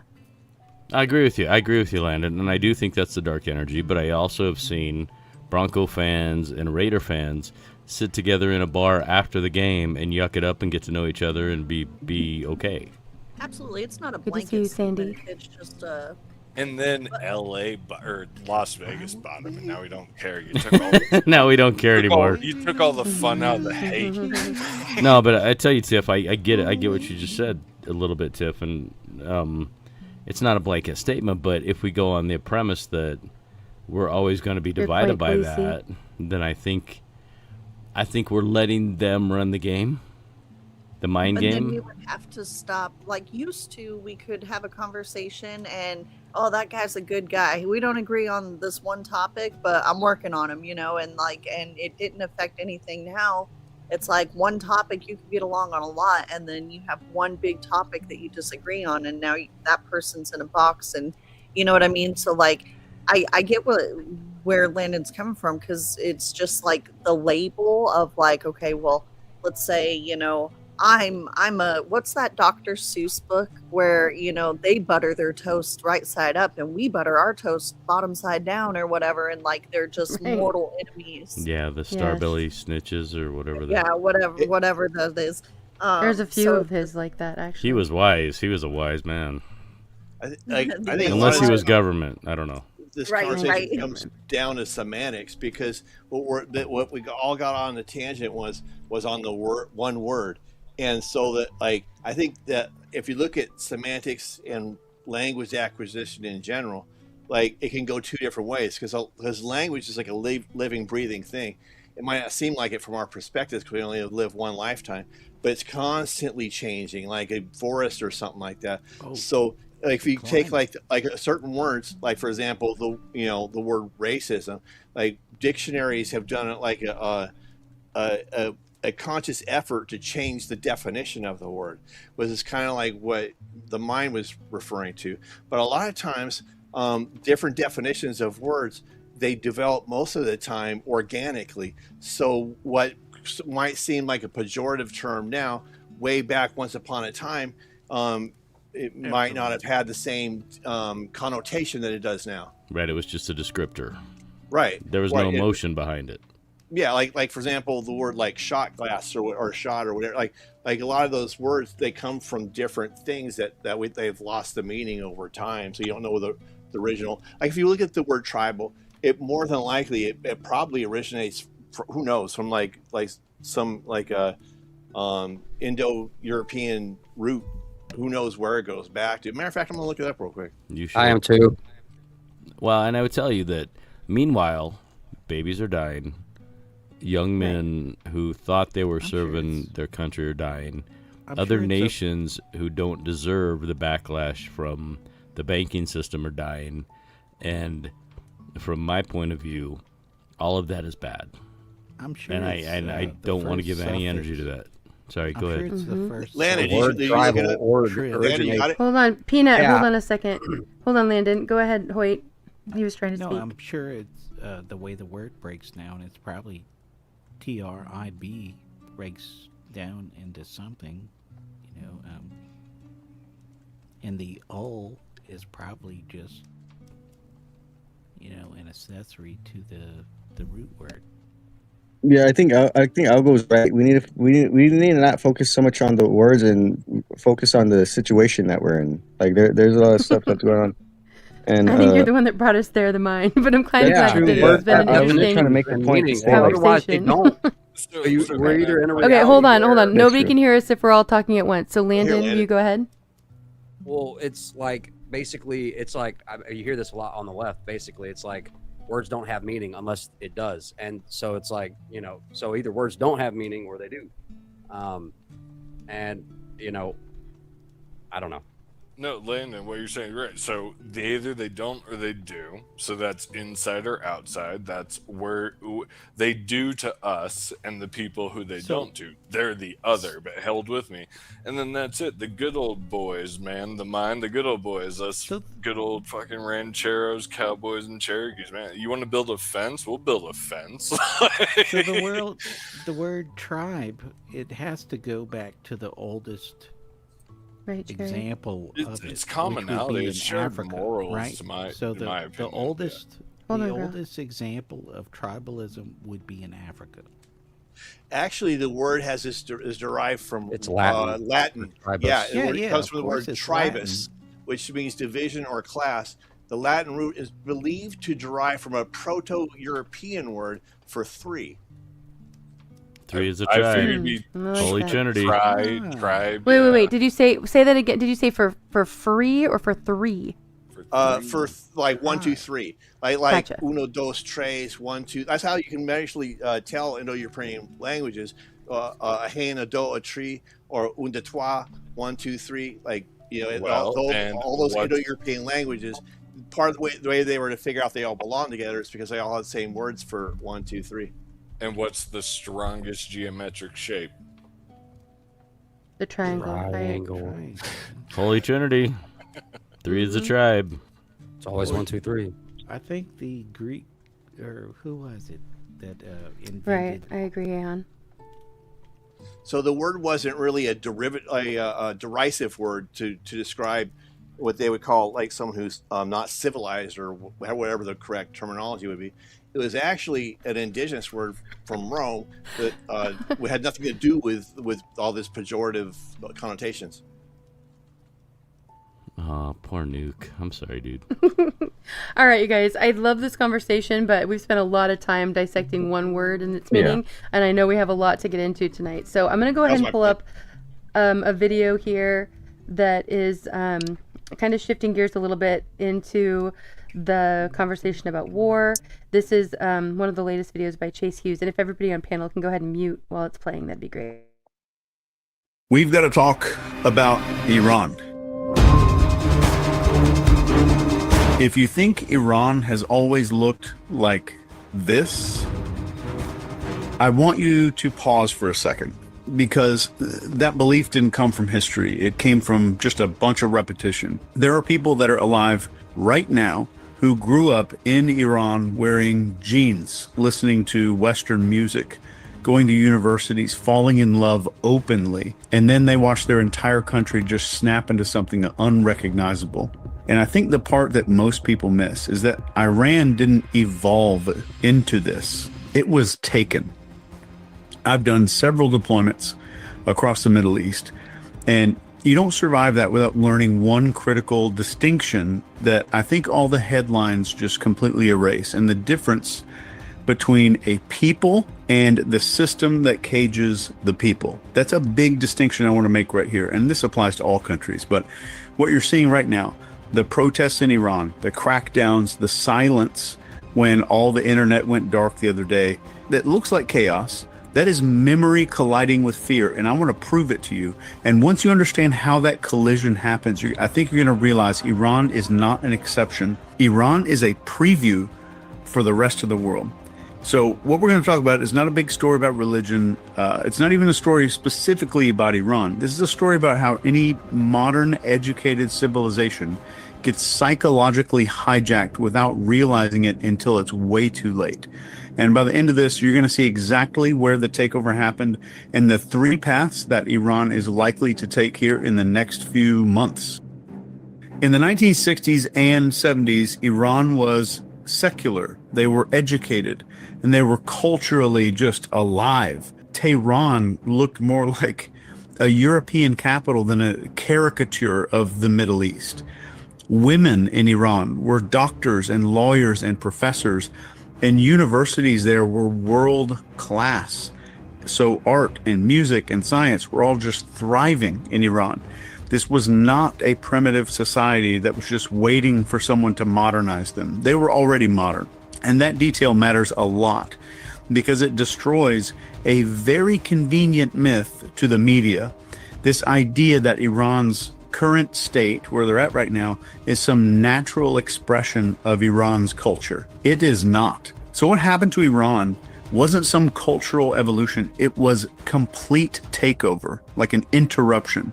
So first, the Shah, this is Mohammad Reza Shah, ruled with a lot of Western countries backing him, lots of oil money, and he got increasingly authoritarian, and corruption started growing, as it always does, even here in our country. All the dissent was crushed, and people started getting very, very resentful over time.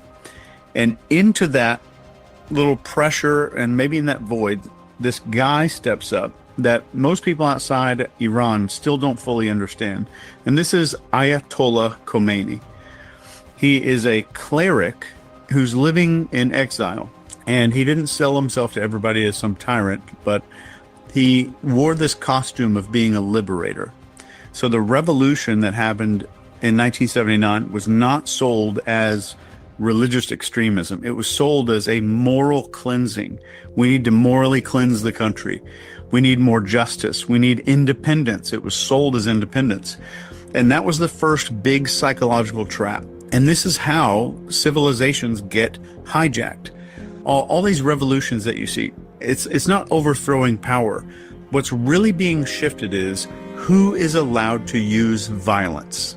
That's the only thing that shifts. If you look back at this, who is allowed to use violence? That's every revolution. So once the Shah fell, the Islamic Republic didn't emerge overnight. It consolidated, and it was a slow, pretty methodical process. And the biggest leverage that they had was belief. They didn't use religion as a weapon. They used fear. So it was fear being used here, not religion. And it was a fear of, I'm going to be outcast.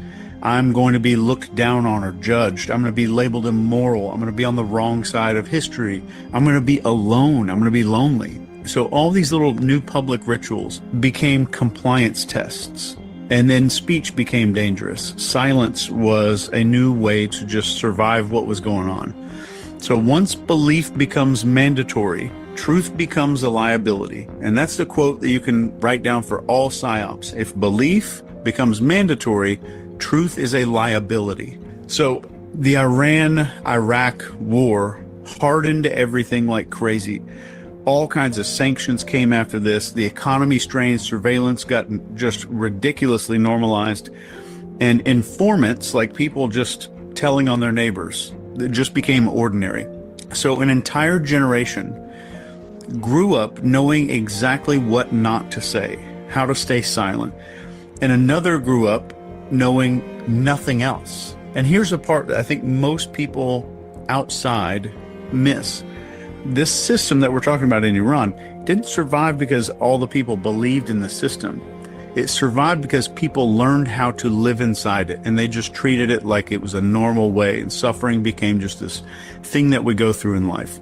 And that works until it doesn't, and you can see this in every country. So what happens is authoritarian systems don't collapse when people rebel against them.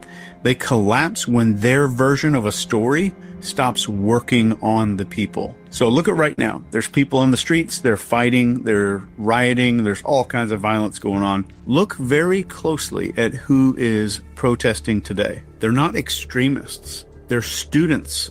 They're professionals. They're descendants of an educated class. A lot of these people grew up hearing stories of a very different Iran. And this is through their parents, through photo albums. If you look at pictures of Iran in the 1970s, the 1960s, it is going to blow your mind. the memories that are just kind of smuggled through time, filtering their way into the kids. So these protests, these people aren't asking for something new. They're asking for something that was stolen from them. And that is a massive distinction. And it's very important because if you have a population that remembers itself, suppression becomes extremely hard. And I'm going to say that again.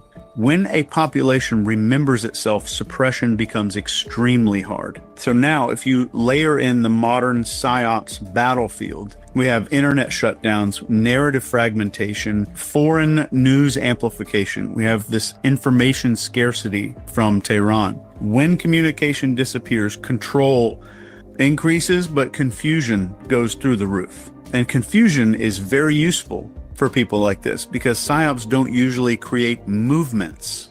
Think about this. Psyops is not designed to manufacture movements.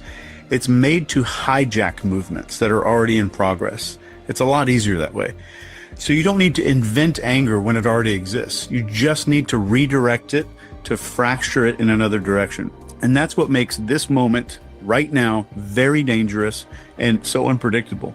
So Iran is under pressure from every direction at one time. They have economic collapse that they're facing. They're facing generational defiance, massive elite corruption, a lot of global scrutiny. They've got to obviously have a shitload of oil. Pressure does not guarantee change, but pressure always reveals the cracks every time. That's why I talk so much about paying attention to pressure. And this brings us to what actually matters right now. And this is what's going to matter to our lives here in the Western world. It's not what's happening right now that's important. It's what's going to happen next. And I think there are three paths that might happen here. Path number one is the Iron Fist. And it's the most familiar. The regime survives by hardening up. More repression, more surveillance, more arrests, more of these internet blackouts. So fear replaces legitimacy completely. It's just a rule by fear and it's worse than a dictatorship. So these people are complying because of the cost of dissent. So Iran doesn't change outwardly. It becomes probably, I would say, more brittle inwardly. And this path can last years, but it guarantees that it's going to rupture again in the future. So path number two is a fracture from within. And this one's a little bit quieter, and it's probably more realistic than people want to admit. So this is where the system splits. The elites start negotiating survival. All these reformist people and super hardline people quietly realign with each other, and you'll start seeing controlled reforms appearing. And it's just because they're super necessary.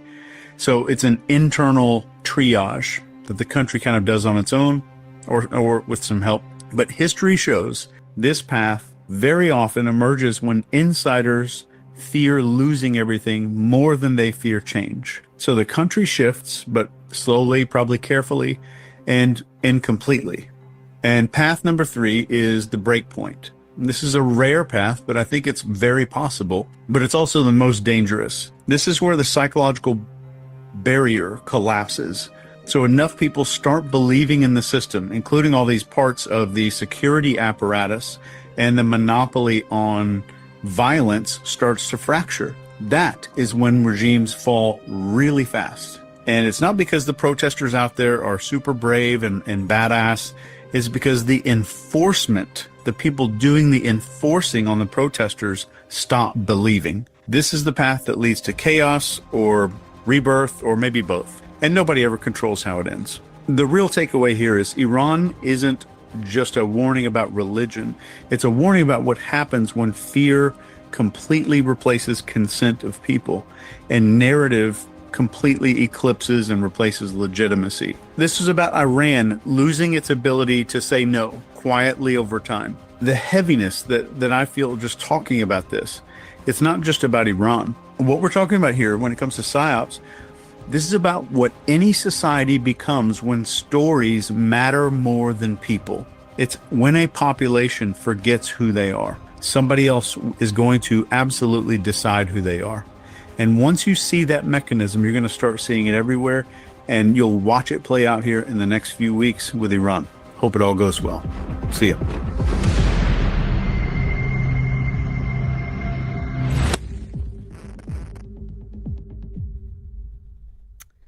Okay.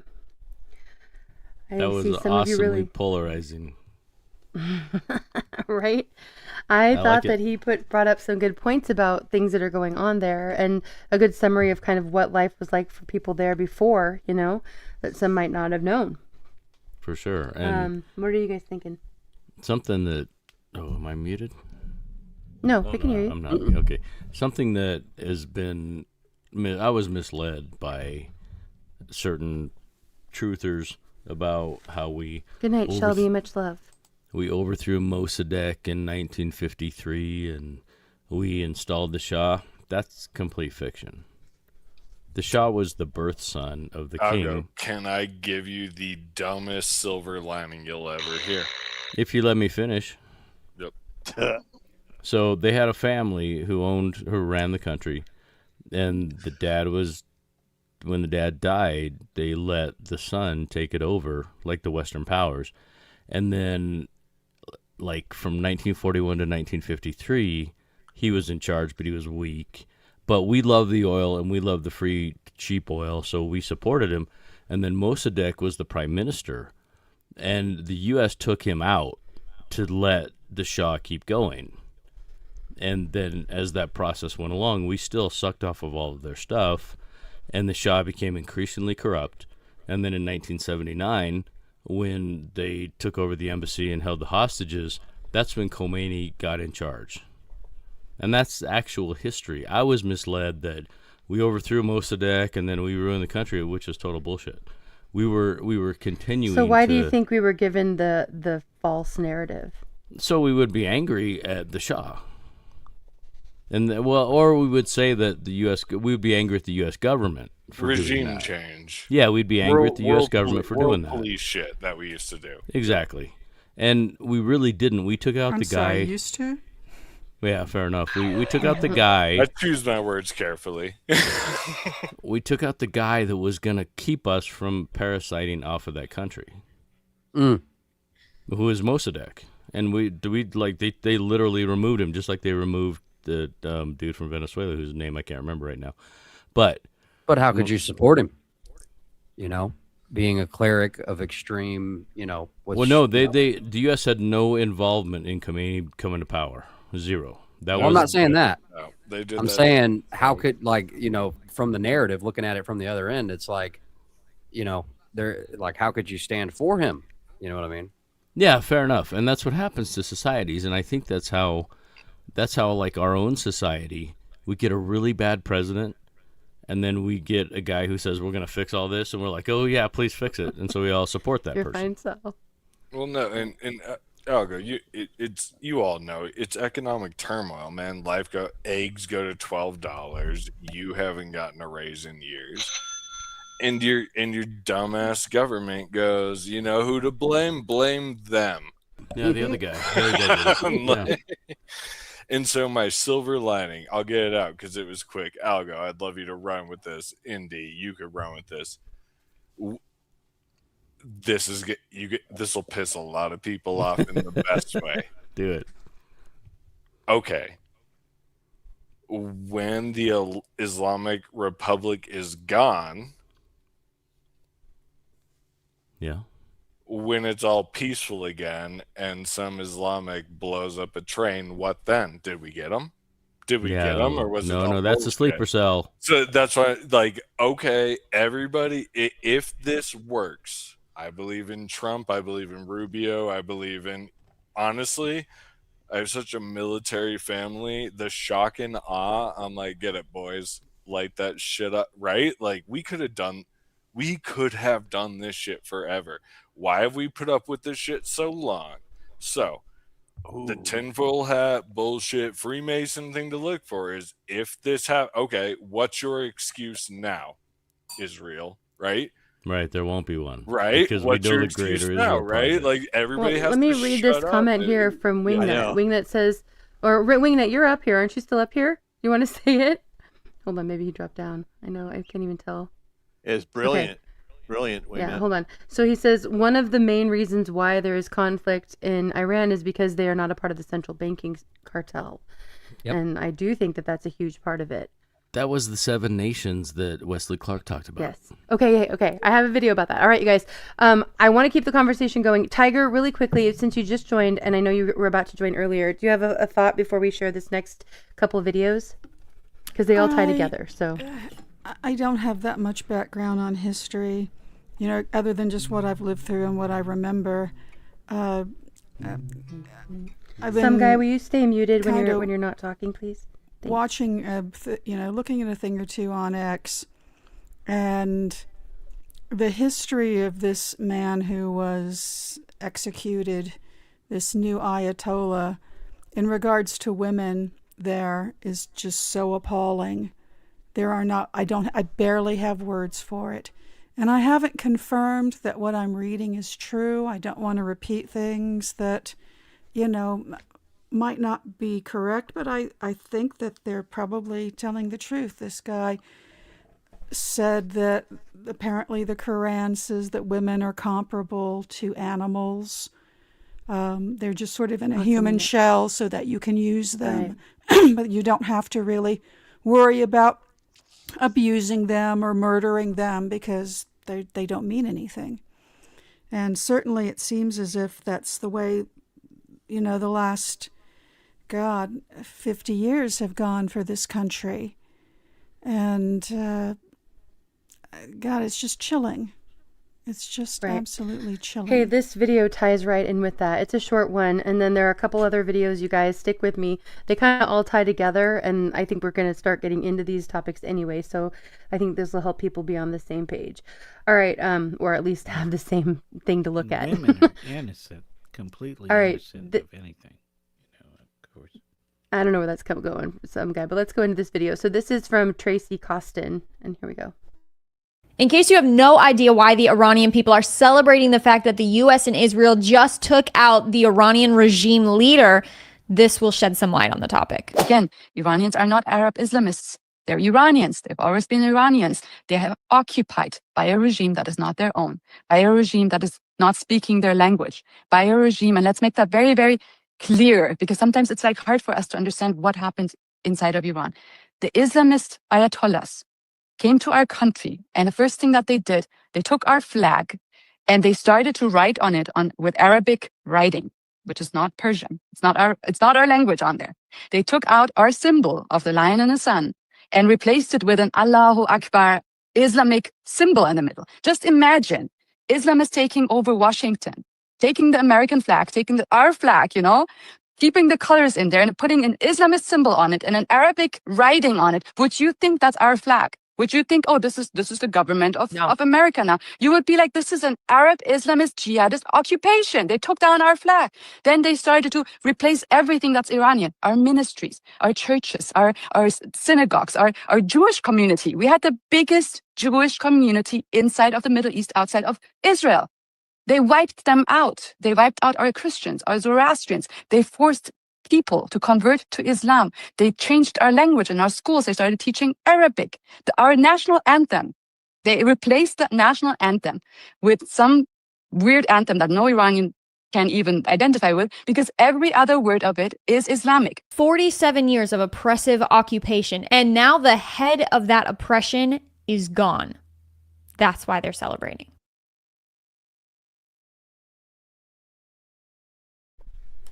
All right. A little bit more perspective there. I think it's tricky anytime, they call the fog of war for a reason. It's always hard to know what the truth is, right? And we're not there, boots on the ground, so it's hard to say what's true and what isn't. But I think if we can get as many perspectives as possible, the better, right? Yeah, and I think she reinforced exactly the video that Chase Hughes has talked about with what the society was before. Yeah. They were Persians. They're brilliant. They invented so many things. They're wonderful people, and they were overtaken by the Islamists, of course.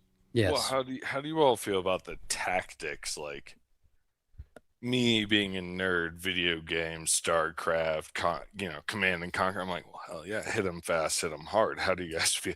It is a shock. Good night, Peanut. Thanks for coming up. Do you holy cow, we have been showing off some technology like we've had it the whole time. Yeah, and we'll see what the response is, right? What, dude? Did you see the reports from like the Maduro capture? Right, V. I don't know how I No, there's personally no feel response from about that. There's Like, no No, response from that. What They're gonna happened to sell. them? Dude, they were bleeding from their ears and their eyes. Oh yeah, the weapons that they don't tell us they have. That's Yeah, what I'm saying. for sure. Like, Yeah, that's what I mean. Like, how I mean, do you I guys think feel anytime there's about war, it's what an we're opportunity using? for Yeah. it's an opportunity to show the new equipment and to test it out, openly. Right.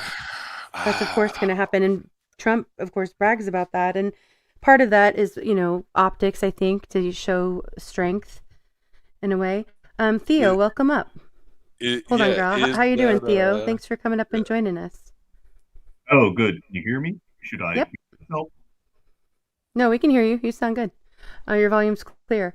Did you have something you wanna say before I play this next video? No, not just like anything in particular. Just play the next video. I was gonna yell something about like the Shah of Iran, and I feel like I kind of like took a little bit too long to join that conversation. So No, it's okay. It all Yell it. rolls together here. Go ahead and say what you wanted to say. You're fine. yeah, no, just that last video that you played. I think it was by Chase Hughes or somebody like that. Right. Mm-hmm. Yeah, I believe he was like former intelligence, and I just think that guy is such a weird wizard with words, where he Yeah. does as best as he possibly can to convince you that our way of life is so much better than the Iranians' way of life, despite the fact that like Western society, when you look at it as a whole, is kind of just dancing on the edge of collapsing. Like everyone here is so unhappy, and just birth rates are collapsing. In what We're way? just I like hear a what you're I saying, but had a to be baby. I fair, made if a you good- go in and what way? look at his channel, he's often dissecting the United States as well. So I know. I think that that's the perspective he has, kind of that's sort of how he was trained, and the perspective he has that he I shares. think that is how he was trained in the CIA to, Mhm. collapse other Right. societies. So, like, I don't think that we should necessarily be, willing to attack other countries because he says that they're unhappy because they live a traditional or more traditional lifestyle. Even if it's not optimal, even if it's not perfect, I think that like it is a piece of propaganda. So I don't know. Sorry, that just like got me real saucy. No, I think it's always a good idea to be wary of propaganda, and there is something, I never remember the name of it. Algo, you always know. It's like neurolinguistics. Is that right? Did I finally remember? NLP, neurolinguistic programming. programming. Yeah. Right. Where, when we can hear that, I hate that kind of speech. Like you hear it, if I really try not to listen to the mainstream news, but when I do, it's like nails on a chalkboard. You know what I mean? Especially like the ones who are young, who are just learning it. And it's just so exaggerated and awful. But all see the I think study they that's did on, something to be conscious of, and make sure that we're paying attention so that we're not getting, we don't want to fall victim to propaganda wherever it's coming from. Yeah, I just So think that homie is like so filled with voluminous propaganda that sounds like neat and kind of indie and not like it's mainstream propaganda, but it actually is mainstream propaganda. So that's my opinion, and I'll shut up now. No, stay, hang stay, on. because Well, sensationalism, dude. The headlines are so dumb, dude. All the headlines are sensationalized for sure. And I think like that's what I'm saying. Like when you see propaganda, but just realize they talk about weather in Colorado, like it's fire weather. I'm like, are we in hell? What the hell's fire weather? Just say it's Fire low. season. Just say it's low humidity and there's It's been no fire season. snowfall. Like, quit treating people like they're dumb. Fire weather. Right? fire Picking up season. what you're putting down, though, Theo. You've got the eye for it. You say it. It's like, I've never dude, heard fire weather, but do you mean fire season like Elgo's saying? no, they're just saying No, that. they Like, do say fire out weather loud, here in like, they just Central say, like, Texas. yep, it's fire weather It drives outside. me We must crazy. not get fire weather in Washington. I mean, if we can curb the conversation, it's hard to believe that something would be more pleasant than forest fires as a topic, but Fire weather. yeah. But No, I've heard of, the to his weathermen just point- constantly bang the global warming thing. The other day, the weather person was saying, and this is the 16th hottest day of this year on the record, and I'm like, 16th, huh? We got to go for 16th. That's really Yeah, record like in setting. 49 years of hot weather. Give me a break. Exactly. Yeah, so like this past like winter in Philadelphia, I've heard of 2 bomb cyclones happening off the coast of the East Shore, which I've never heard Oh, of you finally in got my those? entire Like, life. please Yeah, do we're the getting last bomb cyclones now, Nice. but they're actually just what we would consider nor'easters in the past, but Yeah. they're reframing them as bomb cyclones, We just which heard I of just a think is bomb insane. Like it's just like cyclone. so. You know why no one's Yeah. ever heard of a bomb cyclone? Because no one's ever survived a bomb cyclone. No, yeah, because That's why we're just rediscovering really shitty snow. Well, really quick. Not really quick. I shouldn't say that, but It's Theo. just the sensationalism. Hold on, Growl. Go ahead, Algo, and then I want to say something to Blue's comments. Go ahead. Yeah, the sensationalism's retarded. But Theo, I've been watching Chase Hughes for about a year and a half, and he has he has a much broader story than just a couple of videos.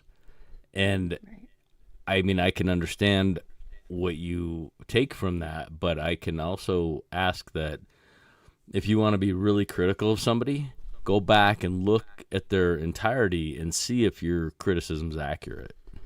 And I can say that for myself, like about David Icke. I found David Icke in 2007. And he was talking about Obama was like CIA deep state shill. And I'm like, what the hell is he talking about? I want a better country. I want to vote for Obama. But I stayed on that path with him. And I think Landon spoke to it earlier about David Icke, where if you know Agenda 2030 is real, then you can map every coordinate for everything that's happening and it makes sense. And I think with Chase's story, my personal belief is that he's like probably trying to make amends, and he's trying to show people this is how you can act in this situation.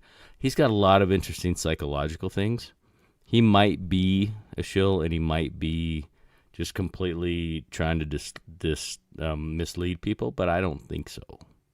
Well, So no one Can I ask you would one be question? successful intentionally trying to make a channel misleading people, but that's the trick. Is like what the mind was No, I saying think earlier. plenty of somebody people have been successful doing that. Yeah, for mixing sure. a little bit of Alex Jones. That mix a little bit of truth, and that's the best lie. Yeah, I would ask you And what so are if the the fruits majority that of he his is born? content is straightforward, trustworthy, Hold on, and Theo. truthful, and awesome and reliable, and at the right moment he mixes in just a little bit of But I'm not saying anything bad about him. I've liked all the content that I've seen from him, but I absolutely see the point that you're Good saying. to see you, Tiggs. Right.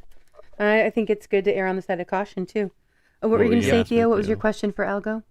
Yeah, no, I was just going to ask you, what were the fruits that he has borne? Like, in what way has he helped you predict the future better? In what way has he been correct in your life over the past year and a half that you've watched him?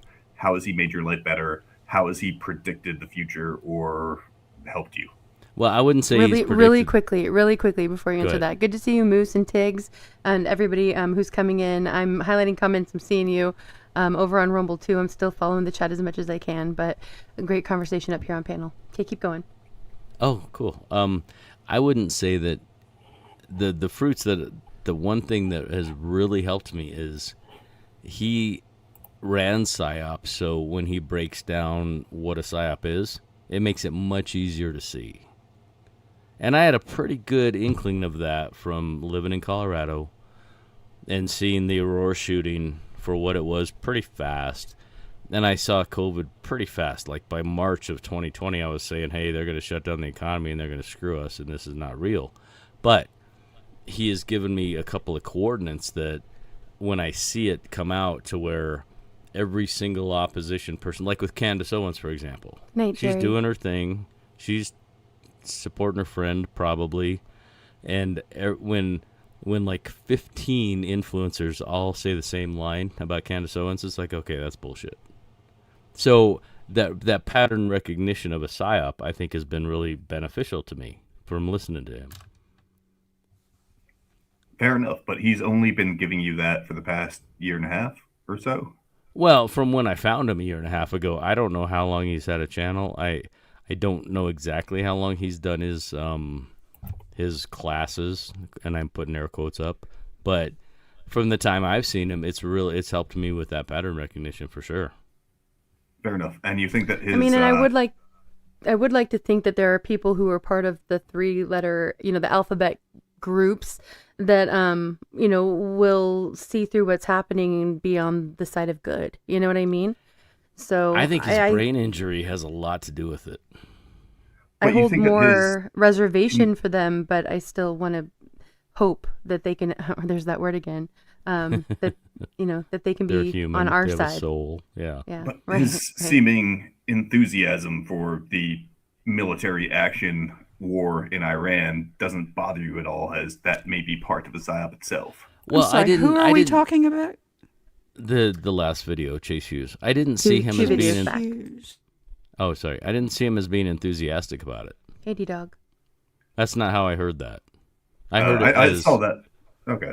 Well, no, I heard it as, okay, so here's where we are now. This is what I see happening. These are the 3 outcomes that this country may face. And what I really heard behind it was, look, you guys in the U.S. are at this place. I agree, Bonnie.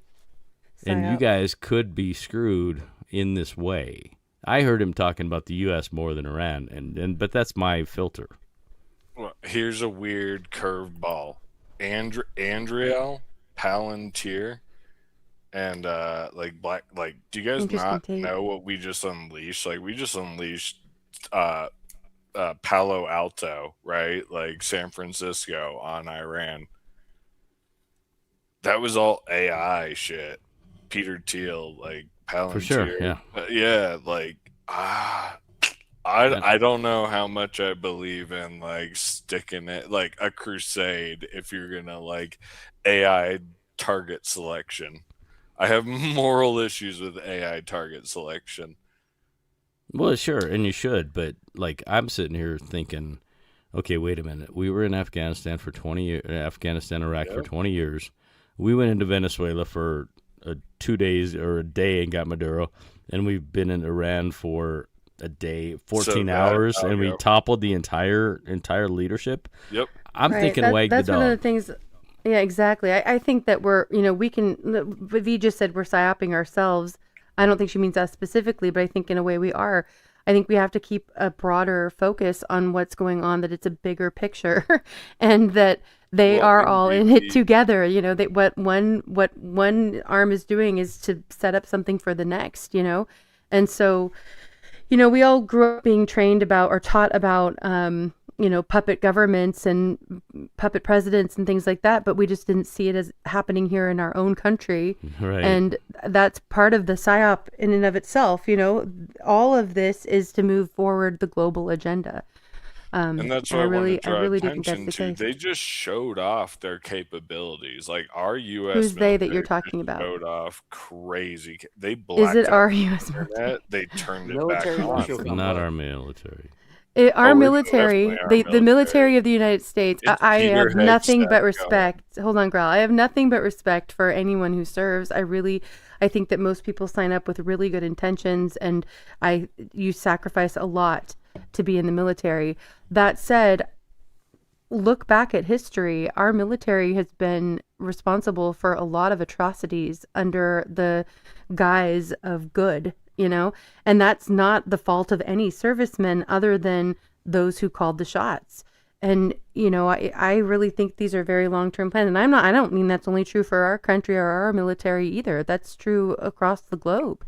So yes, it's a global agenda. And I think we have to keep in mind that we don't get caught up in the tribalism of it. So that Truthfully.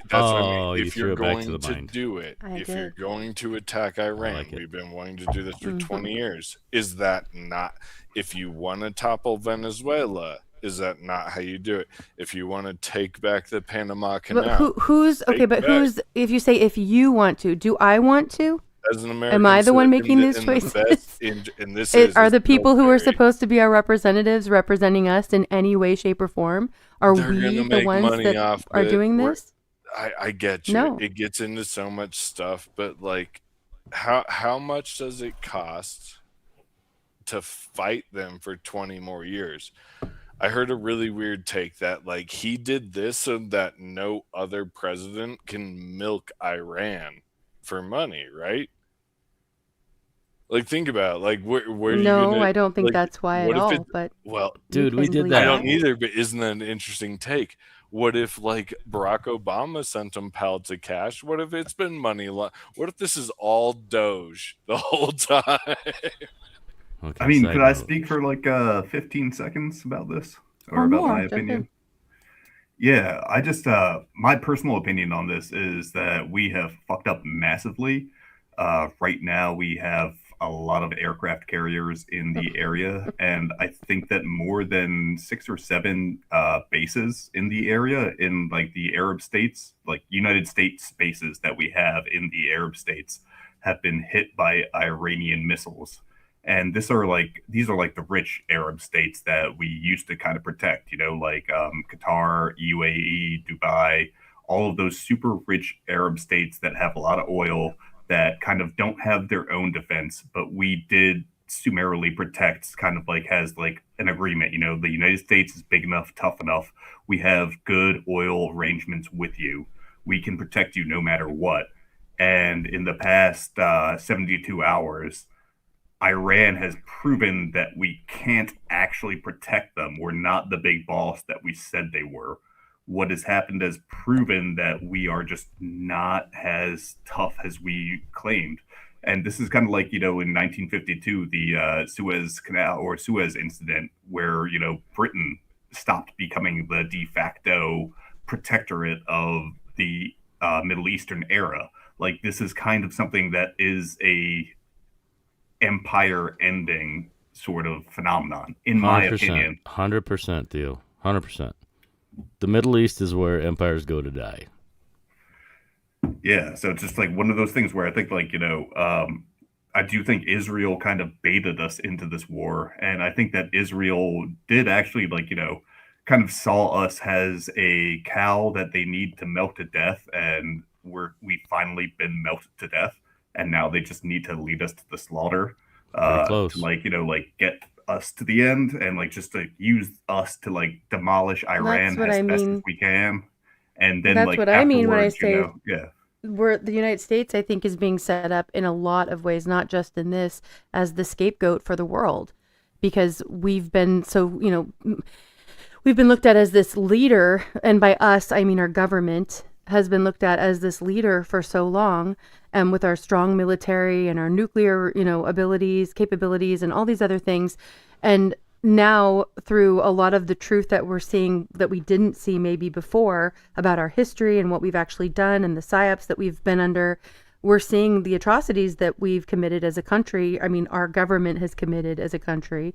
And so the world is seeing that too. And I think in a lot of ways, it's going to be, being set up. I've said this for a long time. I think the walls around us and the boundaries, the Golden Globe or whatever they call it, the Golden Dome. I think it's all being set up as like a huge coliseum. They've got the surveillance. It's like the Hunger Games. It's truly going to be like the elites watching us from the deletes, watching us from their bunkers or other countries as we fall into absolute ruin. Yeah. Yeah, it's just like they need to like keep on milking us, like we still have Absolutely. the ability to like resupply their missiles for a limited amount of time, but like at what expense to ourselves and to our own morale and to our own identity as a country, when like everyone in this country at this point like knows that we don't want to go to war with Iran for ourselves. Like there's no possible good outcome for this. Well, and he for ran ourselves. on peace. His last term, he was the peace president, supposedly. You know what I mean? Oh, And that's the most messed up part of it all. Right, and I don't know very many disappoint me people. very much. So, Right. but this isn't war. This isn't war. That's what I'm saying. This isn't war yet. I don't know. know. By what measurement is war? Yeah. When do you describe it? We really haven't had Yeah, exactly. a It's a real legal tricky war thing. since World War II. So Exactly. and so yet it's no still war has referred been to legal. these So kind of Gulf conflicts as War, wars. 9/11, Iraq, everything Obama did, everything Clinton did, everything Bush did, right? Like so, yeah. Yeah, no, nothing's right? had Like, congressional approval since World War II, as I understand it. I think the Korean Except War maybe for had- what we did after 9/11. I think No, the that did Korean not War have was declaration. actually like a technical war. They didn't declare war against Korea. Was the Korean? No, I think it was an action, yeah, like not Vietnam. even Vietnam. You might be Believe it or right. not, You might be Vietnam right. wasn't actually a war. Exactly, No yes. congressional approval for Vietnam. Yep. But regardless, like, yeah, we haven't had a war in like Oh, 7 now fucking years. regardless. Yep. Right. No, Like easy, Pilgrim girl. says, when people are dying, it's war. I mean, there's a genocide happening globally too since 2021 that I think we can say is a war of a kind too. It's just For not the sure. war that's going to be covered by the mainstream media. All right, really Because- quickly, I want to pull up. Go ahead, I'll go say that thought, Well, I and then I was want to pull up gonna- the video here. Because they had an emergency authorization for that genocide. Right. Right. Were Yeah. you talking Okay. about Palestine? No, we're talking about mRNA vax depopulation agenda. All right. Mhm. All right, I'm going to Well, go that ahead and was play at this least video on a global level and not just Well, that's what I'm us saying. as a Absolutely. nation. Yeah. No, I definitely, that's what I mean, though. It's not something, nobody refers to that as a war, but the deaths and fatalities in that are much higher than any other war in history. Okay, let's go ahead and look at this video here. This is from Ohio Valley Prepping. Many of you know him.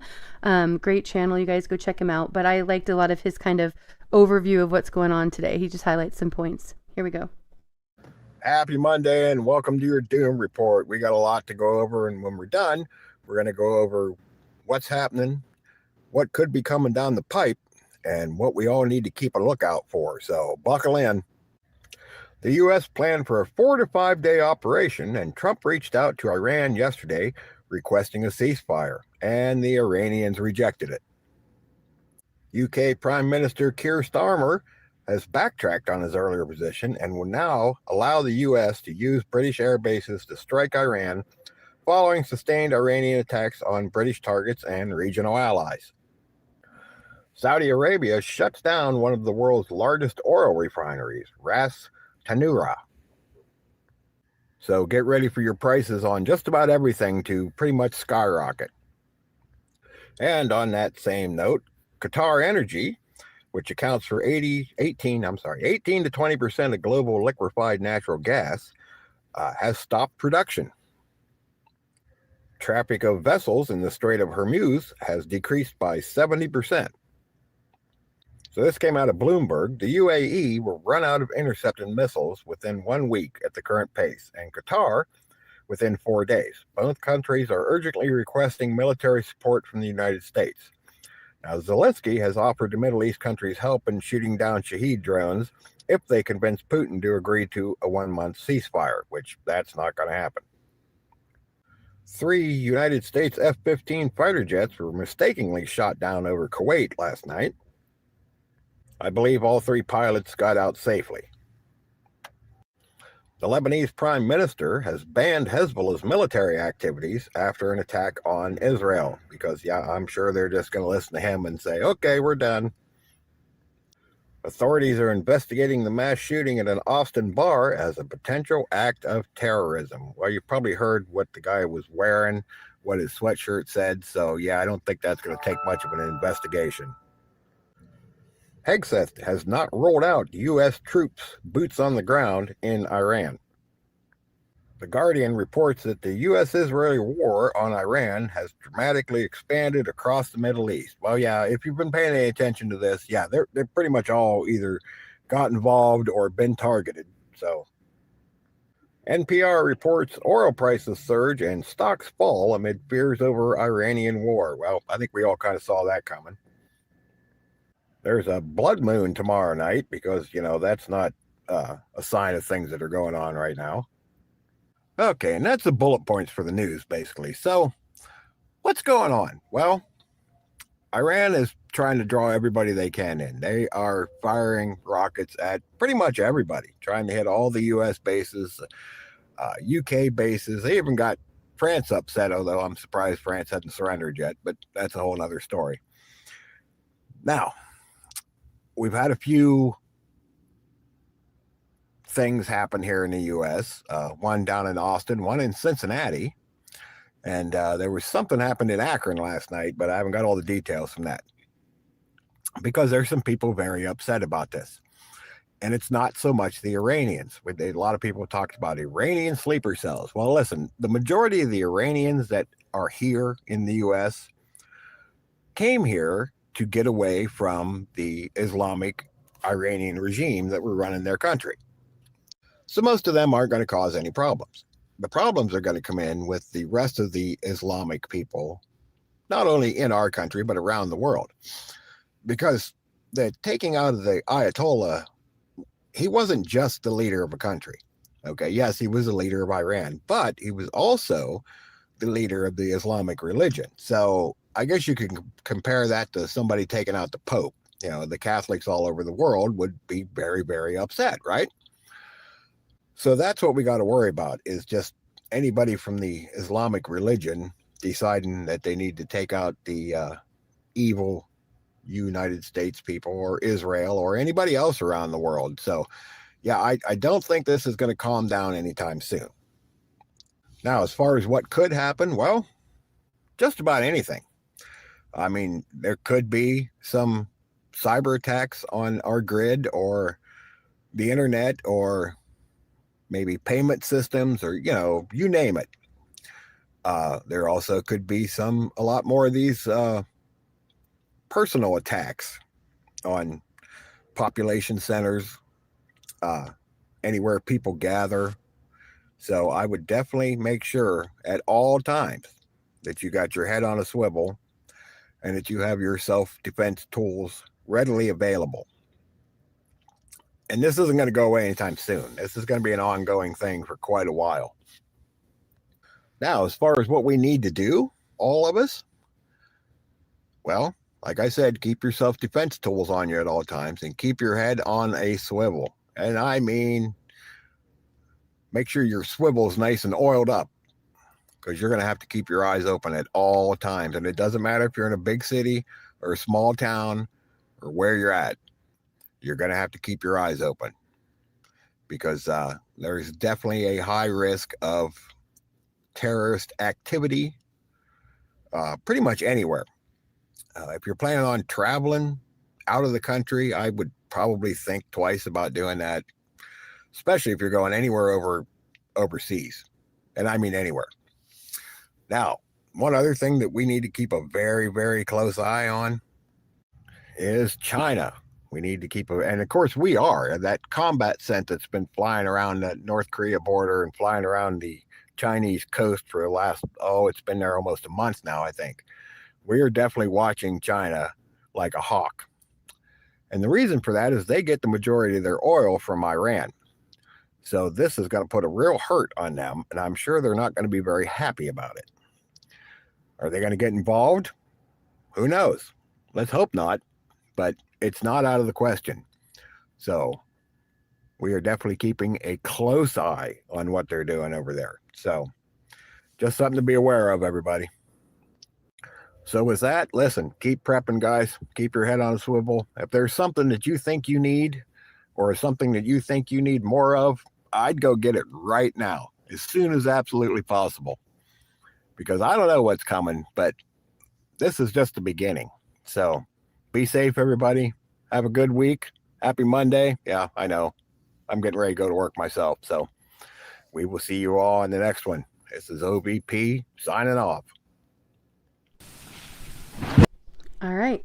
One of the things I liked about that was that he was sharing some things to be, kind of prepping for and thinking about, keeping your head on a swivel, but, making sure you're prepared in the short term. Also looking at gas prices and things like that are going to be going up, which will possibly affect the entire supply chain prices. So, some kind of constructive things we can do. Always a good thing to be thinking about. True. All right, we have another video. I want us to get into these two. We're going to play them back to back. And really quickly though, Theo, do you have a YouTube channel or a Rumble channel or anything like that with content?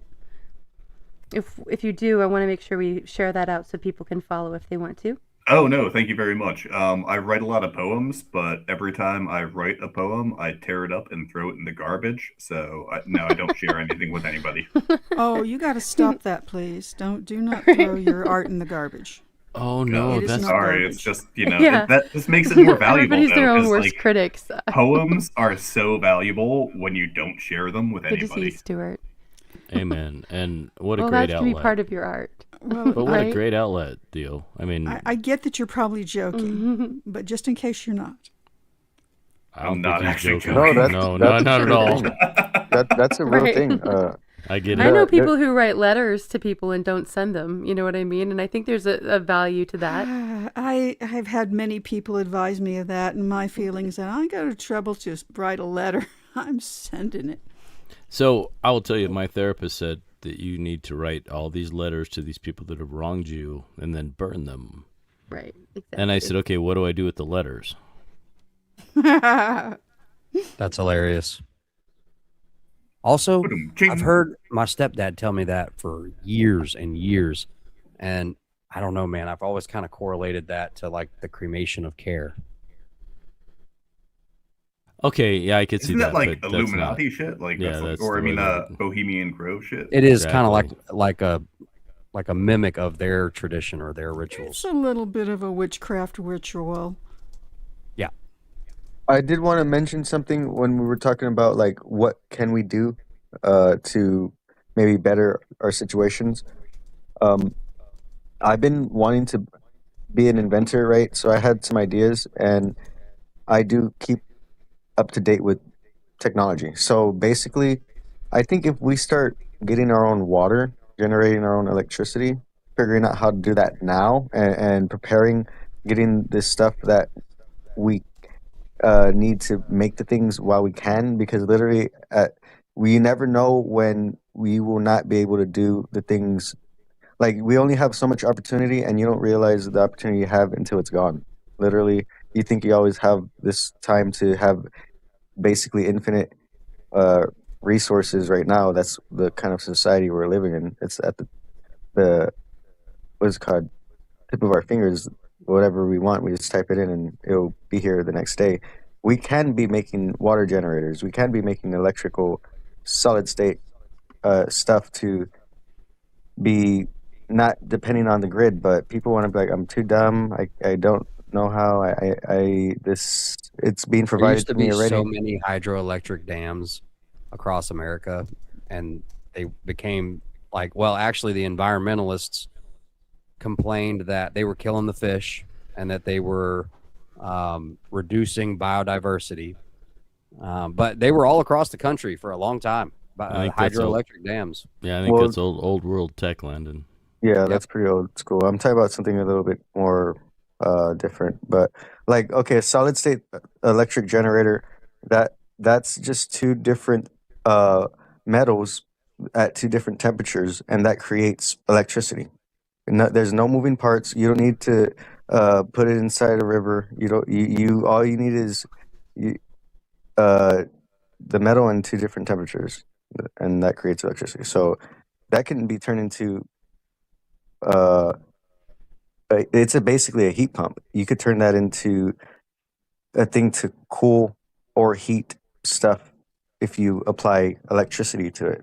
And again, like I'm saying, we need to be producing our own water. They just discovered if you electrically charge a wire with high voltage, it creates you could create a static electric charge to the wire, and then that will make mist cling to the wire, and it condenses it a lot way better than gather it normally would. There are a lot of ways to get water out of the air as well. But I mean, for long-term reasons, that's not the best idea. But also, the water tables are being affected by all of these data centers that are going up. They're going to be going down, so it's going to be a lot harder to even have a well. So it is a good idea to be thinking of alternative ways to gather water for emergency purposes, if nothing else. Dragon Slayer, thank you for the super chat. He says, to be fair, I've talked to many people, and a lot of them are in fact pretty dumb. Yes, Hey. true. I can relate with that, Dragon Slayer. But I mean, I think that it's all about perspective, but it's also, I do think that there's hope that people are waking up. I think there are more people that are starting to question the false narratives that they've been fed for so long. So I We think need to there's bring hope in that.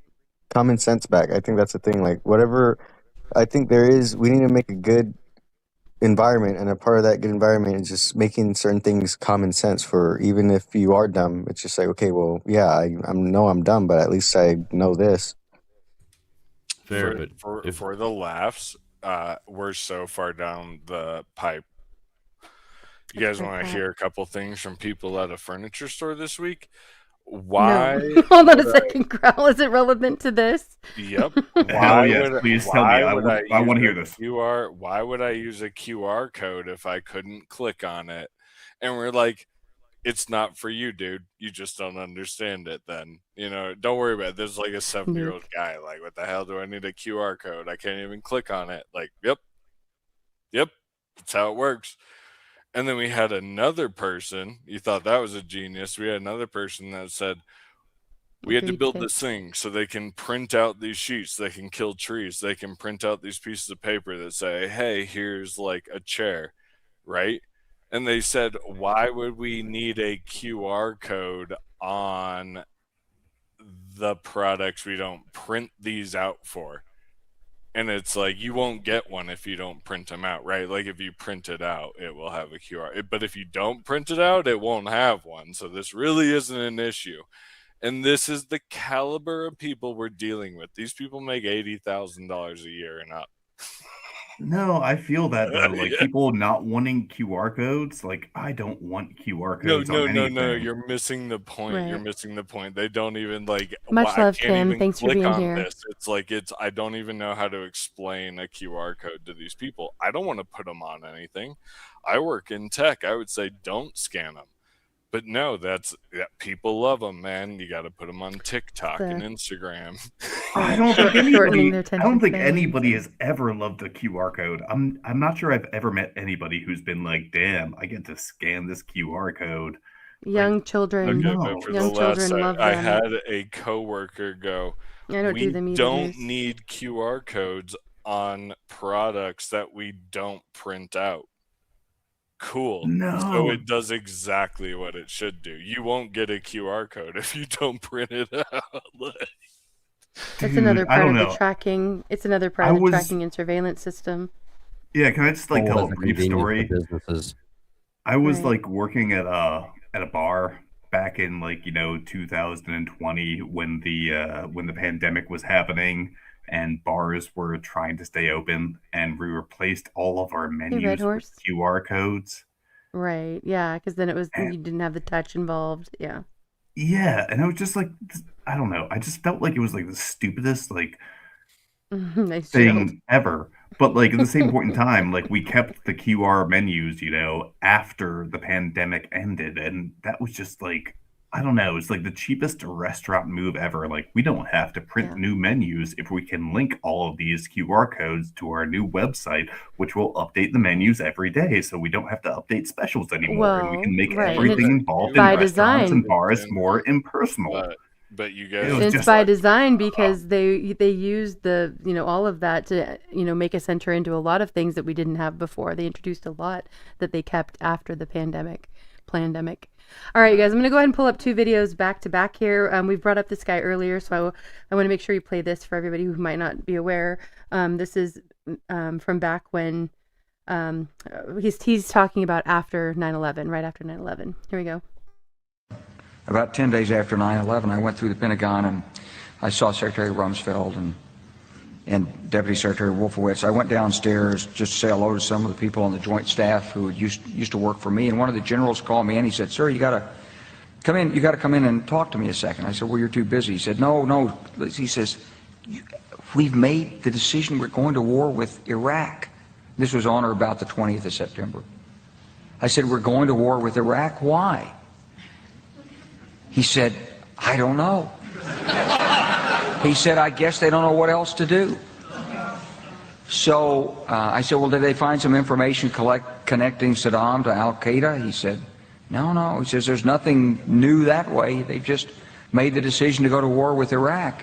He said, "I guess it's like we don't know what to do about terrorists, but we've got a good military and we can take down governments." And he said, "I guess if the only tool you have is a hammer, every problem has to look like a nail." So I came back to see him a few weeks later, and by that time we were bombing in Afghanistan. I said, "Are we still going to war with Iraq?" And he said, "Oh, it's worse than that." He said, he reached over on his desk, he picked up a piece of paper, he said, I just got this down from upstairs, meaning the Secretary of Defense's office today, and he said, "This is a memo that describes how we're going to take out 7 countries in 5 years. starting with Iraq and then Syria, Lebanon, Libya, Somalia, Sudan, and finishing off Iran. The truth is about the Middle East is, had there been no oil there, it would be like Africa.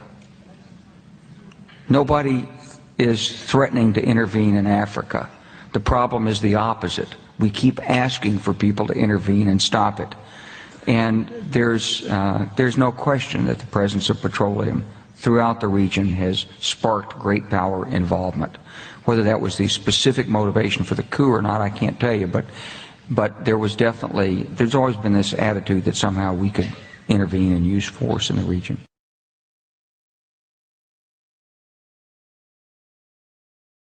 Okay, there's another video right after this. I know some of you had brought him up earlier. Anybody want to make a quick comment before we get into the next one that ties right in? Well, he told us, and some listened and some didn't. And then as we watched it unfold, some were like, oh yeah, oh yeah, oh yeah. Exactly. And some remembered and some didn't? Or Yeah, for sure. And I think it's always about energy. It's about your human energy that God gave you. It's about the energy that God put into the realm. It's always about energy. And if we let them take our energy, spiritually, mentally, whatever, we're losing. Right. If we guard our minds, guard our energy, we got a chance.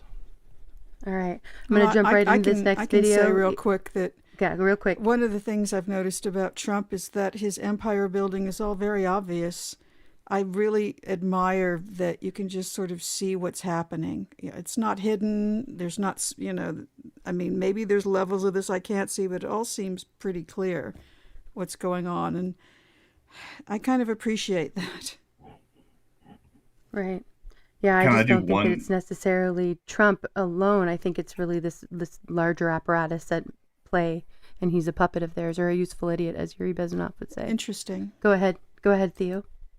Okay, yeah, just one quick comment about that. I think it had nothing to do with energy. I think it had everything to do with Israel's agenda at that moment in time. That was General Wesley Clark. Am I correct?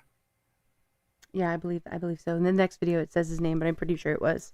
Yeah, it was Wesley Clark, and the countries that he described, I believe, were Iraq, Syria, Libya, Iran, Yemen. Okay, Somalia. and Somalia. Iran was Okay, last. yeah. So he described all of the countries that are around Israel that kind of had stable actual countries or stable actual infrastructures that would kind of mess up Israel if they ever wanted to expand. So they needed to fracture and balkanize all of those countries. I think it had nothing to do with oil whatsoever. So I think it's a popular meme to say that Iraq was just because Bush wanted oil. I think it had absolutely nothing to do with that. Yeah, we're gonna get into that in these next couple videos. So here we go. In that case, I will shut up. If you go back to and when Wesley Clark said we're gonna invade 7 countries in 5 years, what you were talking about were the countries where those central banks were not on board to do programmable money. And their governance structures were not on board with essentially, because of Epstein, I'll call it the Rockefeller Rothschild model. There was an effort to say, okay, we're going to basically assert control of the central banks in those countries. That's my interpretation. And I think one of the reasons we're seeing so much tension around Iran is because Iran right now is the big leakage in the system. How? So it's not about their nukes? No. So, Iran's central bank counts. One of the reasons it counts is because their oil and energy is very important, including for China. Yeah. And that's very important in the BRICS system. What the BRICS system is trying to do is to create independent payment systems. But if you're going to come out with programmable money, with digital IDs that are interoperable globally, and programmable money that controls in each jurisdiction centrally, you can't afford leakage. And so you've got way too much leakage in the system to proceed with what they're trying to do. And Iran is, and the BRIC nations are a sticking point. And certainly Iran's oil, feeding China gives China greater independence. So you think that one of the motives behind toppling all these governments was the creation of the control grid we're talking about now? Right. So if you go back, so you had the wonderful Richard Werner on your show. Yeah. And Richard has a book called The Princes of the Yen, which is about the sort of effort to take over the Japanese central bank. And I think what you're looking at, I think part of the state of play with both Russia and Iran is how are you going to make sure that those central banks are entirely in the system? So, yeah, that was an amazing interview. And he told the story about writing this book on the Japanese central bank. I can't imagine a more obscure topic from my non-economically minded standpoint. It'd be like writing a book on postcards from the Falkland Islands. It's like, okay, a book on the Japanese central bank. And he said, well, actually, they suppressed it. I couldn't get it published in the United States, and you can't get a copy. And that's like checkable. So I checked it. You can't get a copy of that book. It's really hard. I think you can order from its publisher right now. Okay. Right. But, I mean, why would someone try to suppress a because book? It shows you the true, it takes you right into the secret governance system, and it shows you the primary mechanism by which they implement policy. Yeah. Well, it's always the things you're not allowed to say are probably the important things, right? I mean, whenever they penalize you for having a thought, you're probably on the right track. Well, it's one of the critical train tracks of control. So it's what I call the third rail. So I used to finance transit systems and train systems. So, a lot of these systems have two tracks that the wheels go on, and then they have a third rail that the power line runs on. And you get a train trap that flips over and sucks the energy from the third rail. So a lot of the things that really operate the third rail are very invisible. And for example, in central banking, to talk about tier 1 and tier 2 and tier 3 capital at the BIS and the banks, there's nothing more boring. It's designed to absolutely. I just fell asleep in the middle of that sentence. Right. Exactly. Exactly. Right. Is it boring by design? The way you're taught to talk about it is boring by design. It's like the mechanisms of the legal system. If you look at the mechanisms of civil procedure or criminal procedure, it can, and you get into the weeds on it, it can be very boring unless you understand the application, and that can make it very interesting. But the capital, most people don't understand the capital's, sort of regulatory system. And yeah, it can get very, very boring. Can you just, for people who haven't seen your previous talk, explain what the control grid is, what it looks like, and what it means? So the control grid is a process or an infrastructure that allows digital technology to be used to assert phenomenal surveillance and control of people. Yes. And at the very heart of it is what I call programmable money. So it's money that is no longer just a currency. It's money that comes with a set of rules that can be surveilled and forced. So imagine back in the pandemic, if your money, if I said, okay, you've got to lock down and your money won't work if you leave your house. You can't buy gas in your car because your money is programmed with AI and software to enforce a whole set of centralized rules.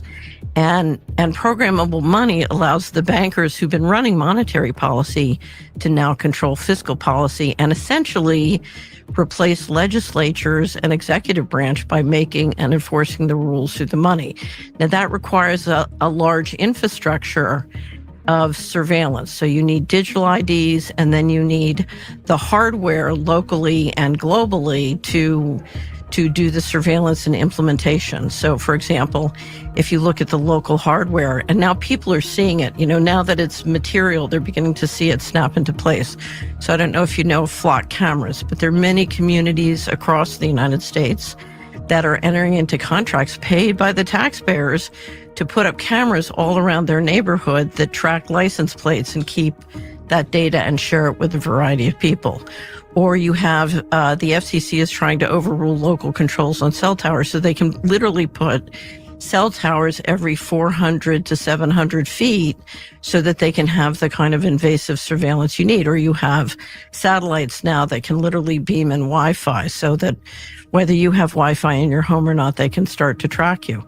And all those systems put you in what I call the panopticon. So we saw in the Middle East with the first war with Iran, we saw 11 leaders out of 12 sort of top leaders in science and government assassinated because they're literally tracking everyone, and they can identify them and track them, and then you have invisible weaponry that can then take them out, or, can identify missile strikes.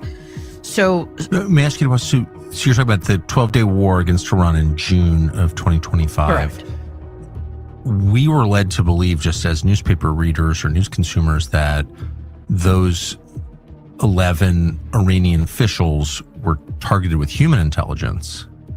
That Israel had spies inside of Iran, but you're saying that was done digitally. I would assume that that's probably true, because you always want to get human confirmation of what the systems are telling you. It's always better if you have both.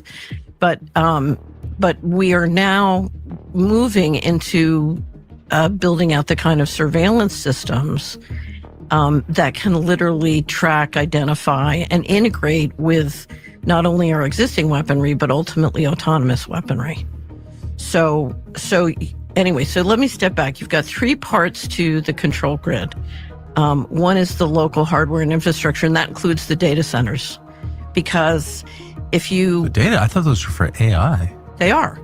Because if you look at what it takes to apply the equivalent of a social credit system to people's money, so the social credit system I apply to you is different than the one I apply to me.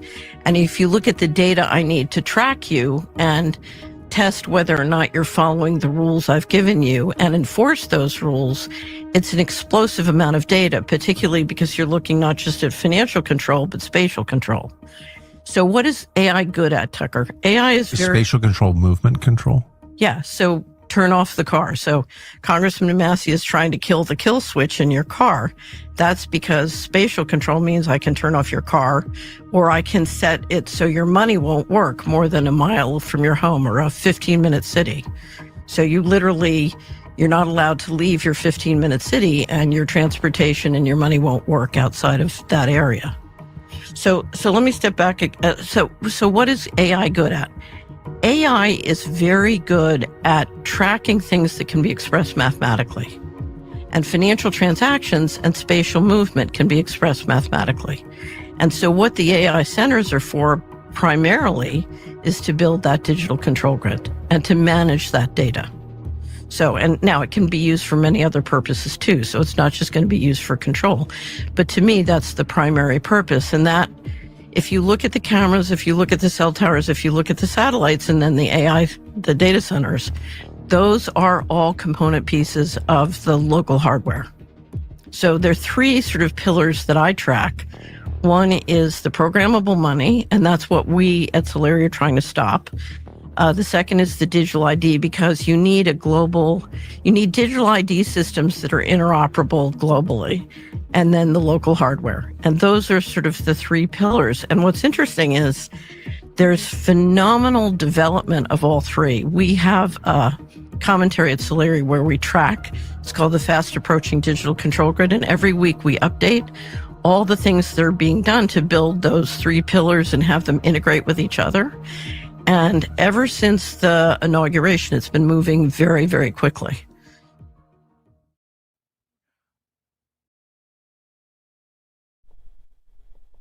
All right, so much great information there, I think.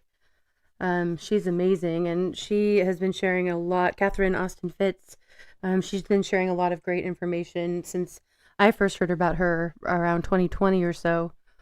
And I don't think she's been incorrect about much, if anything. What's her name again? Catherine Austin Fitz. Catherine Austin Fitz. Thank you. Yeah. And if you look her up, she's, I don't think she has her own channel, but she is interviewed all over the place. So you can find a lot of great information that she shared. Mm-hmm. She does have her own channel. It's Oh, the does she? Solari channel. Sorry, I just wanted to mention that because she is brilliant. Solari, Solare. Soler. I can't spell, but yeah. Soleri. Soleri. Yeah, and she does a kind of a Longer than futuristic that, I think, even Bonnie. predicting. Did I ever mention mushroom technology on this channel? Because I have mentioned it before on other channels. I'm not sure if I talked about it here. Have you mentioned, what was that, the mind? What did you say?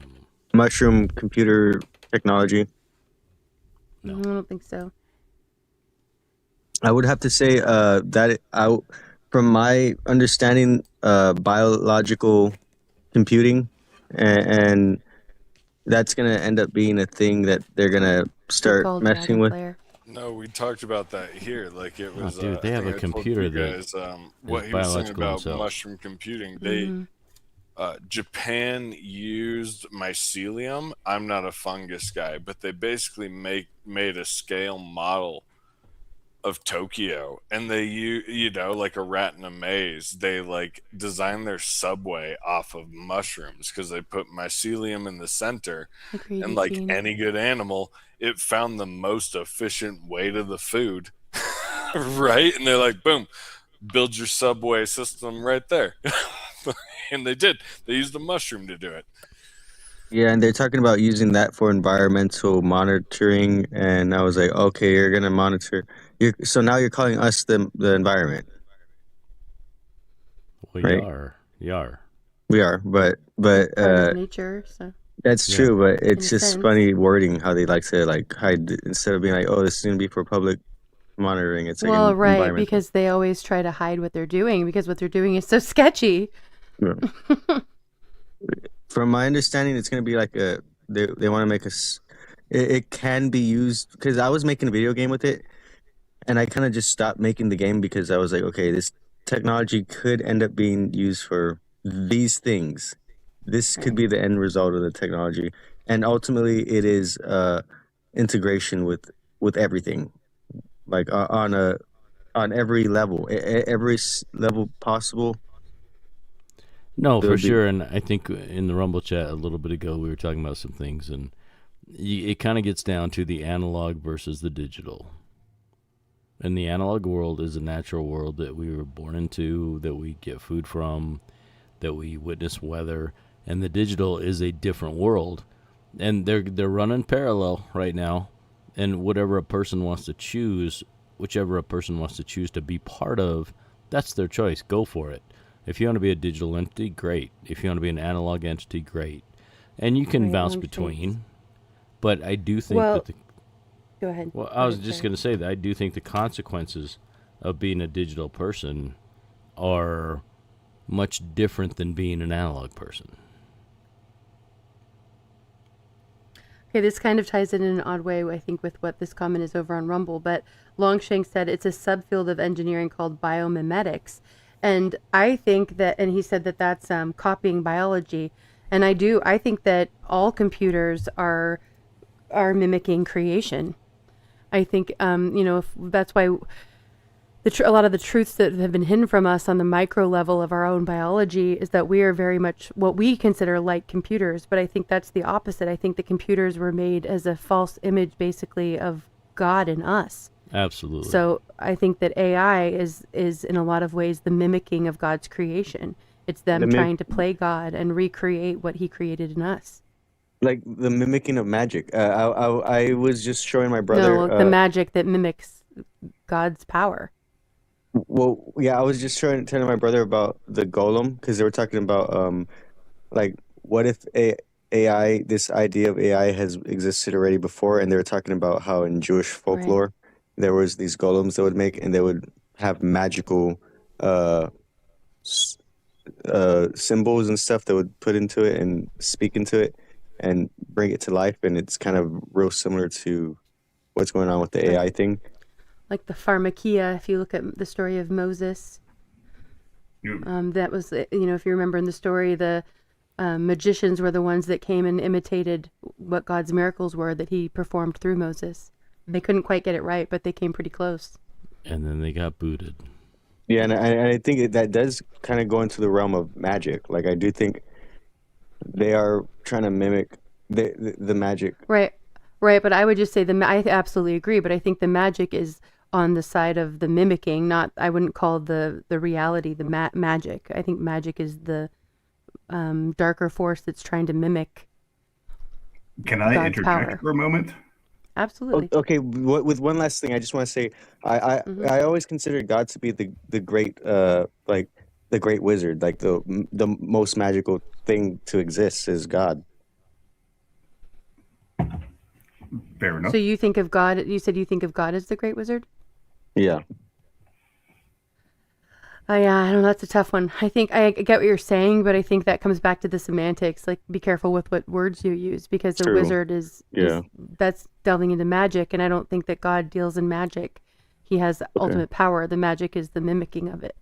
Okay, I'm definitely gonna take that into consideration. I never thought that, but that's I'm gonna think about that But I one. also Okay. think there's something, that said, I think there's something to the intent. Maybe it doesn't really matter as long as your intentions are pure in what you're thinking is about it. That can be your own way of thinking about it. But That's then it true gets as well, into the but power ultimately of the truth language. matters. Like intentions is a thing, but what is true and how what you say affects other people subconsciously, that does matter. But the meaning also, I agree. Much love, ODB. It's ultimately what you're trying to say, but what you say does affect people differently, regardless of Right. how you're intending to say it, right? So Right. Yes, and that comes back to too. There is absolute truth. You can't even say that there is no absolute truth, because that statement in and of itself is an absolute truth. So, yeah, I think I agree with what you're saying too. Okay, well, okay, other guy, Mike what and were you Don, saying? I'm much sorry, I love cut to him off. you. Deal. Oh no, yeah. Sorry, I kind of like forgot what I was going to say. I was going to say that like, It you know, happens. I think that there's a certain element to this that I think, you know, we could relate back to the golem, if you guys know what the golem is. I think it was like, you know, like a 16th century creation of like some like Czechoslovakian rabbi. It's like a Frankenstein. Yeah, but just like basically like using like his own like Kabbalicism in like the 16th century, there was a creation of an entire a human that was made out of like, you know, like mud or clay, except it wasn't a human. It was just like a creation of mud and clay that would completely obey the rabbinic master or the Talmudic master who made it. And they would have like this thing that they like carved onto their forehead called a shem. I don't know if I'm pronouncing that because like I don't know my Hebrew that well, but it was like a shem Appreciate or that, Mike shem, and Don. you know. But basically, like it was kind of robotic in nature, where you know you could create this human out of mud and dirt and water, and it would continue to do your task until you said it wouldn't, and it would only do the task that you put on its forehead with the correct rabbinic words. Right.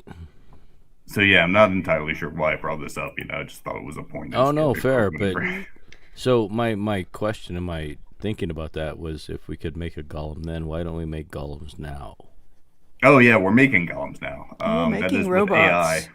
No, not robots. I'm talking about a clay man that I can write a rabbinic script and put it in its mouth, and it will do what I say. Why wouldn't they do that now?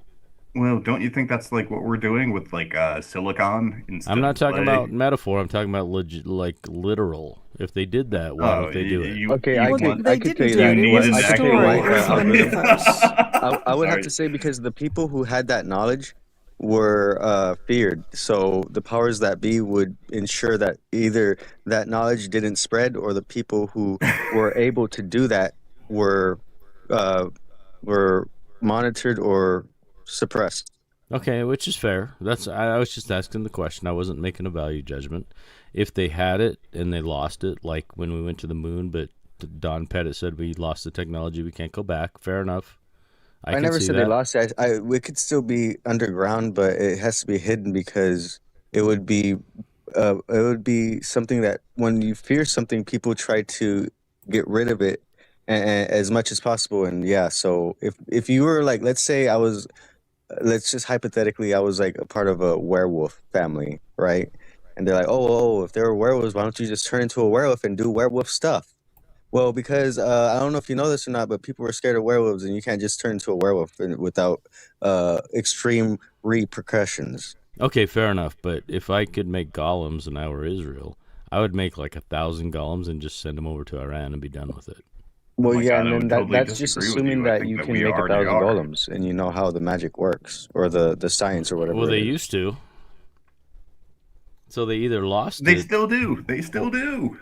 Metaphorically, No, that was a metaphorically they story. do. They Metaphorically did not they do. actually literally do that. That's So you don't story. believe? So you don't believe golems are real? I do not believe medieval golems are real. I believe Okay. it's a story. Some people believe they're real. I mean, it could be a Okay. parallel for useful idiots. Yeah, definitely. Oh man, I don't want to interject too hard, but I want to interject really hard. Do it, Theo. Dude, golems are absolutely real. It's like, it's a metaphor. It's a complete metaphor for a type of sorcery that you can do when you repeat a word over and over as much as you possibly can in a certain way. That is a type of sorcery. That is a type of absolutely, completely Spellcasting. Yeah, exactly, spellcasting. So like, it's just like, if you say something is safe and effective over and over again, it doesn't matter if it's safe and effective, you just say it over and over again. If you say that a regime is dangerous and will kill us, over and over again, people will believe that. You keep on saying the same words over and over again. It's a way of carving that shem into the golem's head, and the golem will believe you, and the golem will keep on doing whatever you want it to. It's a metaphor for like just like how the world works. Like if you repeat a lie over and over again, everyone will believe you, and I think that's kind So of are those the evident. NPCs in a way? I mean, do we Yeah, think that's that what I they? Yeah. Well, I mean, like, yeah, it's but like definitely a it's source you of and me, literature. like we're all NPCs in a way. That's what I was saying. Also, like, Right. if you want to go based off of the biblical okay. scriptures, I mean, it did say That's what I was God just gonna bring created it us out of dust, right? And out of the mud of the dust of the ground, breathe breath. Okay, I can of see life. some parallels there, but I also think that that is what they want us to think. That's what my brother was You saying. know, the fallen angels were Exactly. They were jealous of us. You know what I mean? We have way more power than they Yep. want us to believe. Right. And so I think that that's kind of the propaganda of the story. You know? But at the same point in time, like, have Definitely. you noticed how few people are capable of thinking for themselves in times when they are propagandized or what seems like obvious propaganda to you I or mean, me? I think part of that I think part of that has to do with a couple of things. I think a spiritual veil. I think there's something to do with timing, the God's timing with each person individually. I think that ties in with cognitive dissonance and a refusal in some cases, whether it's subconscious or conscious, to not accept reality and to want to stay in what they see as a comfortable bubble, and I think that it also like ties in kind of with how do I say this? Like I think that there's different ways that people process things, and it has to do with timing, where they have literal scales that are still on their eyes, So I think that there's a lot to it, and timing is different for each person. So I don't think that it's necessarily that it's because they're the golem. I think it's that they are still divinely created. They just might not be at their full potential yet. There's No, different I think seasons. Like there's a saying, the right thing at the wrong time is the wrong thing, right? That could apply to the truth. You Right. could use the truth the wrong way. I was trying to tell my brother, like, just because you're saying the truth doesn't mean you're correct, doesn't mean you're right, because you could use the truth the wrong way you could put the truth in the wrong context, and you're over here saying it's true, it's true, it's true. Well, not in this context. Literally, you're saying the truth, but it's in the wrong context. I think that's And Yeah, fine for context most definitely people who are matters. like, or sorry, go ahead. Context definitely matters, and that's one of those things where a common manipulation tactic of people is to take something that where it might be true, they apply it out of context to a situation to fit whatever narrative they're looking for. Also, the way that something is packaged, so to speak. You see that with statistics. Whenever statistics are being reported on something, you could say there was a 400% increase in some event happening, Right. and that 400% increase might have been from one instance to 4. Right. Yes, exactly. Yeah, that's a really good point, because that's how they kind of twist statistics in a lot of ways. And we've seen that in 2020, in 2021, in a lot of ways, that they make it seem like things are different than they were. I did. Yeah, you see that a lot back in then. the anti-Second Amendment argument as well. Mm-hmm. No, just like during like 2000 or late 2021, I do remember people telling me that the vaccine was 95% effective. And I was just like, what the fuck does that mean? 95% effective. Does that mean I'm not going to get it 95% of the time? Does that mean it's more effective? Like, I don't know. It made no No, I sense. actually had a video about this, but it wasn't because it was 95% effective at all in the way that most people thought of it. Again, it was a trickery of the numbers. Yeah, it was like a form of sorcery. It was like, it was 95% relative efficacy rather than 95% absolute efficacy. Right. It's just like a trick of the words.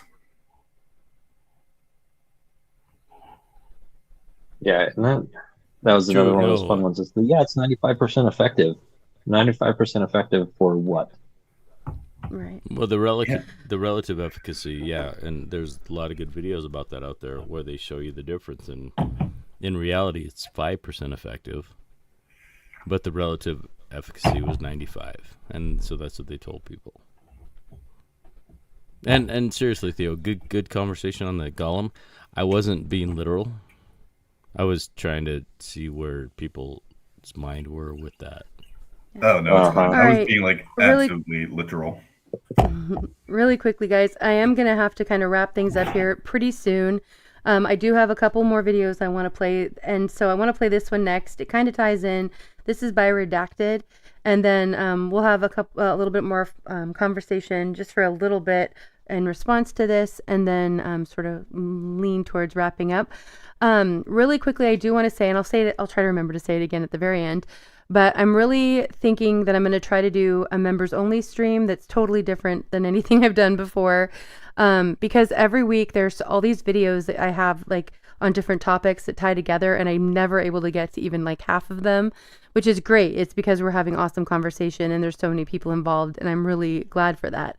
But so I'm thinking of doing a members only stream where it's a silent stream and I'm just playing through these videos and we're all in the chat. I'll be in the chat with you guys, or where it's open panel and whoever wants to pop up can pop up. The reason that I would think of doing it as a silent stream is because it's really difficult for me to find time without my children around, and they're noisy. We're in a small space.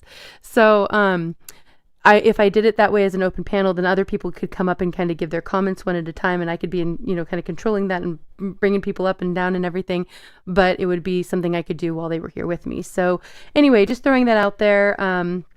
Maybe I'll put a post up on maybe I'll try to do a poll. I've never done the polls. I can only do them live, but see if that's something you guys would be interested in, like that kind of silent stream for members only. And let me know what you guys think. All right, I'm going to go ahead. Well, I got Algo's vote. I'm going to go ahead and put in this redacted video, and we're not done yet, but we're getting close. And we'll also be backstage after tonight hanging out if anybody wants to stay up on panel. And at the end, I'll let you know when you can join if you don't want to be brought up on the live while we're still live, but you can join at the end and we'll hang out backstage for a bit.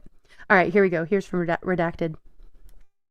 Holy smokes. Congressman Massey just went scorched earth on the floor of the House of Representatives, furious at the Department of Justice for their collusion in hiding the names of the co-conspirators and those people that need to be investigated. And he said, I'm going to name names. This is unbelievable. Let's watch.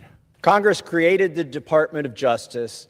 Congress funds the Department of Justice. and Congress is responsible for the oversight of the Department of Justice. When will we see justice? I'll tell you what I've not seen. I've not seen any arrests from the revelations in the Epstein files, over 3 million documents describing horrible things, describing unspeakable things. Much of it redacted. Oh, I'm sorry, Congressman, but maybe you haven't heard of the arrests in Norway. I'm sorry, Congressman. Maybe haven't you heard about the arrests and then release in the UK? Isn't Norway good enough for you? I know you're an American, but you. Oh, I see. You want Americans to be arrested. You want the pedophile network of billionaires, sick pieces of garbage, to be arrested in the United States for torturing and killing young children. Oh, you want that to happen in the United States. I see. I just want to be clear. Over 24 people have resigned, CEOs, members of government worldwide. But I haven't seen any arrests or investigations here in the United States from this Department of Justice. Prince Andrew, Duke of York, who has since been stripped of his royal titles due to his affiliation with Jeffrey Epstein, has been arrested. Peter Mandelson, who previously served as UK's ambassador to the United States, resigned in disgrace from United Kingdom's House of Lords and the Labour Party, and he's been arrested. Former Prime Minister of Norway, Torbjorn Jagland, has been charged. But we don't see any charges, arrests, or investigations in the United States. What do we see? We see our FBI director celebrating in the locker room at the Olympics overseas. It's fine to be proud of this country. But that was important work, Congressman. It was important work. He had to go to Italy and pretend that he's doing the FBI's work. Yeah, no arrests in the United States. Vital work to the United States of America. Make sure you go to the Olympic hockey game. we should be proud of By the way, to the charge of looks like it's upwards of hundreds of thousands of dollars to the United States taxpayer to go to that game. this country because we have a system of justice that works. And yet we do not. Who are the men that should be investigated? I'll name them right here. Leon Black. Whoa. You don't even have to see past the redactions to see that this man needs to be investigated. Jess Staley, accused of terrible things. It's right there in the files. Why is he not being investigated? And Leslie Wexner. Why did the FBI list him as a co-conspirator in their own documents in a child sex trafficking case and then tell him, according to him, that they had no questions for him? Why is that? So we did an entire deep dive with Whitney Webb the other day here on the channel, all about Les Wexner and his deep ties to Jeffrey Epstein, of course, handing over his entire empire to Jeffrey Epstein for his control, power of attorney, his entire multi-billion-dollar network. Of course, the head of Abercrombie and Fitch and Victoria's Secret, and the list goes on and on and on. And is playing this sort of dumb billionaire role. Yet he was a financier and listed as a co-conspirator that, of course, Thomas Massie had to go to the Department of Justice and ask for that name to be redacted as a co-conspirator. Why was he blocked? Why was he blocked? Why was he being protected by Pam Bondi's Department of Justice? Of course, if you ask questions, Dan Bongino doesn't want you to ask questions at all about this. So we should just protect all of these pedophiles, I guess, at the heart of it. That's what's happening. Well, the Epstein Files Transparency Act requires the DOJ and the FBI to disclose to us their internal memos and emails about how they made those decisions, whether to prosecute or not prosecute. Yet they have not delivered those memos.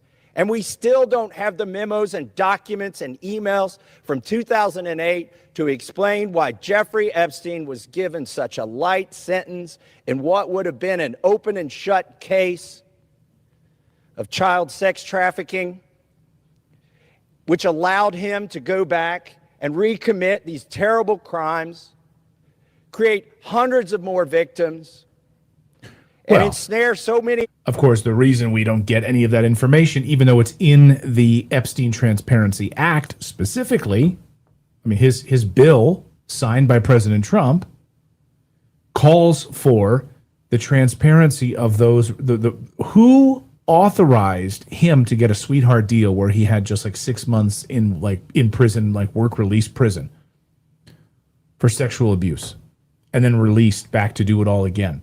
And the moment he gets out, he starts building tunnels at little Jeffrey Epstein Island. Who authorized that? That's supposed to be a part of this.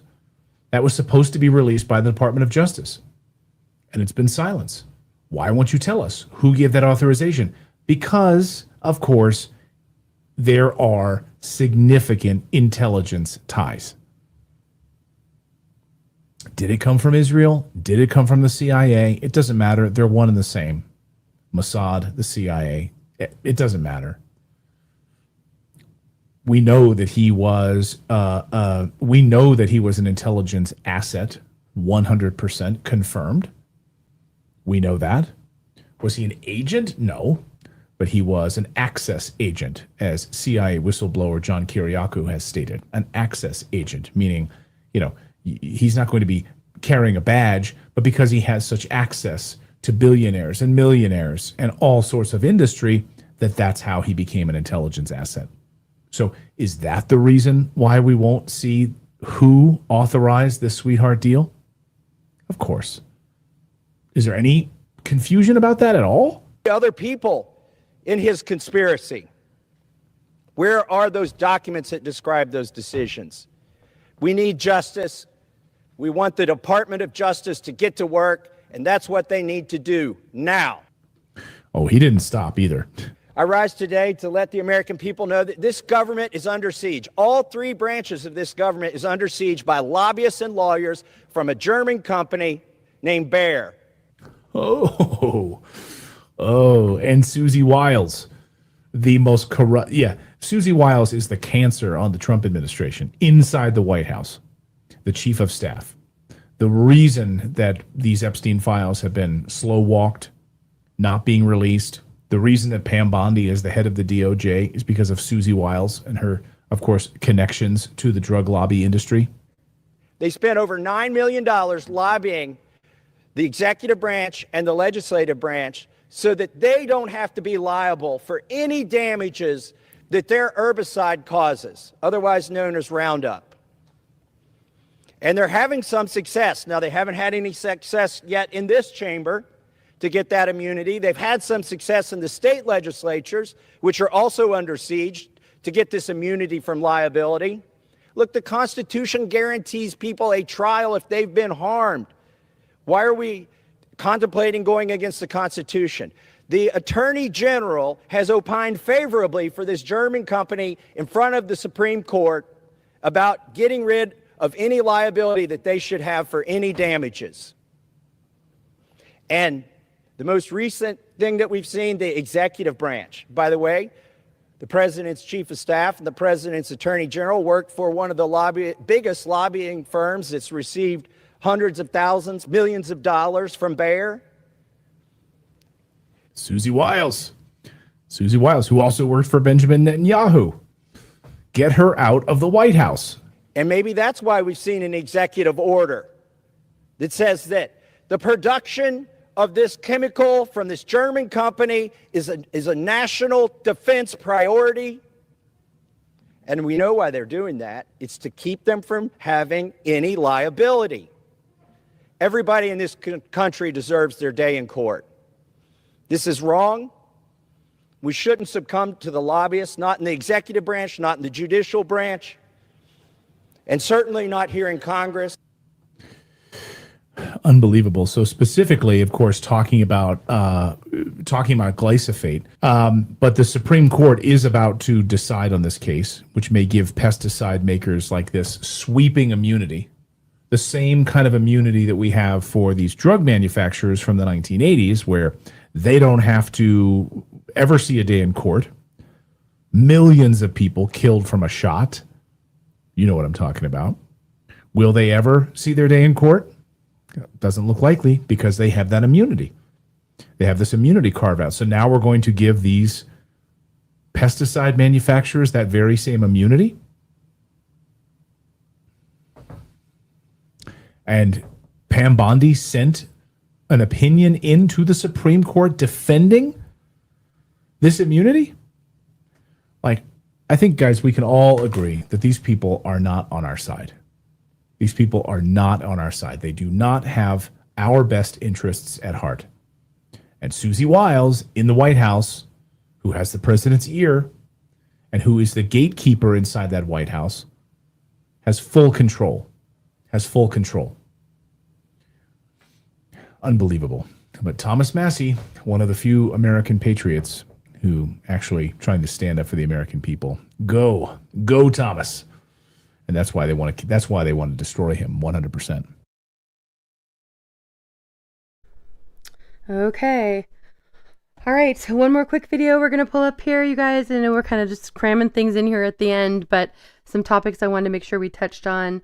And this all kind of happened right before I streamed tonight, but I don't know if any of you had a chance to see it yet, but Hillary Clinton, the video of her speaking, it was supposed to be like not live, right? I thought they weren't going to release it at all. But that came out. And so this is Memology. A lot of you probably know this channel, and it's just sort of a quick overview of some of the highlights, if you will, of what she was sharing.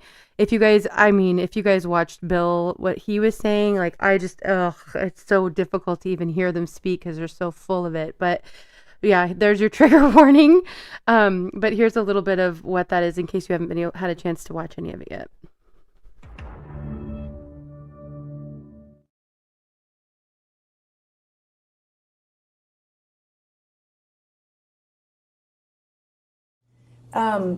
When you saw photos of your husband in a hot tub laying on a beach and getting massaged by other women, and you knew that Jeffrey Epstein was involved in some of these trips and these things, did it concern you at all? I'm here not to offer my opinions. I'm here to answer specific questions to the best of my ability. When you saw your husband in these photos with a young woman being massaged, what went through your mind? I am not going to speculate. You didn't have any feelings about young women massaging your husband? I am not going to offer opinions or speculation about anything that I have no context for and was not there. In past public statements, as in 2017 speeches and interviews, you described Pizzagate as a baseless conspiracy theory, alleging you and others ran a child sex trafficking ring from a Washington pizzeria basement. Have you reviewed any 2025-2026 Epstein files that were released that you believe reference or relate to those specific 2016 claims regarding the Podesta emails, Comet Ping Pong Pizza used as code possibly? I'm sorry, you're asking her about whether she's reviewed emails in the Epstein files which relate to the wacky Pizzagate scam. You could characterize it however you want. I just would like to know if she's familiar with any of them. So She's excuse me, commenting. your question is about whether or not she has reviewed any emails in the Epstein release files about Pizzagate. Correct. Pizzagate was totally made up. It was an outrageous allegation that ended up hurting a number of people, that caused a deranged young man to show up with his assault rifle and shoot up a local pizzeria. I can't believe you're even referencing it. You should be. There are connections to the language. Well, the QAnon people believe there are. So I don't know what QAnon have at people it. believe. Have at it. But you've accused certain parties, and I think even right now today, of promoting slow walking or information in ways that fuels conspiracies. In your view, did any Epstein Maxwell related investigations or file handling pre or post 2019 contribute to or intersect with the spread of Pizzagate style theories about Democrat figures? Objection. I have no way of answering. That is the most speculation. Ridiculously. Have you or your representatives identified any Epstein file content that has been misinterpreted online to revive those claims? And what steps, if any, have you taken to clarify? Again, object on the ground of I think that this is all very reasonable. Well, first of all, I don't follow the crazy conspiracy stories that are online. I regret that anybody does. I find it quite sad, but also disturbing that people would believe some of what is put forth, like Pizzagate. So I have taken no steps to review anything that might have any connection to something which I think is totally bogus.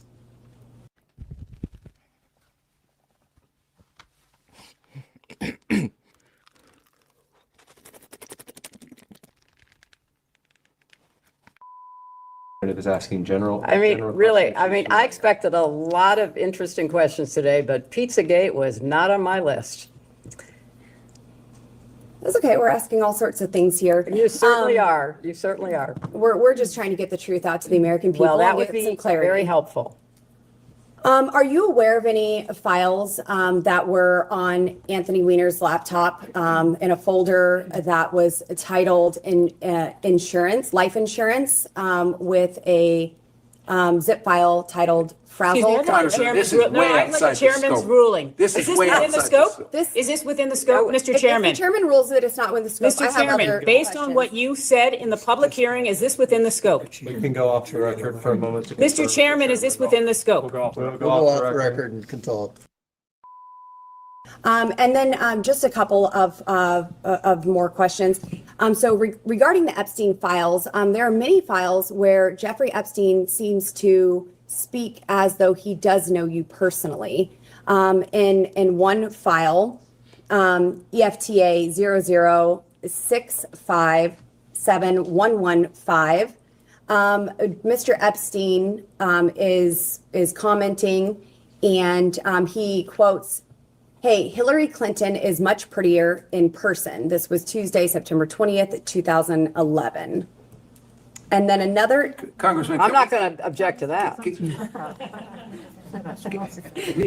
Congressman, can we see the documents, because we don't think the we will get that document printed. says it. We don't think the document says it. Not that you're not pretty. I've got to say that. Jeffrey Epstein has I'll take it if I can also get it. commented that... All right. Excuse me, can I interrupt? I have There are another... photos that are being released of the secretary as she is testifying from inside this room. Can you please advise me as to whether or not that's permissible and consistent with the rules, particularly given that we have asked for a public hearing? If there are photos that are being released of the secretary as she is testifying, can you please explain how that I'm done can with occur? this. If you guys are doing that, I am done. You can hold me in contempt from now until the cows come home. This is just typical behavior. We will go off the record. Oh, for heaven's So sake. I would like to understand how that's permissible. Before the hearing was... It doesn't Excuse matter. me. We all are abiding by the same rules. I will take that down. Yeah, So I well, would like to take a break at this moment. yeah, and I'd like to have I'm a done conversation. for now.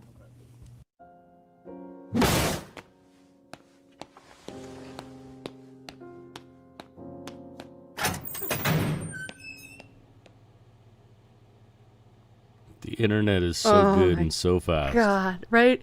I laugh through that, but it's like so disgusting and infuriating at the same time that I think that's just like my reaction of like, you know. It's But that it is, never- it's yeah, such a show. There's no real accountability.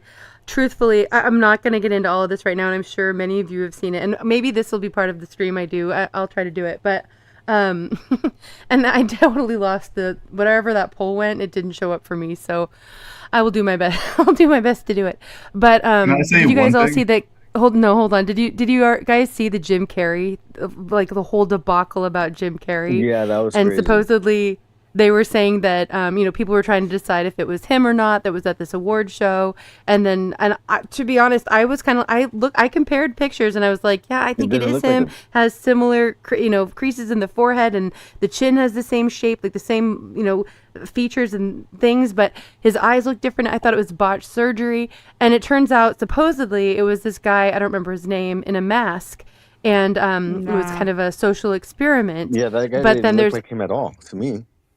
well, I thought it looked like him, but like after a horrible surgery, because they all look like blow up dolls now and horrible anyway. But if they have the surgeries, with like all the fillers in their cheeks and everything. Yeah, they have But those now all there's kind a of lot of people. procedures. that are saying, right now they're saying that there are like all these people out there that don't believe that it was really this guy in the mask, that's the cover up because they caught the fact that they were trying to portray Jim Carrey as somebody else. And if you look at the before and after, or like the picture of the actual Jim Carrey next to the picture of this supposed impersonator of Jim Carrey in a mask, and then look at Hillary Clinton's eyes in that video, I'm not convinced that that's not a mask too. And I know some people were saying that in the comments. I don't know. We live in some very weird times. Very weird times, my friends. I thought we determined that Hillary was actually a robot during the 2016 election campaign. Some people think that she's been off. Some people believe that Hillary isn't even around anymore and that it's been a body double or an impersonator or whatever, or clone, or take your pick ever since. Salty Cracker started off his Jim Carrey video with footage of Biden and talking, and he had some really credible images of like a seam behind the head that really made it look like a mask. And then he also pointed out footage of this like amazingly tall Joe Biden. You know, it was footage of him. Good to see you, RDR. And he's like, 6'3" or something. Right. Yes. And these are all things that I have videos for that we never get to, you guys. All the fun rabbit hole crazy and I things. can actually buy that. You know what I mean? I think I can actually buy that he was being. But now that was just Jim Carrey with his. Right. He had some procedures done the way they do, and if you go out right after these procedures are done, you look like hell because a lot of them damage the layer under your skin in order to get it to hyper heal so that then you look younger. So he didn't look like Jim Carrey. He didn't sound like Jim Carrey. He didn't act like Jim Carrey. I thought it sounded a lot like him, but with like a higher tone in his voice. But think about how much he changes his voice all the time. Yeah. You know? Jim Carrey is an actor, and he's lately been saying, and I kind of appreciate that because it's really true, that the persona that he presents to the public isn't really who he is. And so maybe what he was showing, because he had his family there, he was receiving an award, maybe that's who he is. Right, Jason? And we just don't recognize him because we don't see it very often. Or it was a guy in a mask. I don't Or it was.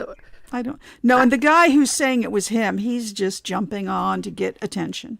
Because that's what he does. Maybe, he does not. Cosplay and makeup. Maybe not. I will say, Pilgrim says, no way it was Jim. The eyes don't lie. Okay, but really quickly, and I do agree that there's a different coloring to his eyes. But to me, my initial thought when I saw it was that he'd had his lids lifted. And if anybody knows anyone, which my mom had this done, blepharoplasty. Upper blepharoplasty. Oh, thank you. I would never remembered it. But if the eyelids are droopy and they're kind of covering, they can actually, block part of your vision. And so if you have those lifted, and that's what it looked like to me, but I think that it probably more likely was a mask. I don't know. No, I just think it's all a cover up. It's just a procedure. Jim Carrey. I mean, there's the before and after photos of Renee Zellweger and Tom Cruise, where they both look so different. It just takes your breath away, and it's just procedures. Right. They're not even surgical. But Jim Carrey was the one who was like, too. Wasn't he like kind of a little anti? What was it? That's a good observation. Yeah, establishment a little bit. Like he was like, I don't care. He didn't even care about appearances at all. Like he never cared about what people thought about him. And he usually shows up at award shows and gives everybody a ration of shit. But he's getting an award at this one. But he was also in the Truman Show. Right. Anyway, okay, so this was a teaser now for whenever I do this silent stream, because I'm telling you, I've got all these great videos, and it'll be really funny, I think, to see what people have to say about all of this when we can pull up the videos and look at them. Also, this is a lot of what we do backstage, is kind of get into these topics and pull up these things and zoom in and check things out, go down some more of the rabbit holes that we don't have time for always here on the live stream. Okay. Yep. It is that time. I'm running later than normal even, but I do want to say thank you so much to everybody who's been here tonight for the music half and for the conversation. We did cover a lot and some things that I hadn't even planned for, which was great. I like when things come up kind of organically and, we kind of take things in different directions. I'm always here for that. And, I'm just really appreciative of each and every one of you who've been here on panel and in chat. If you missed the first half, go back and listen. There were a lot of really talented musicians up on panel for karaoke and for indie music as well. And we will be hanging out backstage for a little bit after. If anybody wants to click the link in a little bit that's pinned over on Rumble or on YouTube, you can come and join us. I won't pull anybody up on panel if you come back here right now. I'll just keep you down in the basement until we get offline. Okay, let's kind of go around the panel and do final thoughts. If there's like something that you didn't get a chance to say that you want to say, or just kind of a final thought about what we have talked about tonight. And I'll go ahead and start with you. Okay, so great job. Love your streams always. Thanks. Thanks. Don't believe anything. Don't believe if it's in MSM, it's probably not true. And as we try to navigate what we're going through, rely on your heart and your thought and that instinct thing that we all have, because we all have it, and we kind of know if something's bullshit or not. Be honest with yourself. Don't be hard on yourself, and just keep doing the best you can to love everybody else around you. Absolutely. Love that. Fantastic. Well said, Algo. Brand, do you have any final thoughts you want to say? I just want to say I love your new voice, Algo. Don't listen to the haters. Right? Right. Right on. Thank you. Well said, Brand. All right. Forge, what are your final thoughts here? I'm kind of drawing a blank right now, so I really don't have much to say. All right. I'm glad you got it all out while we were here. That's great. No problem. If you think of something when we come, but when we get around to the end, let me know. Theo, thank you so much for joining in for the first time. It was great to get to know you a little bit, get to hear your thoughts. Do you have a final thought for tonight? You guys are fucking sheeple, dude. You have to look at Hillary Clinton and Huma Abedin, dude. If you think about it, like Hillary Clinton, like her husband was a rapist, and then her best friend Huma Abedin, her fucking husband was also a rapist named Anthony Wexner. Weiner. Regardless, great show. Very Mhm. Wiener. Sorry, yeah. Yes. Regardless, thank you very much for having me on. I appreciate it very much. Yeah, glad you're here. Hope you'll join us again sometime. Thanks, Sandy. Tiger, closing thoughts?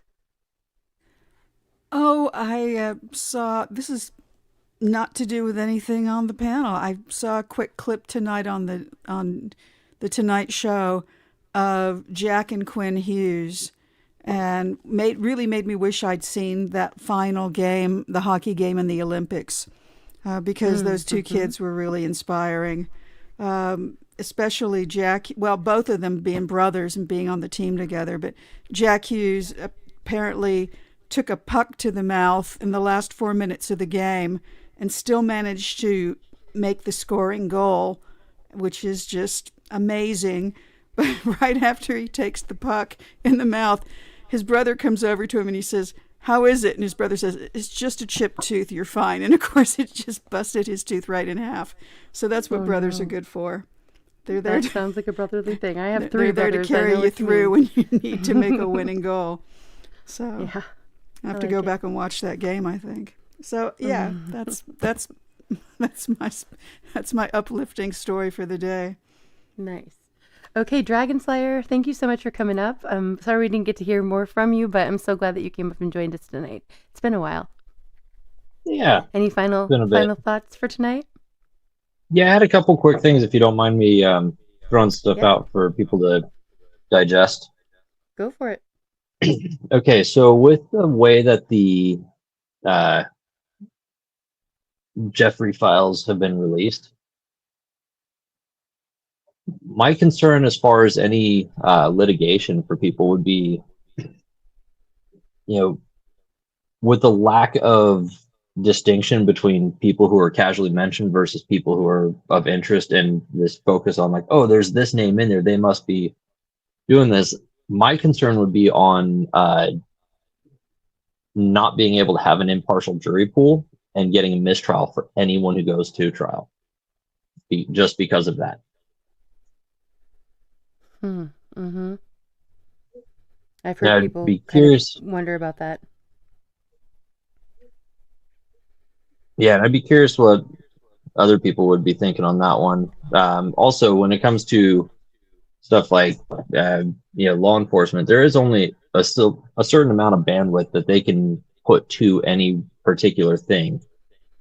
So I think there's a question that needs to be asked of the American people as far as what their priority is for how they want those resources allocated. It's like, okay, do you want people going after the Jeff List stuff? Do you want people going after organized crime? Do you want people going after violent crime? Because again, there's only so many resources to go around.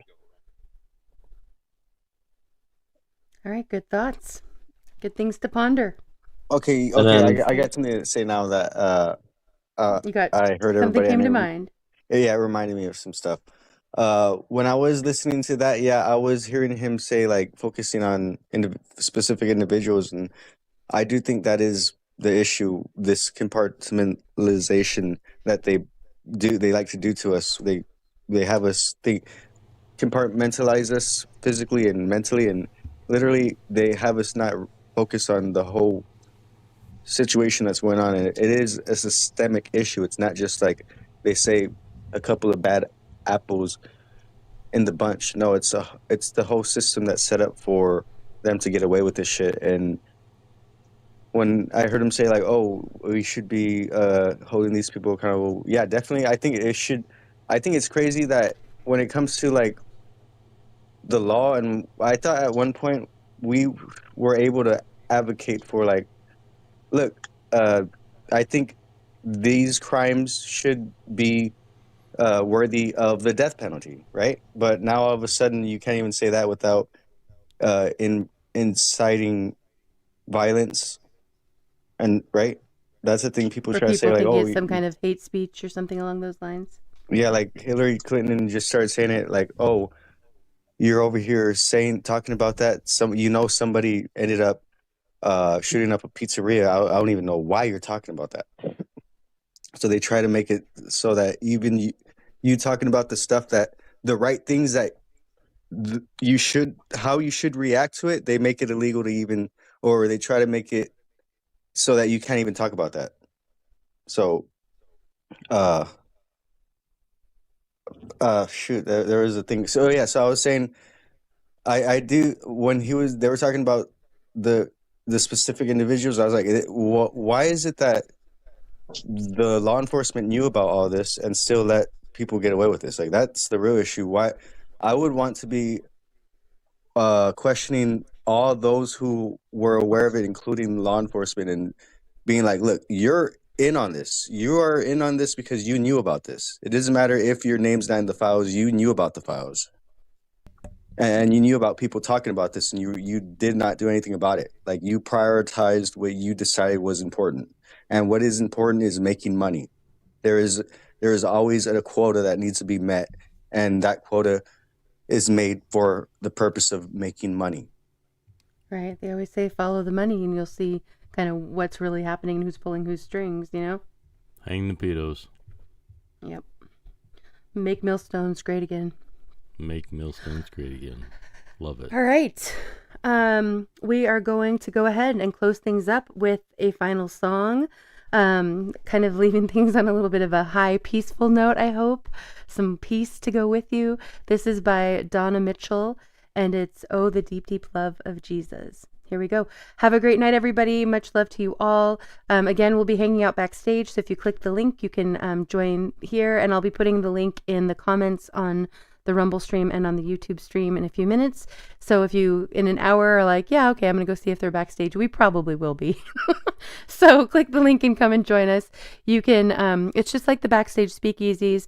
It won't be live on YouTube, and we're just back there hanging out and talking. You can have your camera on, you can have your camera off, you can stay muted and just chat backstage. It's totally laid back. So come and join us if you want to. All right, here we go.